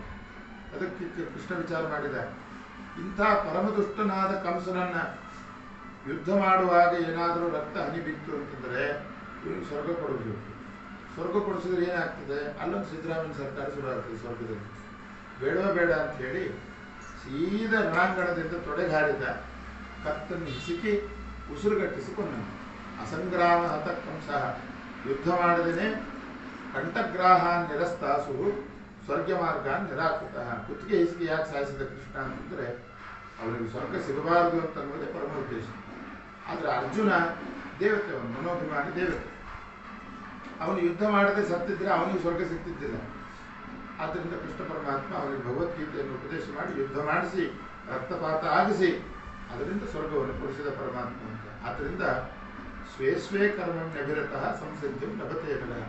ನಮ್ಮ ಜಾತಿ ನಮ್ಮ ಧರ್ಮ ಯಾವುದಿದೆಯೋ ಇದೇ ಕರ್ಮಾಚರಣೆಯನ್ನು ಮಾಡೋದ್ರಿಂದಲೇ ಸಿದ್ಧಿಯನ್ನು ನಾವು ಪಡಿಬಹುದು ಎನ್ನುವುದನ್ನು ಕೃಷ್ಣ ಪರಮಾತ್ಮ ಈ ಕಂಸನ ಸಂಹಾರದಿಂದ ತೋರಿಸಿದ. ಆಮೇಲೆ ವಾಪಸ್ ಬರುವಾಗ ನೀಲಾದೇವಿ ಅಂತ ಒಬ್ಬಳು ಭೇಟಿಯಾದರು. ನೀಲಾದೇವಿ ಭೇಟಿಯಾದಾಗ ಕೃಷ್ಣ ನಾ ಯಾರು ಅಂತ ನೆನಪಿದ್ದೇನೋ ಇಲ್ಲ ಅಂತ ಕೇಳಿದ್ರು. ನಿನ್ನನ್ನು ಹೇಗೆ ಮರೀಲಿ ಅಂದ ಕೃಷ್ಣ. ನಿನ್ನನ್ನು ಹೇಗೆ ಮರೀಲಿ, ಮತ್ತು ಯಾವಾಗ ಮದುವೆ ಅಂತ ಕೇಳಿದ್ರು. ನಡಿ ಮಾಡ್ಕೊಳ್ಳೋಣ ಅಂತಂದ. ಮದುವೆ ಮಾಡಿಕೊಂಡೇ ಕಂಸನನ್ನು ಸಂಹಾರ ಮಾಡಿ ಫಸ್ಟ್ ಕೆಲಸ ಮದುವೆ. ಆಮೇಲೆ ಮನೆಗೆ ಬಂದಂತೆ ಕೃಷ್ಣ. ಮನೆಗೆ ಬಂದ ಮೇಲೆ ಮತ್ತೆ ವಿದ್ಯಾಭ್ಯಾಸಕ್ಕೆ ಗುರುಕುಲಕ್ಕೆ ಹೋದ. ಅದಕ್ಕಿಂತ ಮೊದಲು ಉಪನಯನಕ್ಕಿಂತ ಮೊದಲು ಮದುವೆ ಕೃಷ್ಣ ಫಸ್ಟ್ ಮದುವೆ. ಯಾಕೆಂದರೆ ಆ ನೀಲಾದೇವಿ ತಪಸ್ಸು ಏನು ಮಾಡಿದ್ಲು ಅಂದರೆ 16,108 ಮದುವೆ ಮಾಡ್ಕೊಳ್ಳಿ ಕೃಷ್ಣ ಪರವಾಗಿಲ್ಲ, ಫಸ್ಟ್ ಮದುವೆ ನನ್ನ ಜೊತೆ ಆಗಬೇಕು ಅಂತ ತಪಸ್ಸು ಮಾಡಿದ್ಲು. ಆದ್ದರಿಂದ ಮೊದಲಿಗೆ ಮದುವೆ ಮಾಡಿಕೊಂಡು ಆಮೇಲೆ ಉಪನಯನ ಮಾಡಿಕೊಂಡು ಆಮೇಲೆ ಸಂದೀಪನ ಆಚಾರ್ಯ ಹತ್ರ ಹೋದ. ಉಪನಯನಕ್ಕಿಂತ ಮೊದಲು ಮದುವೆ ಹೇಗೆ ಅಂತಂದರೆ ಕೃಷ್ಣಾಷ್ಟಮ ಸ್ತೋತ್ರ ಹೇಳ್ತದೆ, ಅನಾದಿ ಬ್ರಹ್ಮಚಾರಿ ಚ. ಅನಾದಿ ಕಾಲದಿಂದಲೂ ಪರಮಾತ್ಮ ಬ್ರಹ್ಮಚರ್ಯ ಆಶ್ರಮದಲ್ಲೇ ಇರ್ತಾರೆ. ಬ್ರಹ್ಮಚಾರಿಗಳಾದ ಮೇಲೆ ಗೃಹಸ್ಥರಲ್ವ ನಮ್ಮ ಕ್ರಮ. ಅವನಿಗೆ ಬ್ರಹ್ಮಚಾರಿ ಆಗಬೇಕು ಅಂದ್ರೆ ಉಪನಯನ ಆಗಲೇಬೇಕು ಅಂತ ಏನಿಲ್ಲ ಕೃಷ್ಣನಿಗೆ. ಉಪನಯನ ಆದಮೇಲೆ ಬ್ರಹ್ಮಚಾರಿ ಅಂತೇಳಿ ಸದಾ ಸಮಸ್ತಾಶ್ರಮ ಭಾಗ್ ಸುರೇಶ್ವರ. ಎಲ್ಲ ದೇವತೆಗಳಿಗೂ ಕೂಡ ಒಂದು ಎಕ್ಸೆಪ್ಷನ್ ಏನು ಅಂತಂದರೆ, ಈಗ ಮಧ್ವಾಚಾರ್ಯರು ಅವರು ಸ್ವಾಮಿಗಳಾಗಿದ್ದಾರೆ ಅಂತ ನೋರೂಪ ಮಧ್ವಾಚಾರ್ಯರು ರೂಪ. ಭಾರತೀಯ ರಮಣ ಮುಖ್ಯ ಪ್ರಾಣ ಅಂತ ಹೇಳಬೇಕು ಬೇಡ ಅವರನ್ನು. ಈಗ ಬೇರೆ ವ್ಯಕ್ತಿಗಳು ಆಚಾರ್ಯರಿದ್ದವರು ಸ್ವಾಮಿಗಳಾದ ಮೇಲೆ ನೀವು ಇಂಥವ್ರು ಗಂಡ ಅಲ್ವಾ ಅಂತ ಸ್ವಾಮಿಗಳನ್ನು ಕೇಳೋ ಆಗಿಲ್ಲ. ಯಾಕೆಂದರೆ ದೋಷ, ಹೆಂಡತಿಯನ್ನು ನೆನಪು ಮಾಡಿಕೊಡ್ಬಾರ್ದು. ಆದರೆ ಮಧ್ವಾಚಾರ್ಯರಿಗೆ ಹೋಗಿ ನೀವೇ ಅಲ್ವಾ ಭಾರತೀಯ ರಮಣ ಅಂದರೆ ಹೌದು ಅಂತಾರೆ ಅವರು. ಯಾಕೆಂದರೆ ಆಚಾರ್ಯರು ಕೊಡೋ ನಿರ್ಣಯ ಏನು ಏಕಾದಶ ಸ್ಕಂದದಲ್ಲಿ ಅಂದರೆ ಗಾರ್ಹಸ್ಥಂಚ ಯತಿತ್ವಂಚ ದೇವೇಶು ಏಕತ್ವಮಾಗತಂ. ದೇವತೆಗಳು ಅವತಾರ ಮಾಡಿದಾಗ ಅವರು ಯಾವ ಸಂದರ್ಭದಲ್ಲಿ ಸನ್ಯಾಸಿಗಳಾಗಿರ್ತಾರೋ ಅದೇ ಸಂದರ್ಭದಲ್ಲಿ ಗೃಹಸ್ಥರು ಆಗಿರ್ತಾರೆ, ಅದೇ ಸಂದರ್ಭದಲ್ಲಿ ಬ್ರಹ್ಮಚಾರಿಗಳು ಆಗಿರ್ತಾರೆ, ಅದೇ ಸಂದರ್ಭದಲ್ಲಿ ವಾನಪ್ರಸ್ಥಾಶ್ರಮಗಳು ಆಗಿರ್ತಾರೆ. ಟೈಮ್ ಡಿಪೆಂಡಿನಿಂದ ಅವರಿಗೆ ಆಶ್ರಮ ಚೇಂಜ್ ಆಗಲ್ಲ ಅಂತ ಅನ್ನೋದನ್ನು ಮಧ್ವಾಚಾರ್ಯರು ಕೊಡುವಂಥ ನಿರ್ಣಯ. ಆದ್ದರಿಂದ ದೇವತೆಗಳಿಗೆ ಈ ಎಕ್ಸೆಪ್ಷನ್ ಇದೆ ಅಂತಂದರೆ ಇನ್ನು ಪರಮಾತ್ಮನಿಗೆ ಯಾವ ಲೆಕ್ಕ, ಯಾವುದು ವಿರೋಧ ಅಂತ ಹೇಳಿ ಮೊದಲಿಗೆ ಮದುವೆ ಮಾಡಿಕೊಂಡು ಆಮೇಲೆ ಉಪನಯನ ಮಾಡಿಕೊಂಡು ಸಂದೀಪನಾಚಾರ್ಯರ ಹತ್ರ ಹೋದ. ವಾಪಸ್ ಬರುವಾಗ ಗುರುಗಳ ದಕ್ಷಿಣೆ ಏನಾದರೂ ಕೊಡಬೇಕು ಅಂತ ಕೇಳಿದ ಕೃಷ್ಣ. ಏನು ಬೇಕು ಅಂದಾಗ ಮಗನನ್ನು ಕಳ್ಕೊಂಡಿದ್ದೇನೆ, ಮಗ ಬೇಕು ಅಂತಂದಾಗ ದ್ವಾರಕಾಪಟ್ಟಣದಿಂದ 30 ಕಿಲೋಮೀಟರ್ ದೂರ ಹೋದರೆ, ಸಮುದ್ರದಲ್ಲೇ ಹೋದರೆ ಶಂಕೋದ್ಧಾರ ಅಂತ ಒಂದು ಸಣ್ಣ ಐಲ್ಯಾಂಡ್ ಇದೆ, ದ್ವೀಪ. ಆ ದ್ವೀಪದ ಜಾಗದಲ್ಲಿ ಪಂಚಜನ ಅಂತ ಒಬ್ಬ ರಾಕ್ಷಸ ಇದ್ದಾರೆ. ಆ ಪಂಚಜನ ರಾಕ್ಷಸನನ್ನು ಸಂಹಾರ ಮಾಡಿ ಸಂದೀಪಿನಿ ಆಚಾರ್ಯರ ಮಗನನ್ನು ಅಲ್ಲಿಂದ ತಗೊಂಡು ಬರುವಾಗ ಒಂದು ಒಳ್ಳೆ ಬೆಲೆ ಬಾಳ್ತಕ್ಕಂಥ ಶಂಖವನ್ನು ಎತ್ಕೊಂಡು ಬಂದಂತೆ. ಅದೇ ಪಾಂಚಜನ್ಯ ಅಂತ ಇವತ್ತಿಗೆ ಪ್ರಸಿದ್ಧಿ ಅಂತ ಹೇಳ್ತಾರೆ ಅದರಾದ್ರು. ಆ ದ್ವಾರಕಾ ಕ್ಷೇತ್ರವನ್ನು ವರ್ಣನೆ ಮಾಡುವಾಗ ಶಂಖೋದ್ಧಾರ ಕ್ಷೇತ್ರವನ್ನು ವರ್ಣನೆ ಮಾಡ್ತಾರೆ ತೀರ್ಥ ಪ್ರಬಂಧದಲ್ಲಿ. ಶಂಖೋದ್ಧಾರದಿಂದ ಆ ಶಂಖವನ್ನು ಎತ್ತುಕೊಂಡು ಬಂದಲ್ಲ ದೇವರು, ಇದರಿಂದ ಏನು ನಮಗೆ ತಿಳಿಸ್ಕೊಡ್ತಾ ಇದ್ದಾನೆ ಅಂದರೆ, ನೀವು ನಿಜವಾಗಲೂ ಬೆಲೆ ಬಾಳೋ ವ್ಯಕ್ತಿಗಳಾಗಿದ್ದರೆ ಎಷ್ಟೇ ಸಂಸಾರದ ಸಾಗರದಲ್ಲಿ ಆಳದಲ್ಲಿರಲಿ, ನಿಮ್ಮನ್ನು ಎತ್ತ ಕೆಲಸ ನಾನು ಮಾಡ್ತೀನಿ. ಆ ಶಂಖ ಒಳಗಡೆ ನೀರಿನ ಸಂಪರ್ಕದಿಂದೆಲ್ಲ ಪಾಚಿ ಕಟ್ಕೊಂಡಿತ್ತು, ಪಾಂಚಜನ್ಯ ಶಂಖ. ಪಾಚಿ ಕಟ್ಕೊಳ್ಳೋದು ಅಂದ್ರೆ ನಮಗೆ ಕಟ್ಕೊಳ್ಳೋ ಪಾಚಿ ಅಂದರೆ ಯಾವುದು? ದೋಷಗಳು ಅಂತನ್ನುವ ಪಾಪಗಳು ಅಂತನ್ನುವ ಪಾಚಿ. ಅದನ್ನೆಲ್ಲ ತೊಳೆದು ಕ್ಲೀನ್ ಮಾಡಿದ ಕೃಷ್ಣ. ಹಾಗೆ ನಾವು ನಿಜವಾಗಲೂ ಶಂಖದಂತೆ ಬೆಲೆ ಬಾಳೋ ವ್ಯಕ್ತಿಗಳು ಅಂತಂದರೆ ಸಾತ್ವಿಕರಾಗಿದ್ದರೆ ನಾವು ಸಂಸಾರದಲ್ಲಿ ಎಷ್ಟೇ ಆಳದಲ್ಲಿದ್ದರೂ ನಮ್ಮನ್ನು ಎತ್ತೋ ಕೆಲಸ ಕೃಷ್ಣ ಮಾಡ್ತಾನೆ. ಈ ದೇಹಕ್ಕೆ ಸಂಬಂಧಪಟ್ಟ, ಮನಸ್ಸಿಗೆ ಸಂಬಂಧಪಟ್ಟ ಯಾವ ಪಾಪಗಳಿದ್ದರೂ ಕೂಡ ಪಾಚಿ ತೊಳೆದಾಗ ಅದನ್ನು ತೊಳೆದು ತನ್ನ ಕೈಯಲ್ಲಿಟ್ಟುಕೊಂಡು ವಿಷ್ಣು ಭಕ್ತರು, ವಿಷ್ಣುವಿನ ಆಯುಧ ಅಂತೇಳಿ ಶಂಖಕ್ಕೆ ಹೇಗೆ ಪಾಂಚಜನ್ಯ ಶಂಖಕ್ಕೆ ಇವತ್ತು ಮರ್ಯಾದೆ ಇದೆಯೋ ಅದೇ ರೀತಿಯಾಗಿ ನಮಗೂ ಕೂಡ ವೈಷ್ಣವರು ಅಂತನ್ನುವ ಸ್ಥಾನಮಾನವನ್ನು ಪರಮಾತ್ಮ ಕೊಡ್ತಾನೆ ಅಂತ ರಾಜರು ಇಷ್ಟು ಅದನ್ನು ಹೇಳ್ತಾರೆ. ಅದಾದ ಮೇಲೆ ಈ ಕಡೆ ಅಸ್ಥಿ ಮತ್ತು ಪ್ರಾಸ್ತಿ ಇವರಿಬ್ಬರು ಕಂಸನ ಹೆಣ್ಣಂದರು. ಜರಾಸಂಧನ ಮಕ್ಕಳು ಇವರಿಬ್ಬರು ಹೆಣ್ಮಕ್ಳು. ಕಂಸನನ್ನು ಕೊಂದ ಮೇಲೆ ತನ್ನ ಹೆಣ್ಮಕ್ಳಿಬ್ಬರು ಕೂಡ ವಿಧವೆಯರಾದರು ಅಂತೇಳಿ ಜರಾಸಂಧ 18 ಬಾರಿ ಮಥುರಾಪಟ್ಟಣದ ಮೇಲೆ ಆಕ್ರಮಣ ಮಾಡಿದ. 18 ಬಾರಿ. ಕೃಷ್ಣ ಜರಾಸಂಧನಿಗೆ ಅರ್ಥ ಆಗಲಿಲ್ಲ. ಅವನು ಮಹಾಮೂರ್ಖ. ಅವನು ಜರಾಸಂಧ ಬರೀ ಹುಂಬ ಅಷ್ಟೇ, ಶಕ್ತಿ ಬುದ್ಧಿವಂತ ಅಲ್ಲ. ಅವನಿಗೇನು ಕೃಷ್ಣನಿಗೆ ನನಗೇನು ಮಾಡ್ಲಿಕ್ಕೆ ಆಗ್ತಾ ಇಲ್ಲ ಅಂತ ಅವನ ಮನಸ್ಸಲ್ಲಿ. ಆದರೆ ಕೃಷ್ಣ ವಿಚಾರ ಮಾಡಿದ್ದೇನು, ಭಾರತ್ ಜೋಡೋ ಯಾತ್ರೆ ಮಾಡ್ತಾ ಇದ್ದೀನಿ, ನಿನ್ಯಾಕೆ ನಾನು ತೋರಿಸ್ಲಿಲ್ಲ ಅಂದರೆ ಕೃಷ್ಣ ಪರಮಾತ್ಮನ ವಿರೋಧಿಗಳು ಎಷ್ಟು ಜನ ಇದ್ರೋ ಪ್ರತಿ ಒಂದು ಸಲ ಯುದ್ಧಕ್ಕೆ ಬರುವಾಗಲೂ ಅಷ್ಟಷ್ಟು ಅಕ್ಷೋಹಿಣಿ ಸೈನ್ಯವನ್ನು ಕರ್ಕೊಂಡು ಬರ್ತಾ ಇದ್ದೇನೆ. ನಮಗೆ ಮನ್ಮನ್ ಭಾರತ್ ಜೋಡೋ ಯಾತ್ರೆ ಮಾಡಿದ್ರಲ್ಲ, ಆವಾಗ ಮೋದಿ ವಿರುದ್ಧ ಎಷ್ಟು ಜನ ಇದ್ದಾರೆ ಅಂತ ಗೊತ್ತಾಯ್ತೋ ಇಲ್ಲ. ಕೃಷ್ಣ ಅದೇ ಪ್ಲಾನಲ್ಲಿ ಸುಮ್ಮನೆ ಕೂತ್ಕೊಂಡು ಮೊದಲಿಗೆ ಭಾರತ್ ಜೋಡೋ ಯಾತ್ರೆ ಮಾಡಿದವನು ಜರಾಸಂಧ. ಭಗವದ್ವೇಷಗಳಿಗೆ ಎಷ್ಟು ಜನ ಇದ್ದಾರೆ ಅನ್ನುವುದನ್ನು ಒಟ್ಟೊಟ್ಟು ಕೂಡ ಹಾಕಿ ಅವರನ್ನೆಲ್ಲ ಕರ್ಕೊಂಡು ಬಂದು ಕೃಷ್ಣ ವಿಚಾರ ಮಾಡಿದ. ನನ್ನ ಮನೆಗೆ ಕರ್ಕೊಂಡು ಬಂದು ಎಲ್ಲರನ್ನೂ ಸಾಯಿಸ್ತಾ ಇದೆ, ಆದ್ದರಿಂದ ನನಗೆ ಪೆಟ್ರೋಲ್ ಖರ್ಚು ಉಳಿಸಿದಿ, ನಿನ್ನನ್ನು ಮಾತ್ರ ಬಿಟ್ಟರೆ ಈ ಕೆಲಸ ಆಗೋದು ಸುಲಭವಾಗಿ ನನಗೆ ಅಂತೇಳಿ ಜರಾಸಂಧನಿಗೆ ಒಬ್ಬನನ್ನು ಬಿಡ್ತಾ ಇದ್ದ. ಜರಾಸಂಧ ಮತ್ತೆ ಯುದ್ಧಕ್ಕೆ ಬಂದಾಗ ಕೊನೆಗೆ ಕೃಷ್ಣ ಹೇಳಿದಂತೆ, ನಿನ್ನನ್ನು ಕೊಲ್ಲಿಕ್ಕೆ ನಾನು ಬೇಕಾಗಿಲ್ಲ, ನನ್ನ ಶಿಕ್ಷೆ ಭೀಮಸೇನ ಸಾಕು ನಿನ್ನನ್ನು ಕೊಲ್ಲಿಕ್ಕೆ ಅಂತೇಳಿ ಜರಾಸಂಧ ಸಂಹಾರವನ್ನು ಕೃಷ್ಣ ಪರಮಾತ್ಮ ಮಾಡಿಸಿದ್ದಾನೆ. ಅದಾದ ಮೇಲೆ ಗೋಮಂತ ಪರ್ವತ ಅಂತ ಕೃಷ್ಣ ಬಂದ. ಜರಾಸಂಧನ ಕೊನೆ ಟೈಮಲ್ಲಿ ಗೋಮಂತ ಪರ್ವತ ಅಂದರೆ ಇವತ್ತಿನ ಮೇಲ್ಕೋಟೆ ಪರ್ವತ ಅಂತ ಪುರಾಣಗಳಲ್ಲಿ ಹೇಳುತ್ತೆ. ಈ ಗೋಮಂತ ಪರ್ವತ ಇದ್ದ ಅದರ ಸೈಜು ಅಂತಂದರೆ 66,000 ಕಿಲೋಮೀಟರ್ ಎತ್ತರ, ಅಷ್ಟು ಎತ್ತರ ಇತ್ತು. ಜರಾಸಂಧನಿಂದ ಹೆದರ್ಕೊಂಡು ಕೃಷ್ಣ ಬಲರಾಮರಿಬ್ಬರು ಕೂಡ ಓಡ್ಕೊಂಡು ಬಂದರು ಕರ್ನಾಟಕದ ತನಕ. ಆವಾಗ ಪರಶುರಾಮ ದೇವರು ಭೇಟಿ ಆಯಿತು ಕೃಷ್ಣನಿಗೆ. ಏನಾಯಿತು, ಯಾಕೆ ಓಡ್ಕೊಂಡು ಹೋಗ್ತಾ ಇದ್ದೀರಿ ಅಂತಂದಾಗ ಕೃಷ್ಣ ಬಲರಾಮರು ಹೇಳಿದರು, ಜರಾಸಂಧ ಬೆನ್ನು ಹತ್ತಿದ್ದಾನೆ, ಅವ್ರು ತಪ್ಪಿಸಿಕೊಳ್ಳಿಕ್ಕೆಲ್ಲ ಅದ್ರ ಜಾಗ ಹುಡುಕ್ತಾ ಇದ್ದೀವಿ ಅಂತ ಹೇಳಿದರು. ಎಲ್ಲಿಗೆ ಹೋಗ್ತೀರಿ ಅಂತ ಹೇಳಿದರು. ಅದೇ ದಾರಿ ಗೊತ್ತಾಗ್ತಾ ಇಲ್ಲ ಅಂತಂದರು ಕೃಷ್ಣ. ಗೋಮಂತ ಪರ್ವತಕ್ಕೆ ಹೋಗ್ರಿ ಅಂತಂದರು. ಅದಕ್ಕೆ ಕೃಷ್ಣ ಹೇಳಿದ, ಗೋಮಂತ ಪರ್ವತ ಸಾಮಾನ್ಯವಾಗಿ ಯಾರೂ ಅದನ್ನು ಹತ್ತಲಿಕ್ಕಾಗಬಾರ್ದು ಅಂತ ಅದಕ್ಕೆ ಹೊರ ಇದೆ ಪರ್ವತಕ್ಕೆ, ನಾವು ಹೆಂಗೆ ಹತ್ತೀವಿ ಅಂತ ಹೇಳಿದ. ಅದಕ್ಕೆ ಪರಶುರಾಮ ದೇವರು ಹೇಳಿದರು, ನಿಮ್ಮಿಬ್ಬರಿಗೆ ಹತ್ತಲಿಕ್ಕಾಗಲಿ ಅಂತ ನಾವು ಹೊರ ಕೊಡ್ತೀನಿ, ಹೋಗ್ರಿ ನೀವು. ಪರಶುರಾಮ ದೇವರು ಹೊರದಿಂದ ಪರ್ವತದ ಮೇಲೆ ಹತ್ತಿ ಕೂತರು. ಜರಾಸಂಧ ಬಂದ. ಕೃಷ್ಣ ಮೇಲಿದ್ದಾನೆ ಅಂತ ಗೊತ್ತಾಯಿತು. ಬಲು ನೀಚ ಅವನು ಜರಾಸಂಧ. ದುರ್ಯೋಧನನೇ ಪರಮನೀಚ ಅಂದರೆ ದುರ್ಯೋಧನನಿಗೆ ದುಷ್ಟತನ ಹೇಗೆ ಮಾಡಬೇಕು ಅಂತ ಒಂದು ಟ್ಯೂಷನ್ ಹೇಳ್ಕೊಡ್ತಾ ಇದ್ದಾನೆ. ಇಂಥ ದುಷ್ಟ ಜರಾಸಂಧ, ವಿಪರಿಚಿತ್ತು, ಇಂಥ ದರಿದ್ರ. ಆ ಕೃಷ್ಣನನ್ನು ಸಂಹಾರ ಮಾಡಬೇಕು, ಅಲ್ಲಿ ಮೇಲೆ ಹತ್ತಲಿಕ್ಕಾಗಲ್ಲ ಅಂತ ಗೊತ್ತಾಯಿತು. ಅದಕ್ಕೆ ಏನು ಮಾಡಬೇಕು ಅಂತ ವಿಚಾರ ಮಾಡಿ ಜರಾಸಂಧ ಸುತ್ತಮುತ್ತಲ ಕಾಡಿಗೆಲ್ಲ ಬೆಂಕಿ ಹಚ್ಚಿದ್ದಾನೆ. ಈ ಬೆಂಕಿಯ ಶಾಖದಿಂದ ಕೃಷ್ಣ ಆಟೋಮೆಟಿಕ್ಕಾಗಿ ಕೆಳಗಿಳಿದು ಬಿಡುತ್ತಾನೆ.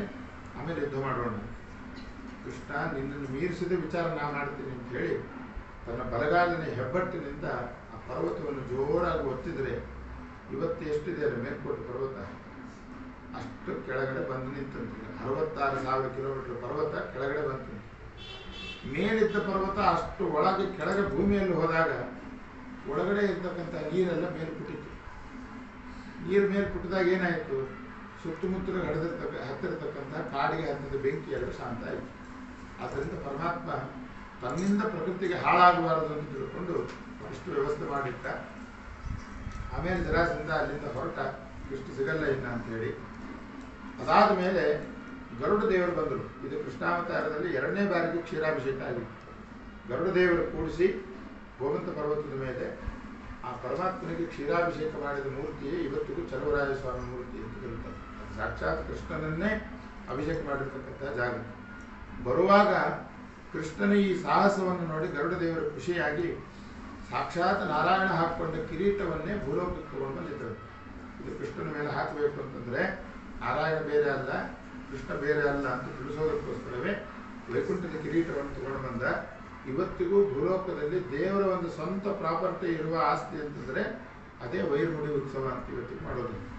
ಇವತ್ತೇನು ಚಲುವರಾಯ ಸ್ವಾಮಿಗೆ ಕಿರೀಟ ಹಾಕ್ತಾರೆ ಅದು ವೈಕುಂಠ ಲೋಕದ ನಾರಾಯಣ ಹಾಕೊಳ್ತಕ್ಕಂಥ ಕಿರೀಟ ಅಂತ.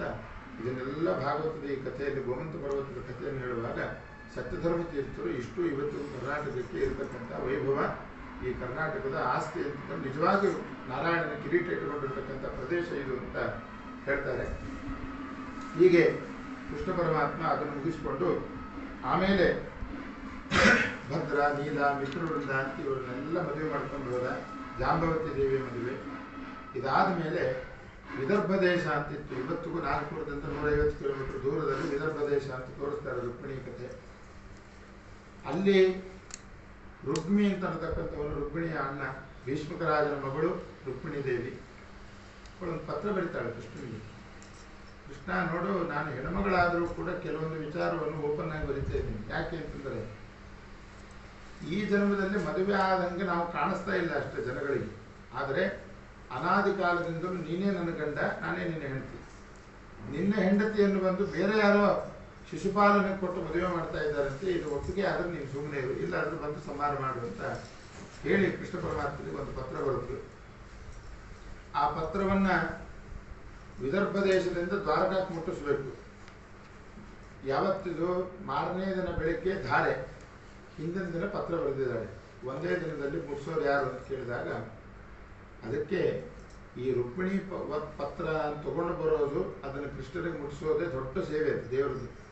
ಆ ಸೇವೆ ಯಾರಿಗೆ ಅಂತಂದರೆ ಮುಂದಿನ ಕಲ್ಪದಲ್ಲಿ ಯಾರು ವಾಯುದೇವರ ಪದವಿಗೆ ಹೋಗ್ತಾರೋ ಅಂಥವರಿಗೆ ಆ ಭಾಗ್ಯವನ್ನು ಕೊಡ್ತಾನೆ ಪರಮಾತ್ಮ ಅಂತ. ವಾಯು ಪದವಿಗೆ ಹೋಗೋರಿಗೆ ಸಾಧ್ಯ ಅದು ಅಂತ ಹೇಳಿ ಈಗಿನ ಜನ್ಮದಲ್ಲಿ ನಾವು ಯಾರನ್ನು ವಾದರಾಜರು ಅಂತ ಪೂಜೆ ಮಾಡ್ತಾ ಇದ್ದೀವಿ, ಆ ವಾದರಾಜರೇ ಹಿಂದಿನ ಜನ್ಮದಲ್ಲಿ ಆ ರುಕ್ಮಿಣಿಯ ಪತ್ರವನ್ನು ತಗೊಂಡು ಕೃಷ್ಣನಿಗೆ ಮುಟ್ಟಿಸಿ ಮತ್ತೆ ವಾಪಸ್ ಕೃಷ್ಣನ ಕರ್ಕೊಂಡು ಹೋದ ಸೇವೆಯನ್ನು ಮಾಡಿದವರು.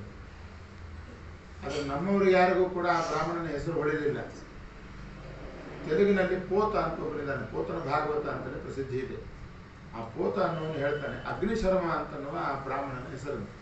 ವಾದರಾಜರ ಹಿಂದಿನ ಜನ್ಮದಲ್ಲಿರ್ತಕ್ಕಂಥ ನಮ್ಮವರೆಲ್ಲ ರಾಜರನ್ನ ರುಜುಗಳು ಅಲ್ಲ ಅಂತನ್ನೋರು, ಅವರು ಸುಮ್ಮನೆ ಒಬ್ಬ ಕಶೇರು ಅಂತ ಒಬ್ಬ ಗೋಪಿಕಾಸ್ತ್ರೀ, ಆ ಕಶೇರುವಿನ ಅವತಾರ ಅಂತ ಹೇಳ್ತಾರೆ. ಆದರೆ ಆ ಪೋತನಿಗೆ ಪ್ರಾಣದೇವರ ಮೇಲೆ ಭಾರಿ ಭಕ್ತಿ.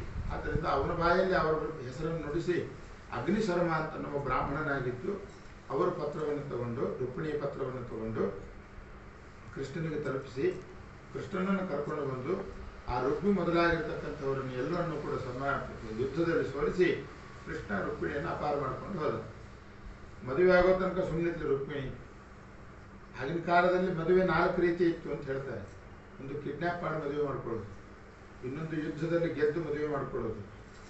ಯಾರು ಸಿಗ್ತಾ ಇಲ್ಲ ಹುಡುಗಿಯರು ಅಂತಂದರೆ ಮೊದಲು ಆ ಹುಡುಗಿಯನ್ನು ಅತ್ಯಾಚಾರ ಮಾಡಿ ಆಮೇಲೆ ಮದುವೆ ಆಗೋದು, ಇಂಥದ್ದು ಕ್ರಮ ಇತ್ತು. ಇನ್ನೊಂದು ಅರೇಂಜ್ ಮ್ಯಾರೇಜ್. ಇದನ್ನೇ ಬ್ರಾಹ್ಮ ವಿವಾಹ, ಕ್ಷತ್ರ ವಿವಾಹ, ಪೈಶಾಚಿಕ ವಿವಾಹ, ರಾಕ್ಷಸಿ ವಿವಾಹ ಅಂತ ಕರೀತಾರೆ. ಇದೆಲ್ಲ ಕ್ಷತ್ರಿಯರಿಗೆ ಮಾತ್ರ ಅಥಾರಿಟಿ ಇತ್ತು, ಬೇರೆಯವರು ಯಾರು ಮಾಡ್ಕೋತಾ ಇದ್ದಿದ್ದು ಅಂತ ಅರ್ಥ ಅಲ್ಲ. ಆದ್ದರಿಂದಲೇ ಭೀಷ್ಮಾಚಾರ್ಯರು ಅಂಬಿಕೆಯನ್ನು ಅಪಹಾರ ಮಾಡ್ಕೊಂಡು ಬಂದಿದ್ದು ಅಂತ ವಿಚಿತ್ರ ವೀರ್ಯ ಚಿತ್ರಾಂಗದನ ಕಥೆಯಲ್ಲಿ ಹೇಳ್ತಾರೆ. ಇದೆಲ್ಲ ಬೇರೆ ಯುಗಗಳ ಧರ್ಮಶಾಸ್ತ್ರ. ಹೀಗೆ ಕೃಷ್ಣ ಪರಮಾತ್ಮ ರುಕ್ಮಿಣಿಯನ್ನು ಕರ್ಕೊಂಡು ಬಂದ ಮೇಲೆ ಒಟ್ಟಾರೆ ರುಕ್ಮಿಣಿಗೆ ಹೆಂಡತಿ ಅಂತ ಆದ್ಲು. ಆಮೇಲೆ ಶುರು ಮಾಡಿದ್ದು ಮನೆಯಲ್ಲಿ. ನನಗೆ ಅರೇಂಜ್ ಮ್ಯಾರೇಜ್ ಆಗಬೇಕು, ಬ್ರಾಹ್ಮ ವಿವಾಹ ಅಂತ ಆಗಬೇಕು ಅಂತ ಆಸೆ ಇತ್ತು. ನೀವು ನೋಡಿದ್ರೆ ಕಿಡ್ನಾಪ್ ಮಾಡ್ಕೊಂಡು ಬಂದುಬಿಟ್ರಿ. ಶುರು ಆಯಿತು. ಮತ್ತು ಕೃಷ್ಣ ಹೇಳಿದ, ಏನು ಸಮಸ್ಯೆ ಏನು ಹೇಳಿ, ನಿಮ್ಗೆ ಏನು ಪರಿಹಾರ ಬೇಕು ಅಂತ ಕೇಳಿದ ಕೃಷ್ಣ. ನನಗೆ ಬ್ರಾಹ್ಮ ವಿವಾಹ ಆಗಬೇಕು ಅಂದ ಕೃಷ್ಣ. ಅದಕ್ಕೇನು ಸಮಸ್ಯೆ ಅಂತಂದೆ. ಯಾಕೆಂದರೆ ಉಳಿದವ್ರದ್ದೆಲ್ಲ ಆಗಬೇಕಾದ್ರೆ ಜೀವನದಲ್ಲಿ ಒಮ್ಮೆ ಮದುವೆ. ನಮ್ಮದಿಬ್ಬರದು ಹಾಗೆಲ್ಲ ಪರಿಸ್ಥಿತಿ. ಯಾರ ಮದುವೆ ಮಾಡಿಕೊಂಡ್ರು ನಾವೇ ನಿಂತು ಮದುವೆ ಮಾಡ್ಕೊಳ್ಳೋದು ಅವರಲ್ಲಿ. ಆದ್ದರಿಂದ ವಧೂವರರಲ್ಲಿ ನಾವು ಆವಾಹನೆ ಮಾಡೋದೇ ಮತ್ತೆ ಲಕ್ಷ್ಮಿ ಮತ್ತು ನಾರಾಯಣನ. ಅದರಿಂದ ಬಾ ಇನ್ನೂ ಮದುವೆ ಮಾಡ್ಕೊಳ್ಳೋಣ, ಅದಕ್ಕೇನಾಗೋದಿಲ್ಲ ಎಂದು ಕೃಷ್ಣ. ಮತ್ತು ನಮ್ಮ ತವ್ರ ಮನೆ ಕಡೆಯವರು ಯಾರು ಬರ್ತಾರೆ ಅಂತಂದ ಕೃಷ್ಣ. ಅದನ್ನೇ ಏನು ಮಾಡಲಿಕ್ಕಾಗಲ್ಲ ನಾನು. ಬೇಕಾದರೆ ಯಾದವರನ್ನೇ ಸ್ವಲ್ಪ ಜನ ನಿನ್ನ ತವ್ರ ಮನೆ ಕಡೆಯವರು ಅಂತ ಒಂದು ಗುಂಪು ಮಾಡೋಣ, ಸ್ವಲ್ಪ ಜನ ನಮ್ಮ ಕಡೆಯವರನ್ನ ಗುಂಪು ಮಾಡೋಣ. ರುಕ್ಮಿಣಿ ಒಳ್ಳೇದಾಯ್ತದ್ದು ಅಂತ ಕೇಳಿದ್ರು. ಯಾಕೆಂದರೆ ನಾವು ಎಷ್ಟೇ ವರನ ಬಗ್ಗೆ ಇನ್ಫಾರ್ಮೇಷನ್ ತಕ್ಕೊಂಡಿದ್ರು ಹೆಣ್ಣಿನ ಕಡೆಯವರಿಗೆ ಕೆಲವೊಂದು ವಿಚಾರ ಚಿದಂಬರ ರಹಸ್ಯವಾಗಿ ಉಳಿದಿರು. ಆ ಹುಡುಗನ ಬಗ್ಗೆ ಪೂರ್ಣ ಮಾಹಿತಿ ಸಿಗಲ್ಲ ನಮಗೆ. ಆದರೆ ರುಕ್ಮಿಣಿ ಅಂದ್ಕೊಂಡು ಯಾದವರಲ್ಲೇ ನನ್ನ ಕಡೆಯವರು ಅಂತ ಆಗಿಬಿಟ್ರೆ ಹುಟ್ಟುತ್ತಾನೆ ನಿನ್ನನ್ನು ನೋಡ್ಕೊಂಡು ಬಂದವರು.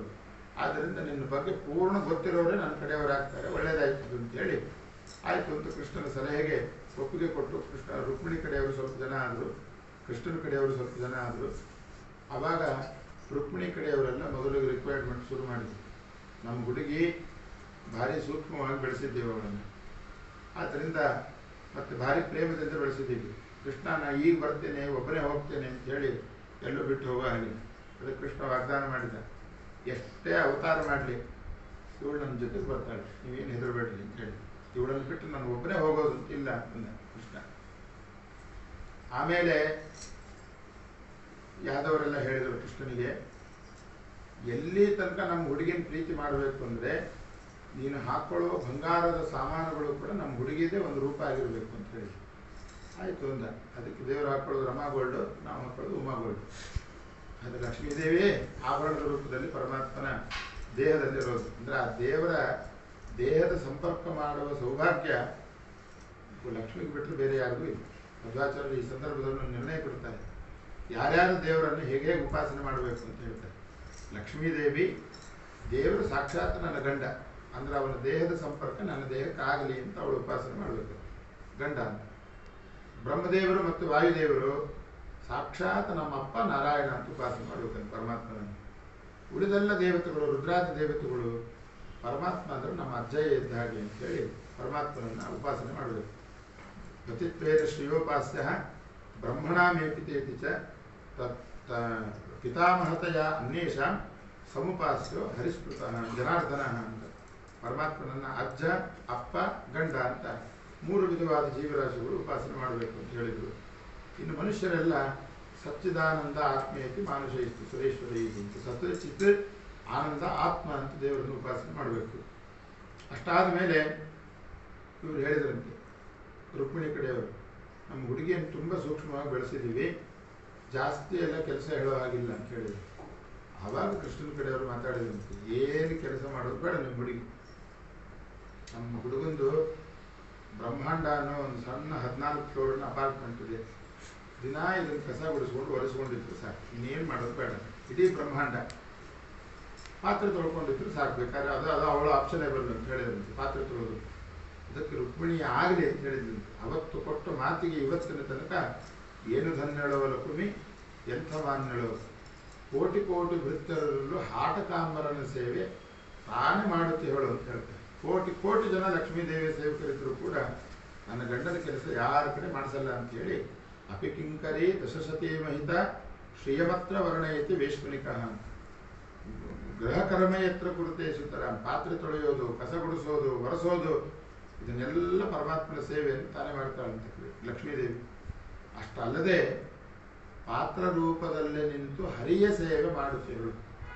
ದೇವರ ನೈವೇದ್ಯಕ್ಕೆ ಉಪಯೋಗಿಸುವ ಪಾತ್ರೆಯ ರೂಪದಲ್ಲಿಯೂ ಲಕ್ಷ್ಮೀದೇವಿ ತನ್ನ ಸನ್ನಿಧಾನ ಇಟ್ಟು ಆ ಪಾತ್ರೆಗಳ ರೂಪದಲ್ಲಿಯೂ ಪರಮಾತ್ಮನ ಸೇವೆ ನನ್ನಿಂದ ಆಗಲಿ ಅಂತ ಇಷ್ಟು ವೈಭವದಿಂದ ಲಕ್ಷ್ಮೀದೇವಿ ಮಾಡ್ತಾ ಇದ್ದಾಳೆ. ದಾಸರಾಯರು ಪುರಾಣದ ವಾಕ್ಯಗಳು ಒಂದೊಂದು ರೀತಿಯಾಗಿ ಲಕ್ಷ್ಮೀದೇವಿಯ ಸೇವೆಯನ್ನು ವರ್ಣನೆ ಮಾಡ್ತಾ ಇದೆ.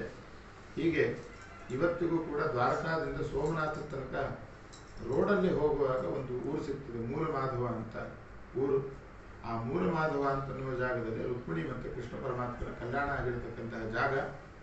ಅಲ್ಲಿ ಎಲ್ಲ ಪುರೋಹಿತರು ಕೂಡ, ಯಾದವರ ಪುರೋಹಿತರು ಕೂಡ ನಿಂತು ಲಕ್ಷ್ಮೀ ಮತ್ತು ನಾರಾಯಣರನ್ನು ನಿಲ್ಲಿಸಿ ಅಂತಃಪಟ ಹಿಡಿದು ಸುಮುಹೂರ್ತೆ ಸಾವಧಾನ ರತ್ನೇ ಸಾವಧಾನ ಶ್ರೀಲಕ್ಷ್ಮೀನಾರಾಯಣ ಧ್ಯಾನ ಸಾವಧಾನ ಲಕ್ಷ್ಮೀರ್ಯಸ್ಯ ಪರಿಗ್ರಹ ಕಮಲಭೂತ್ಸುರರುಗರುತ್ಮಾಂತತಃ ಪೌತ್ರಶ್ಚಂದ್ರವಿಭೂಷಣಸುರಗುರು ಶೇಷಸ್ವಶಯ್ಯಾ ಪುನಃ ಬ್ರಹ್ಮಾಂಡಂ ವರಮಂದಿರಂ ಸುರಗಣಾಯಸ್ಯ ಪ್ರಭೋ ಸೇವಕಾಃ ತ್ರೈಲೋಕ್ಯಕುಟುಂಬಪಾಲನಪರಃ ಕುರ್ಯಾತ್ ಹರೇರ್ಮಂಗಳಂ.